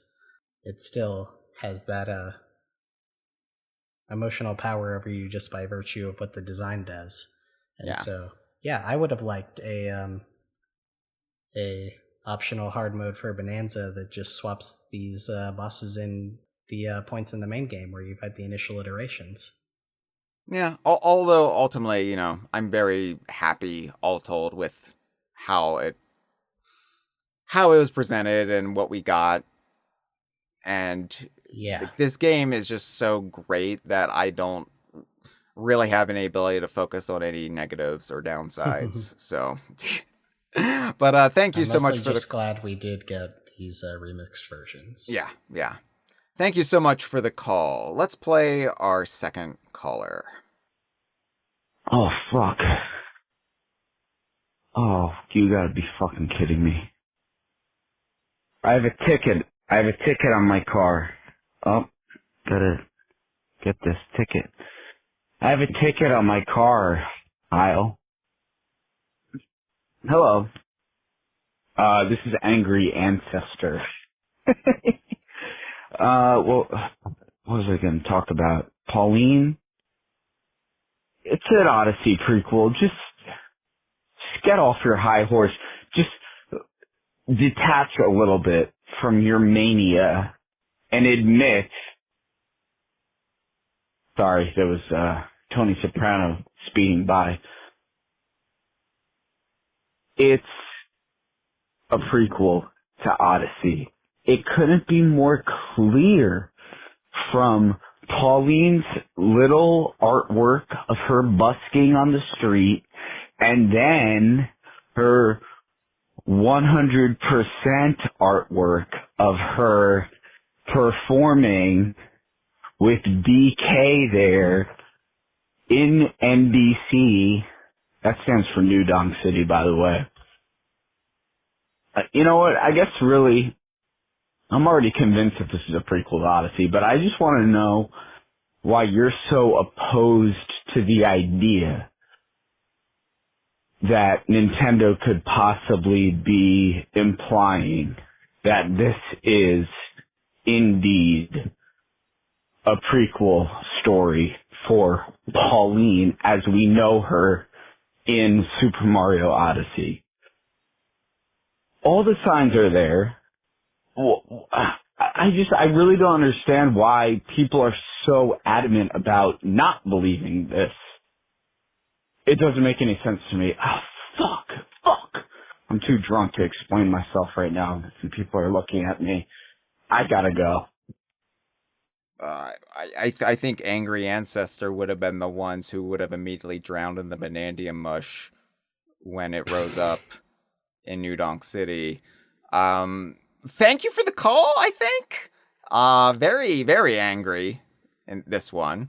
Why am I adamant? Well, I'm not adamant really one way or another. I think it's deliberately vague, and they definitely skirt around the points you are making. I think it's just as much likely that this is a younger Pauline in the Pauline family of Paulines, of ladies who they want to follow in the footsteps, in the vocal traditions of the Paulines that came before them. And that's what the game is implying. I don't think, like, saying this game is an Odyssey prequel, I think is honestly a bigger swing than just saying it's a new, younger Pauline. But I'm an idiot. Everybody hates me. I don't know. Man, I went on about Void Kong uninterrupted for like 15 minutes. I talked about Neptunite being a real thing and prompted Freezer in the chat to say, Jesus Christ, this episode is never going to end when I did that, just for the sake of not having to tackle this. So thanks, Angry Ancestor. Well, look, we don't have to tackle it 100% because, quite frankly, we don't have the time to do it here. It's got to be its own episode down the line. We're going to do it eventually. I will say, though, that it is not necessarily incomprehensible or inconceivable that it could be a game that takes place, 10 to 15 years before Super Mario Odyssey? But you got to think the parallel between the Donkey Kong series and the Mario series, how much do they really want to diverge the two? And to say that, like, all these Donkey Kong games are taking place before the mainline Mario games or whatever can of worms that would open up. People go on and on about how do you reconcile Cranky and his role, and have they now divorced Jumpman from Mario? And I think making it a Odyssey prequel would be even worse for that cacophony of nonsense than it would be just to say that this is yet another new generation of characters before us. This is a new Pauline. And the Pauline from Odyssey is either Lady from the arcades. She is, in fact, this Pauline's grandmother or that Pauline is this Pauline's mother that somehow never comes up in conversation. So if you remember, I up my Patreon pledge to join the DK Vine Inner Circle with less than a week left before the month ended. If I was being smart, I would have waited a few days just so I was not paying that extra $25 for less than a week there. What prompted me to do that was there was a conversation on Blue Sky that Josh started and a bunch of other people jumped in, Agent Ape, Matt, Freezer, and yeah, I made the connection that because Ape was arguing that, because Angry Ancestor is correct, the conclusion that most people are going to walk away with is that this is the same Pauline that we met in Odyssey. This is a prequel. This is the ending image is her dressed as she is in Odyssey performing a song, which was not part of Pauline's character prior to that point, as far as I know. And I went back and I was thinking contrary to that, it was clear that it really couldn't be the same Pauline, and this is a prequel because, well, then how does that square away with Donkey Kong? Well, quote unquote Donkey Kong eventually kidnapping her, but also Cranky Kong is already Cranky Kong. Like, how is that supposed to work? She's met the current Donkey Kong who has already assumed the mantle of Donkey Kong, but somehow Cranky Kong, who is reaffirmed in this game's dialogue to still be the arcade DK, still kidnapped her at some point? How can you square that away? And I look back at Pauline's dialogue in Odyssey, and apparently this is different in the Japanese script in a way that, does not make the possible implication I'm about to draw, but at least in the English localization, Pauline asks Mario, which of these things did I actually do a long time ago? The correct answer is captured by Ape. Mm-hmm. To which she responds, correct. I knew you'd remember. It was traumatic at the time, but it helped make me the person I am now. Supposedly in the Japanese script, it is captured by Gorilla, not Ape. But I saw that, and I was sleep-deprived and excitable, but I was like, oh my god. She was shaped into the confident and competent person she is now by being captured by apes at some point in her past.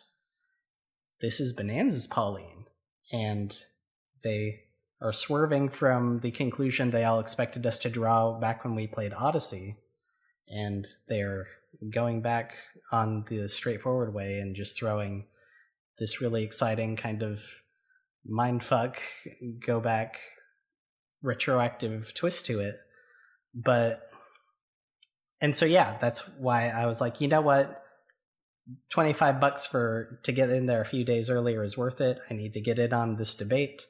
And it turned out that nobody was carrying on that conversation in a more long-form way than a Blue Sky thread allows in the inner circle, but that's fine. I've gotten my fill elsewhere since then.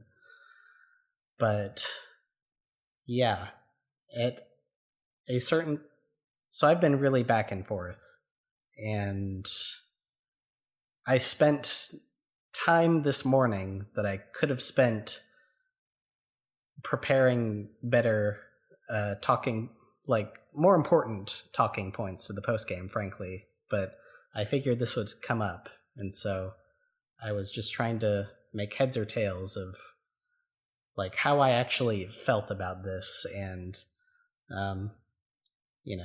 Traveler of the Stars is very fervently on the side of this being a prequel, and he's been shouting at us in the chat and shouting in favor of Angry Ancestor.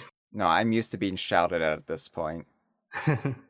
Well, for one thing, Angry Ancestor's accusation that you were hardline on this not being a prequel, I do want to point out that you did go pretty hard on that stance back on the Planet Core episode. I don't remember your exact wording, but you seemed to be very firmly on the side that it was blatantly not an Odyssey prequel. And how are people coming to a different conclusion?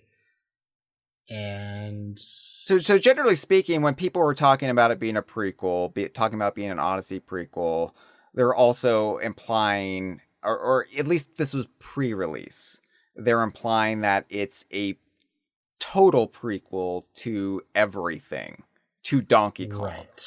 To, like, this is not our Donkey Kong. Like, this is this, like, the first story in the Donkey Kong series as a whole, right? Yeah. And that's what I was dismissing. Like, no, it all happened.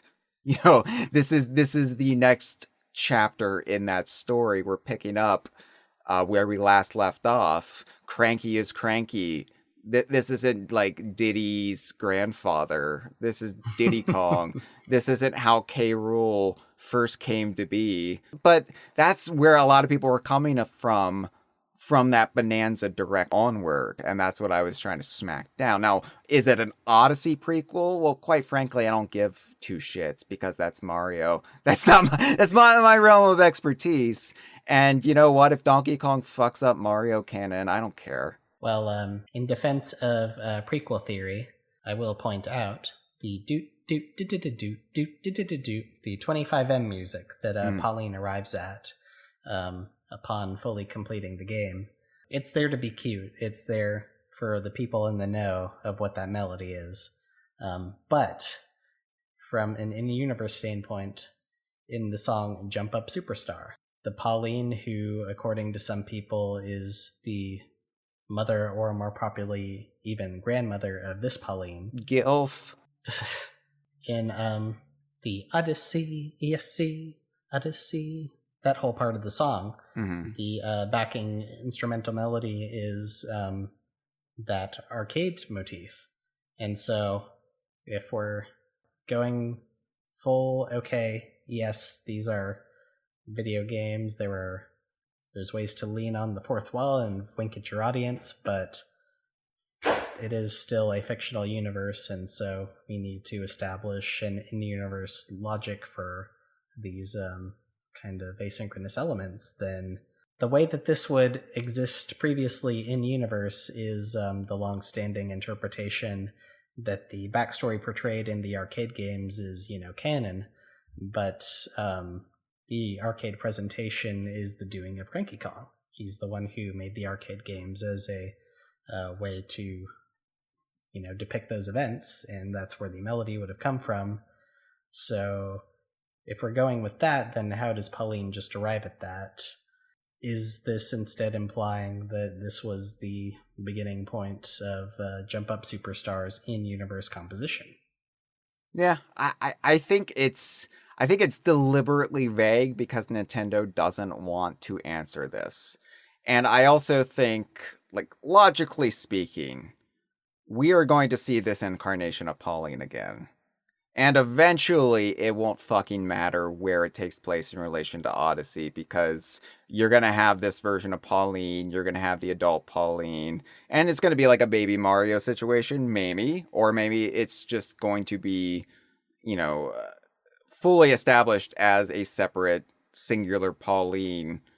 But they're going to dance around how she's related to the other Pauline, just like they continually dance around Cranky Kong and Donkey Kong. Is he the grandfather? Is he the father? What about Donkey Kong Jr.? Don't worry about it. Moving on. And I think that they, of course, want fans to theorize about this. They want us to be having these debates. But ultimately, I don't think they will come down on one side or the other, which maybe makes this more frustrating of a debate to have, because you're never going to get clear, concise answers. My biggest concern going into all of this was, how's this going to relate to other Donkey Kong games? And as far as that goes, it doesn't upset any apple carts. And so, yes, Odyssey exists. yes, the nature of adult Pauline. Like, the only thing this would really affect is the Mario versus Donkey Kong series. And I can't really lose much sleep about that. Like, I want it to all be consistent, and I still, care about those games by virtue that they exist, and they have the Donkey Kong that I love in them. But, I mean, that is really where Pauline was reintegrated into this mythos to begin with, outside of Donkey Kong 94, which is where she got this current design, a current design of adult Pauline, mind you. It was Mario versus Donkey Kong 2, where she really became a reoccurring character again. So there's a lot to consider. And I think that will be part of the fun going forward while we wait for the next Donkey Kong game, is fighting each other to the death about this. But right now, as far as this episode goes, considering we are now over 5 hours, I've said all I'm going to say about this, Angry Ancestor. I hope you got home safely, and I hope that ticket wasn't too expensive. Thank you for the call. Am I really on a high horse? I mean, with the context that, because I also saw what you talked about, where people were like, oh, young Pauline, this takes place before everything, even though Cranky Kong is already around, because that was not specifically drawn attention to in promotional material, because it's weirdos who care about that kind of minutia, or even know the whole deal with Cranky Kong as he relates to Donkey Kong as he relates to arcade Donkey Kong. So yeah, I mean, there are plenty of people playing this game, especially since there's, especially come Christmas, going to be a bunch of kids to whom this is their intro to Donkey Kong, who are, all this is just going to go over their heads, which is frankly fine. You should not have to do homework to appreciate Bananza, and you don't. But yeah, I'm glad for that clarification. Hopefully that gets some people off your back. No, people will find a new way to tear into me. I am the face of oppression. I am the biggest target when it comes to the establishment Donkey Kong fandom. No, I think my horse is exactly as high as it needs to be. All right, let's play our third call. Yo, it's Jackson. I'm up some fractonium right now, and so I'm kind of winging it here. Anyway, we're talking about a post game. So firstly, I just wanted to congratulate your post game, Hyle. 'Cause seriously, the casts have been amazing. I've loved them for every layer. Wondering if we're going to get kind of a every layer ranking, potentially. I don't know if that would warrant a whole episode or just a quick rattling. I don't know if you're like picking between children. But I love all the layers, and that was like the aesthetics of the game and stuff are just some of my favorite things in this game and in like Nintendo EPD games, right? And so one thing I really loved was that in Get Isle you got to repair the main attraction of the fucking environment. Like that whole mini map was so ugly without the tower there, right? And I already called in complaining about how the melon and resort layer goes away. So anyway, I just wanted to say one other thing is that part one of the post-game discussion, you guys are like, oh, the Bananza Rehearsals, what's there to even say? And it's just, I wanted to say you were wrong, but unfortunately, it just kind of sucks that you're right. And I just wish that they took advantage of the aesthetics of the different layers, and like, what if they literally just framed it differently, like aesthetically and narratively, like, oh, it's the forest dungeon, and it's like literally like a darker environment but the same level with spikes and shit. I think that would work. But anyway, I might get cut off here any minute. This has been Jackson Kong, and And yeah. Oh, also in a future game, do you think Grumpy Kong will be a villain or a good guy? Do you think he'll be hired to be a villain again, or do you think that he's officially on our team? Same with the other Kongs, but mainly Grumpy. I love Grumpy. I love him. Well, I think Jackson is on some sort of high horse as well, just a different sort. Thank you. Thank you so much for the call. So, no, like when I was saying I don't have much to discuss about the Bananza rehearsals, and in fact, I think we were proven wrong about that. We had plenty to discuss. But it wasn't meant to disparage them or their presentation. I think for the post game, which is more of a low budget affair than the main attraction, I think they did exactly what needed to be done with those rehearsals and the space they inhabited. And I think the cyan and magenta color scheme fits perfectly, especially with what we know now about how they actually existed. So I've no actual qualms about them. I just was looking at more what I am capable of discussing as a host. And for me, like the pure crunchy gameplay isn't really as much of a talking point with what I bring to the conversation, but just Andre was able to fill in my blind spots, and we ended up getting a lot of discussion out of it. So I am capable of admitting when I'm wrong, you see? But yeah, Grumpy Kong. Well, I do think we're going to see Grumpy and Poppy again, and Void for that matter. I think they're here to stay. I don't think they'll be in every game, but I do think they will continually resurface so long as we get new Donkey Kong games on the semi-regular. I don't think Grumpy will be an out-and-out villain. Like, I don't see Grumpy necessarily being an antagonist in the same sense he was in this game. I could see him being more of a rival, though. Like more of a friendly rival, or even a ne'er-do-well kind of roguish sort who occasionally gets in Donkey Kong's way. Whereas, in keeping with our contrasting thoughts over in Forbidden Layer, I was of the mind that Poppy Kong would be kind of the more mercenary one, the one who would be more likely to go back on the peace that she makes with Donkey at the towards the conclusion of this game, unless Pauline is around. Oh, I think Poppy wants a piece of Donkey. And I hadn't thought of the when I concurred last episode that we would not have, quote unquote, not have that much to say about the rehearsals. I was meaning it in the same terms you were, where we would not go like, okay, and then this section of the zebra rehearsal has you doing this thing. And this is the strategy to get past it. I hope that nobody tuning into last episode was taking that as a insult of them on my part. It's just, yeah, I mean, if we were of a mind, I could have broken them down in that level of detail. I'm not Mitchell Wolf. I don't think I would have done a very good job. But yeah, I did try to give them what they were due, even divorced from their story significance, just by virtue of keeping the talk general, but speaking about their general virtues, although I had not thought of the criticism that they are aesthetically samey. And yeah, thinking about it, maybe they could have, because as you say,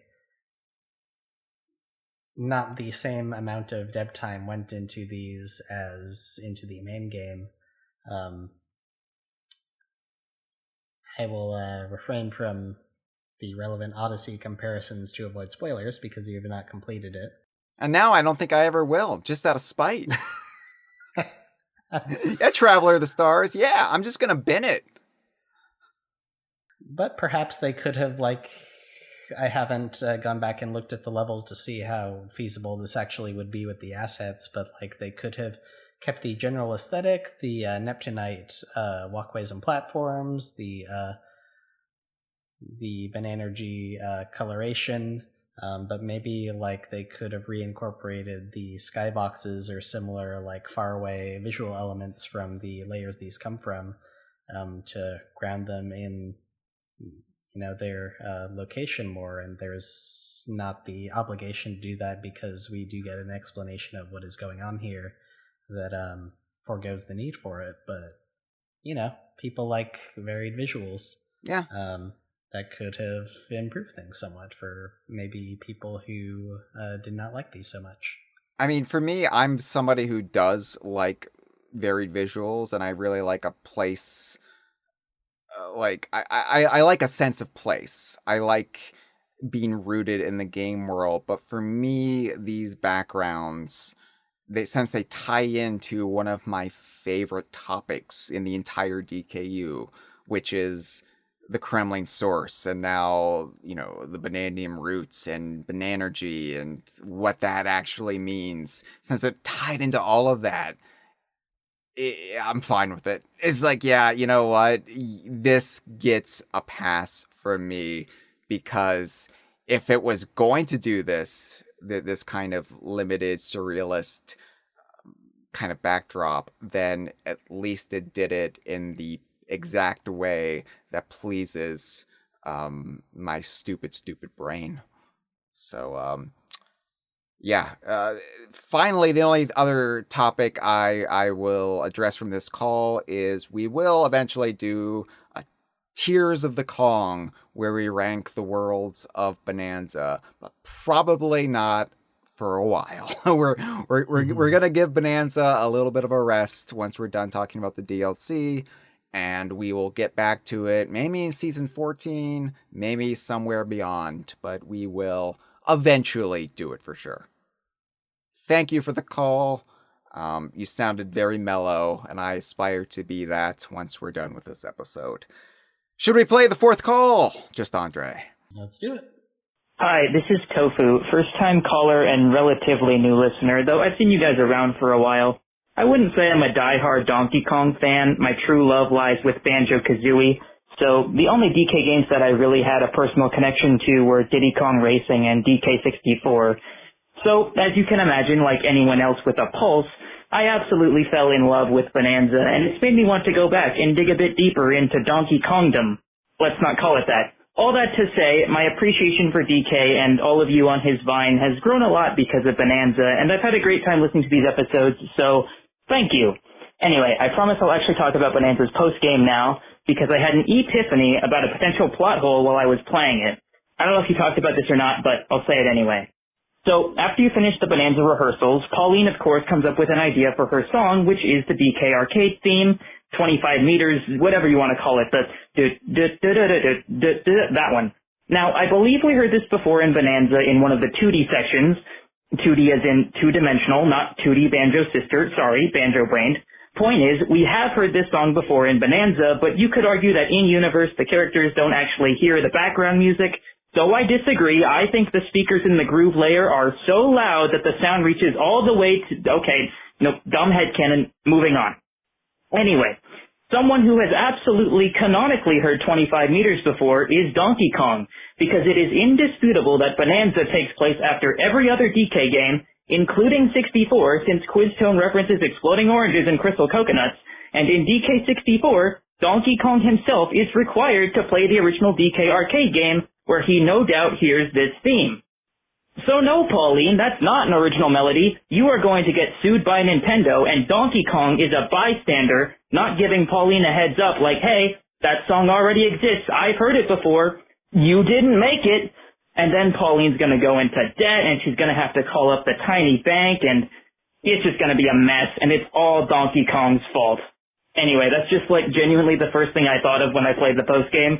So I look forward to hearing your thoughts on this obviously very serious issue. Also, I would sell my internal fluids to see Nintendo EPD develop a Banjo-Kazooie game, but that'll never happen. Bye! Well, thank you so much for the call, Tofu. Love the name, by the way. Big fan. I appreciate everything you said. You also brought up the same joke I made about Pauline being a plagiarist, which, like mine. Also, can I just say, I'm sure you know this about us, but we are also very, very, very pro Banjo-Kazooie here at DK Vine. I was holding my breath because I thought you were going to say, like, my passion is Mario, specifically Super Mario Odyssey, and this is why Bananza is indisputably a prequel. And then you said Banjo-Kazooie, and I was like, oh, okay, thank God, speaking my language now, finally. But,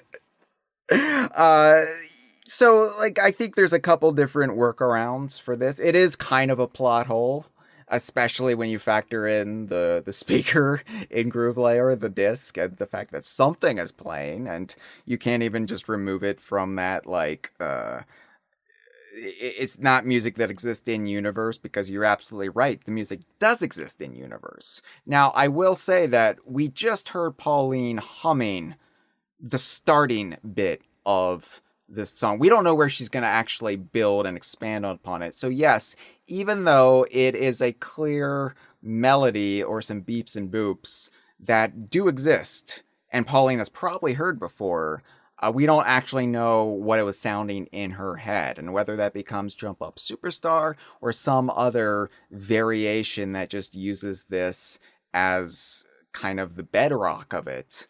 I think that what we could infer, perhaps, is the inspiration she got from all of this Banerjee-derived rehearsal halls and harmonial windpipes, and being in proximity to the Banandium root in the Heart of Gold. Perhaps the doot doot doot doot doot doot is the music of God, the sound of the divine realm.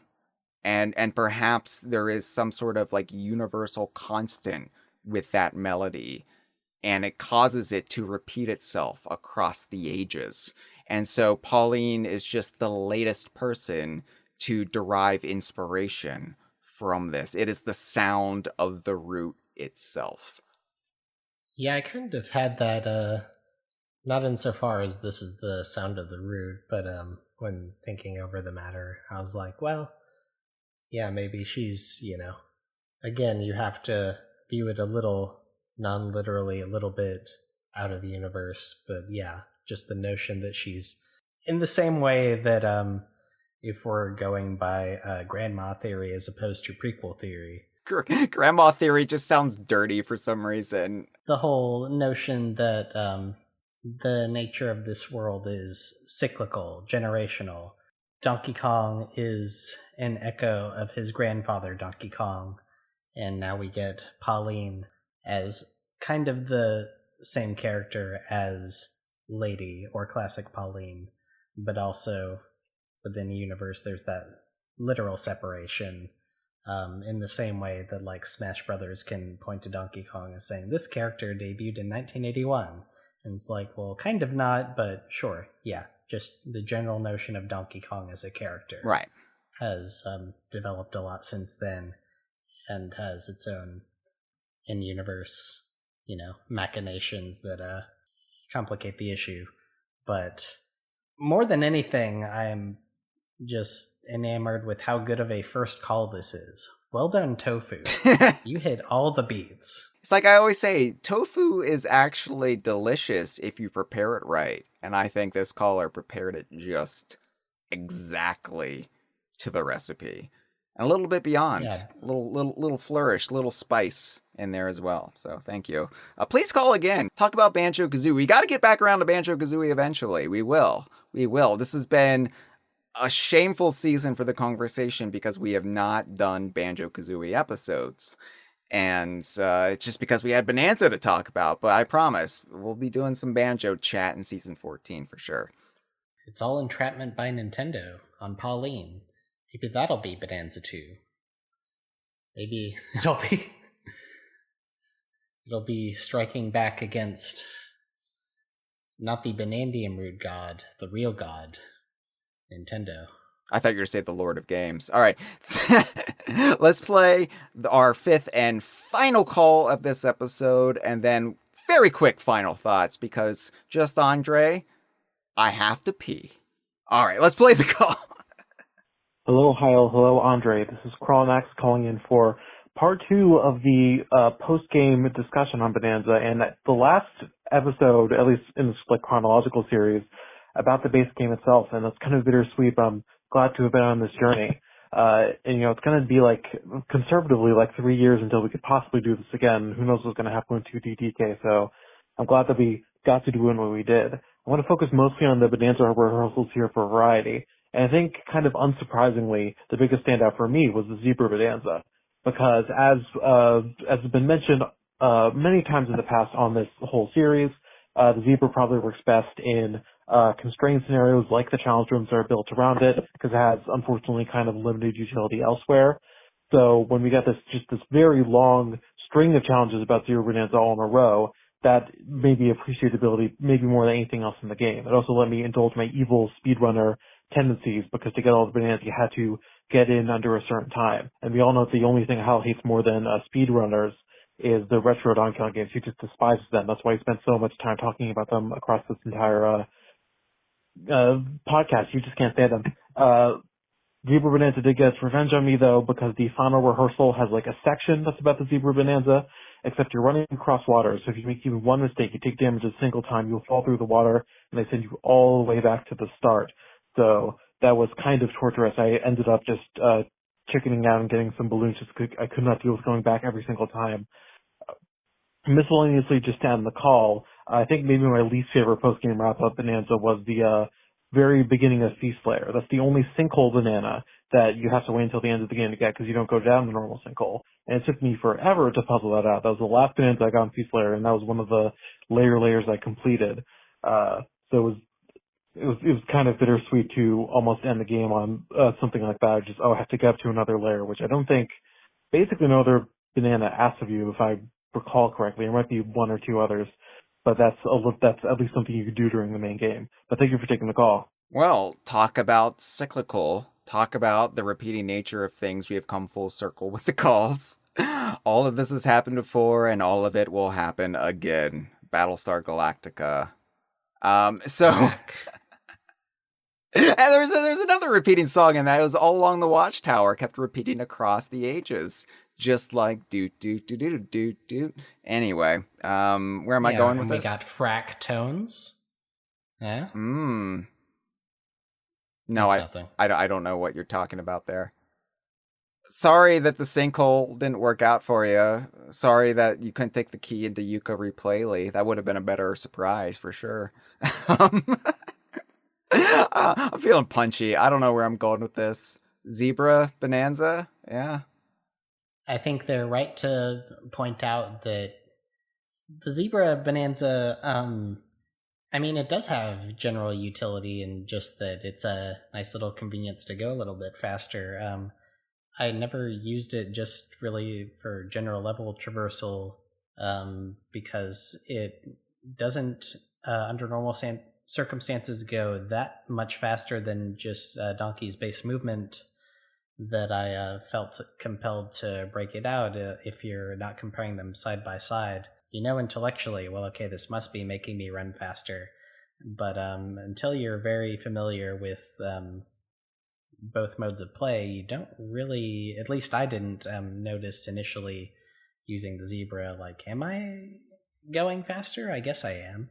Unless you're using the charge dash, which in normal play tends not to be a good idea, because you do not have the same control. You turn very wide and very slow. And so if you do build a challenge around the expectation that you will probably have to use the charge dash, if you're trying to get in under the extra 20-second limit that the Zebra rehearsal imposes for getting all of the Banandium gems, the design of the rehearsal stage thankfully accommodates the full suite of the Zebra's abilities better than normal play, and really brings out the best in the transformation, similar to what I was talking about earlier with how the snake rehearsal really makes you use the glare where you might have slipped on it before. Mm-hmm. Well, I didn't use Zebra Bananza much in just the base game, sans, when I had to, and the Zebra Bananza rehearsal. I will say, without getting too much in the weeds of what's to come, Emerald Rush. It has been kind of invaluable in some of the Emerald Rush courses, in some of the challenges, because that just little extra bit of speed can make a difference. So I've actually been surprised at how much I gravitate towards Zebra Bananza when in a pinch in Emerald Rush. But that's all I'll say about that for now. But thank you so much for the call. Thank you to everyone who called in, including you, Angry Ancestor. I know that's just your nature to be that angry. I would think anybody would love an ancestor theory. It would be, and anyway. Final thoughts on Donkey Kong Bananza's post game. I'll go first. I'll let you have your say, just Andre. I viewed it as a lower budget, cool down epilogue that really allows you, the player, to reflect on Donkey Kong Bananza itself. So, like, for me, the post game, like I said at the top of the last episode, part 1, the post game is not a concept I am intimately familiar with. I only knew it vaguely. Hear tell of other video games that I vaguely know of. For me, the post game was kind of an imaginary scenario I would have thought up following the events of one of my beloved childhood games, like Donkey Kong Country, or Donkey Kong Country 3, or Donkey Kong 64, or Banjo-Kazooie for that matter, or Tooie. Like, how does the world of the game start to settle down and repair itself and rebuild after one of these wild cataclysmic events or even near apocalyptic scenarios? Like, what does that look like? And here we got that. The underground world has begun to rebuild, and not just rebuild to what it was, but build better than it was before, strengthen itself by being more connected, being more, what's the word? At harmony with each layer. Like the salvager monkeys now fully embrace their Kong ancestry. They're visiting other layers. They're welcoming visitors into their own layer. The prospector monkeys, once stranded and desperate, are now becoming integrated into this world as well. Ingot Isle Cave-In is now a full part of the underground world, thanks in part to Grumpy Kong. And I would say that the confidence that Donkey Kong has given Pauline, that is, what most people will take away. Like, oh, Donkey Kong has given Pauline the strength and the belief in herself to follow her passion and her desire. But the post-game also illustrates how Donkey Kong has given the underground world a gift. Empathy, curiosity, and community spirit. The same that's really lived and shared on Donkey Kong Island. And so I really, really love the post-game as a final capper on, well, Donkey Kong Bananza for now. Obviously, the DLC has a bit more to say about everything, but yeah, big fan. As for me, I kind of, I meant to circle back around to it within the span of a single episode. I did not realize that we would wind up where we are right now, 5.5 hours in, on part 2 alone of the post-game discussion. But I went on at length about the kind of the pathos that the post-game gives to the characters of Voidco specifically. And kind of my thesis there was that their depictions in the post-game Ingot Isle and their appearances outside it follow on from where you leave off with them in the main story in a way that feels logical, that you would be able to, call that, yeah, if they hadn't shown up in the post-game, but we were imagining how they could have been worked in, we probably would have arrived at something a lot like what we see. And so the post-game maybe isn't strictly necessary, maybe, but I mean, it does make a difference to see where all of this ends up not just when it comes to Voidco, but seeing Pauline again. She specifically, when you first see her back in Ingot Isle, this was kind of gratifying for me as somebody who heard this line essentially in the vocals of the Kong Bananza song and put out a video about it. She says, "I'm freaking out" to DK. But she's not panicking. She's, even before enlisting Donkey's help and running through the Bananza rehearsals and completing all these tasks that gets her to her final, the culmination of what she's been working toward, where that's realized. Yeah, she has her friend. She needs to lean on him, but it's not the Pauline we saw at the beginning, where in in Canyon Layer, she has that getaway dialogue about where she's worried about stepping off of a nearby cliff in her sleep. And I saw that and I was like, oh, well, that's a reasonable fear, but also she's anxious about things other than just her singing, which is not really something that was an active part of the story in the interlude in Hilltop Layer. The game just kind of gives you a little bit of time to settle in with Pauline. But in Cliff Layer, what the game is doing with her really comes out in a way that I got very quickly, because I think I did get the Cliff dialogue first, but then I got the getaway dialogue where she was similarly unable to even sleep because she was occupied with anxieties of, oh, there's a lizard on the ceiling on top. What if it falls on me? And then she has the getaway dialogue where she talks about her financial anxieties and as it relates to the getaways. And I was like, oh my god. Hyle has spent years talking about characters like Diddy Kong or Yuka as the DKU personification of the anxious millennial. And I have not read Cracklestone, so I feel like I cannot adequately speak to Yuka, but I kind of got the sense that maybe you might have been projecting yourself onto Diddy Kong a little bit with that assessment. I don't know if maybe there's anything to that, but in Pauline's case, it would not be an anxious millennial, it would be an anxious zoomer.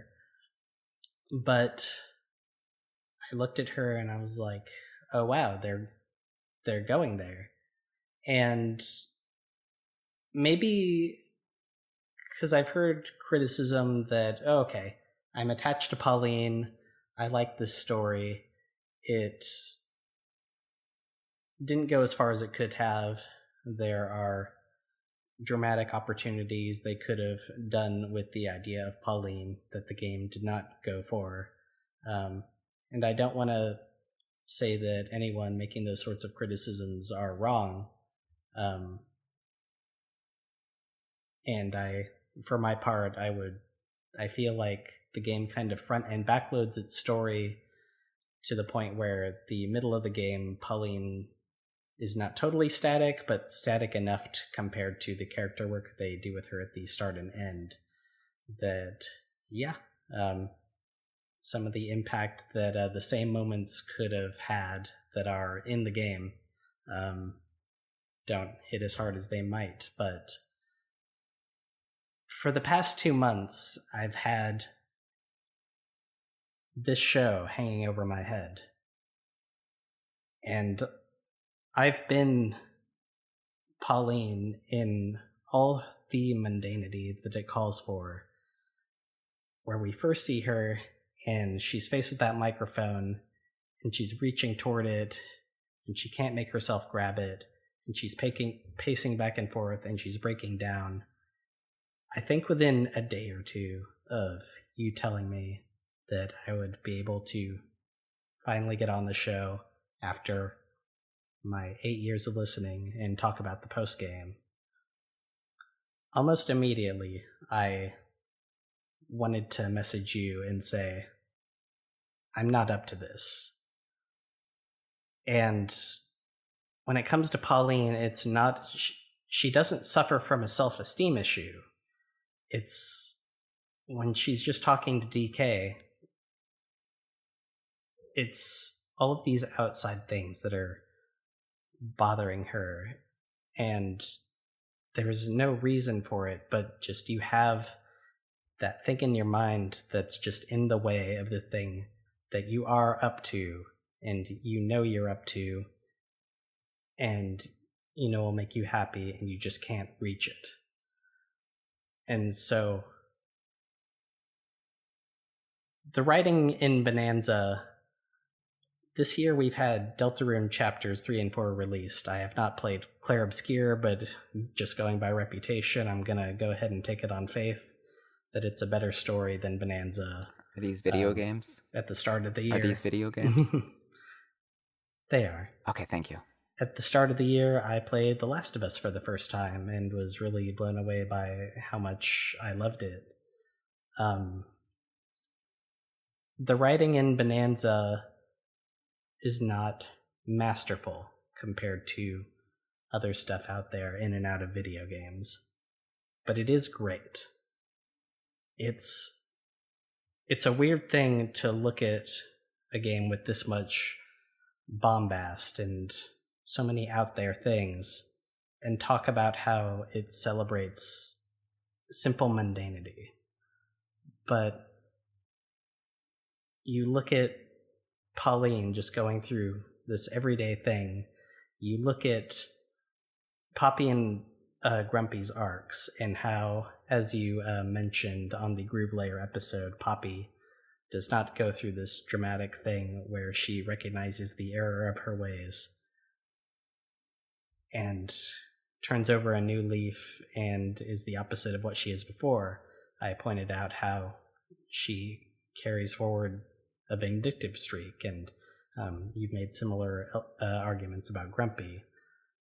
And yet, they did make that change, and what prompted it wasn't any world-shaking revelation for them about the error of what they were doing. It was just meeting somebody and that process of making something new and novel mundane.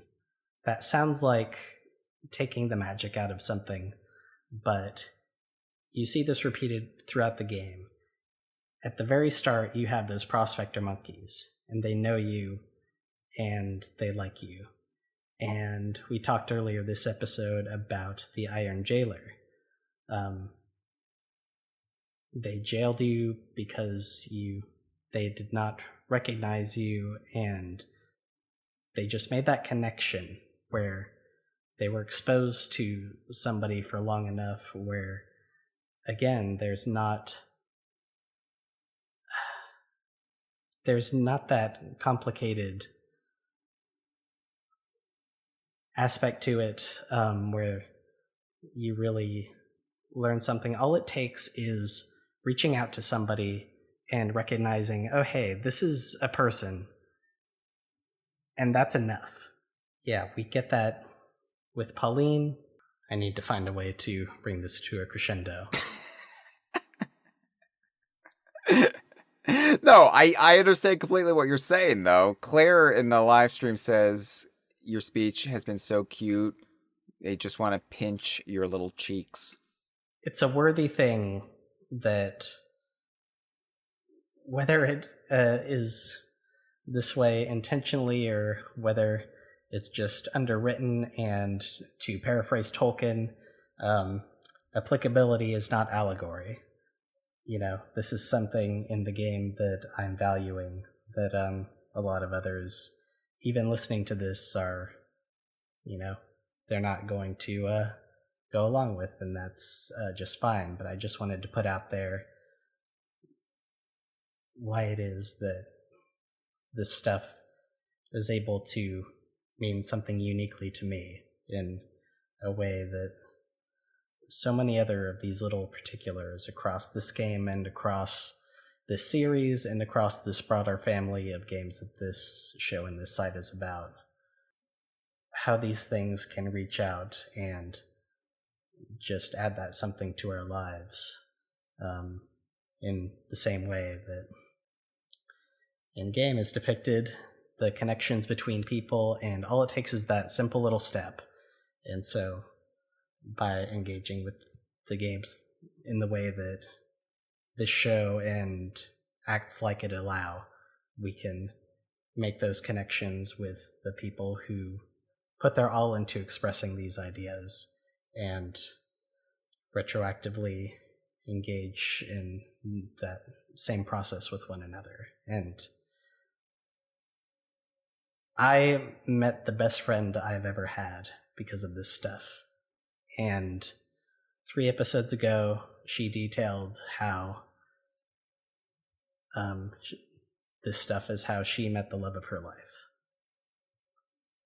And so, I know I'm using the excuse to just go on about my feelings towards the game itself, and not specifically the post-game as opposed to what the post-game contributes to the whole, but yeah, this has really meant the world to me, to be able to have this platform to just expound on what a gift this has all been.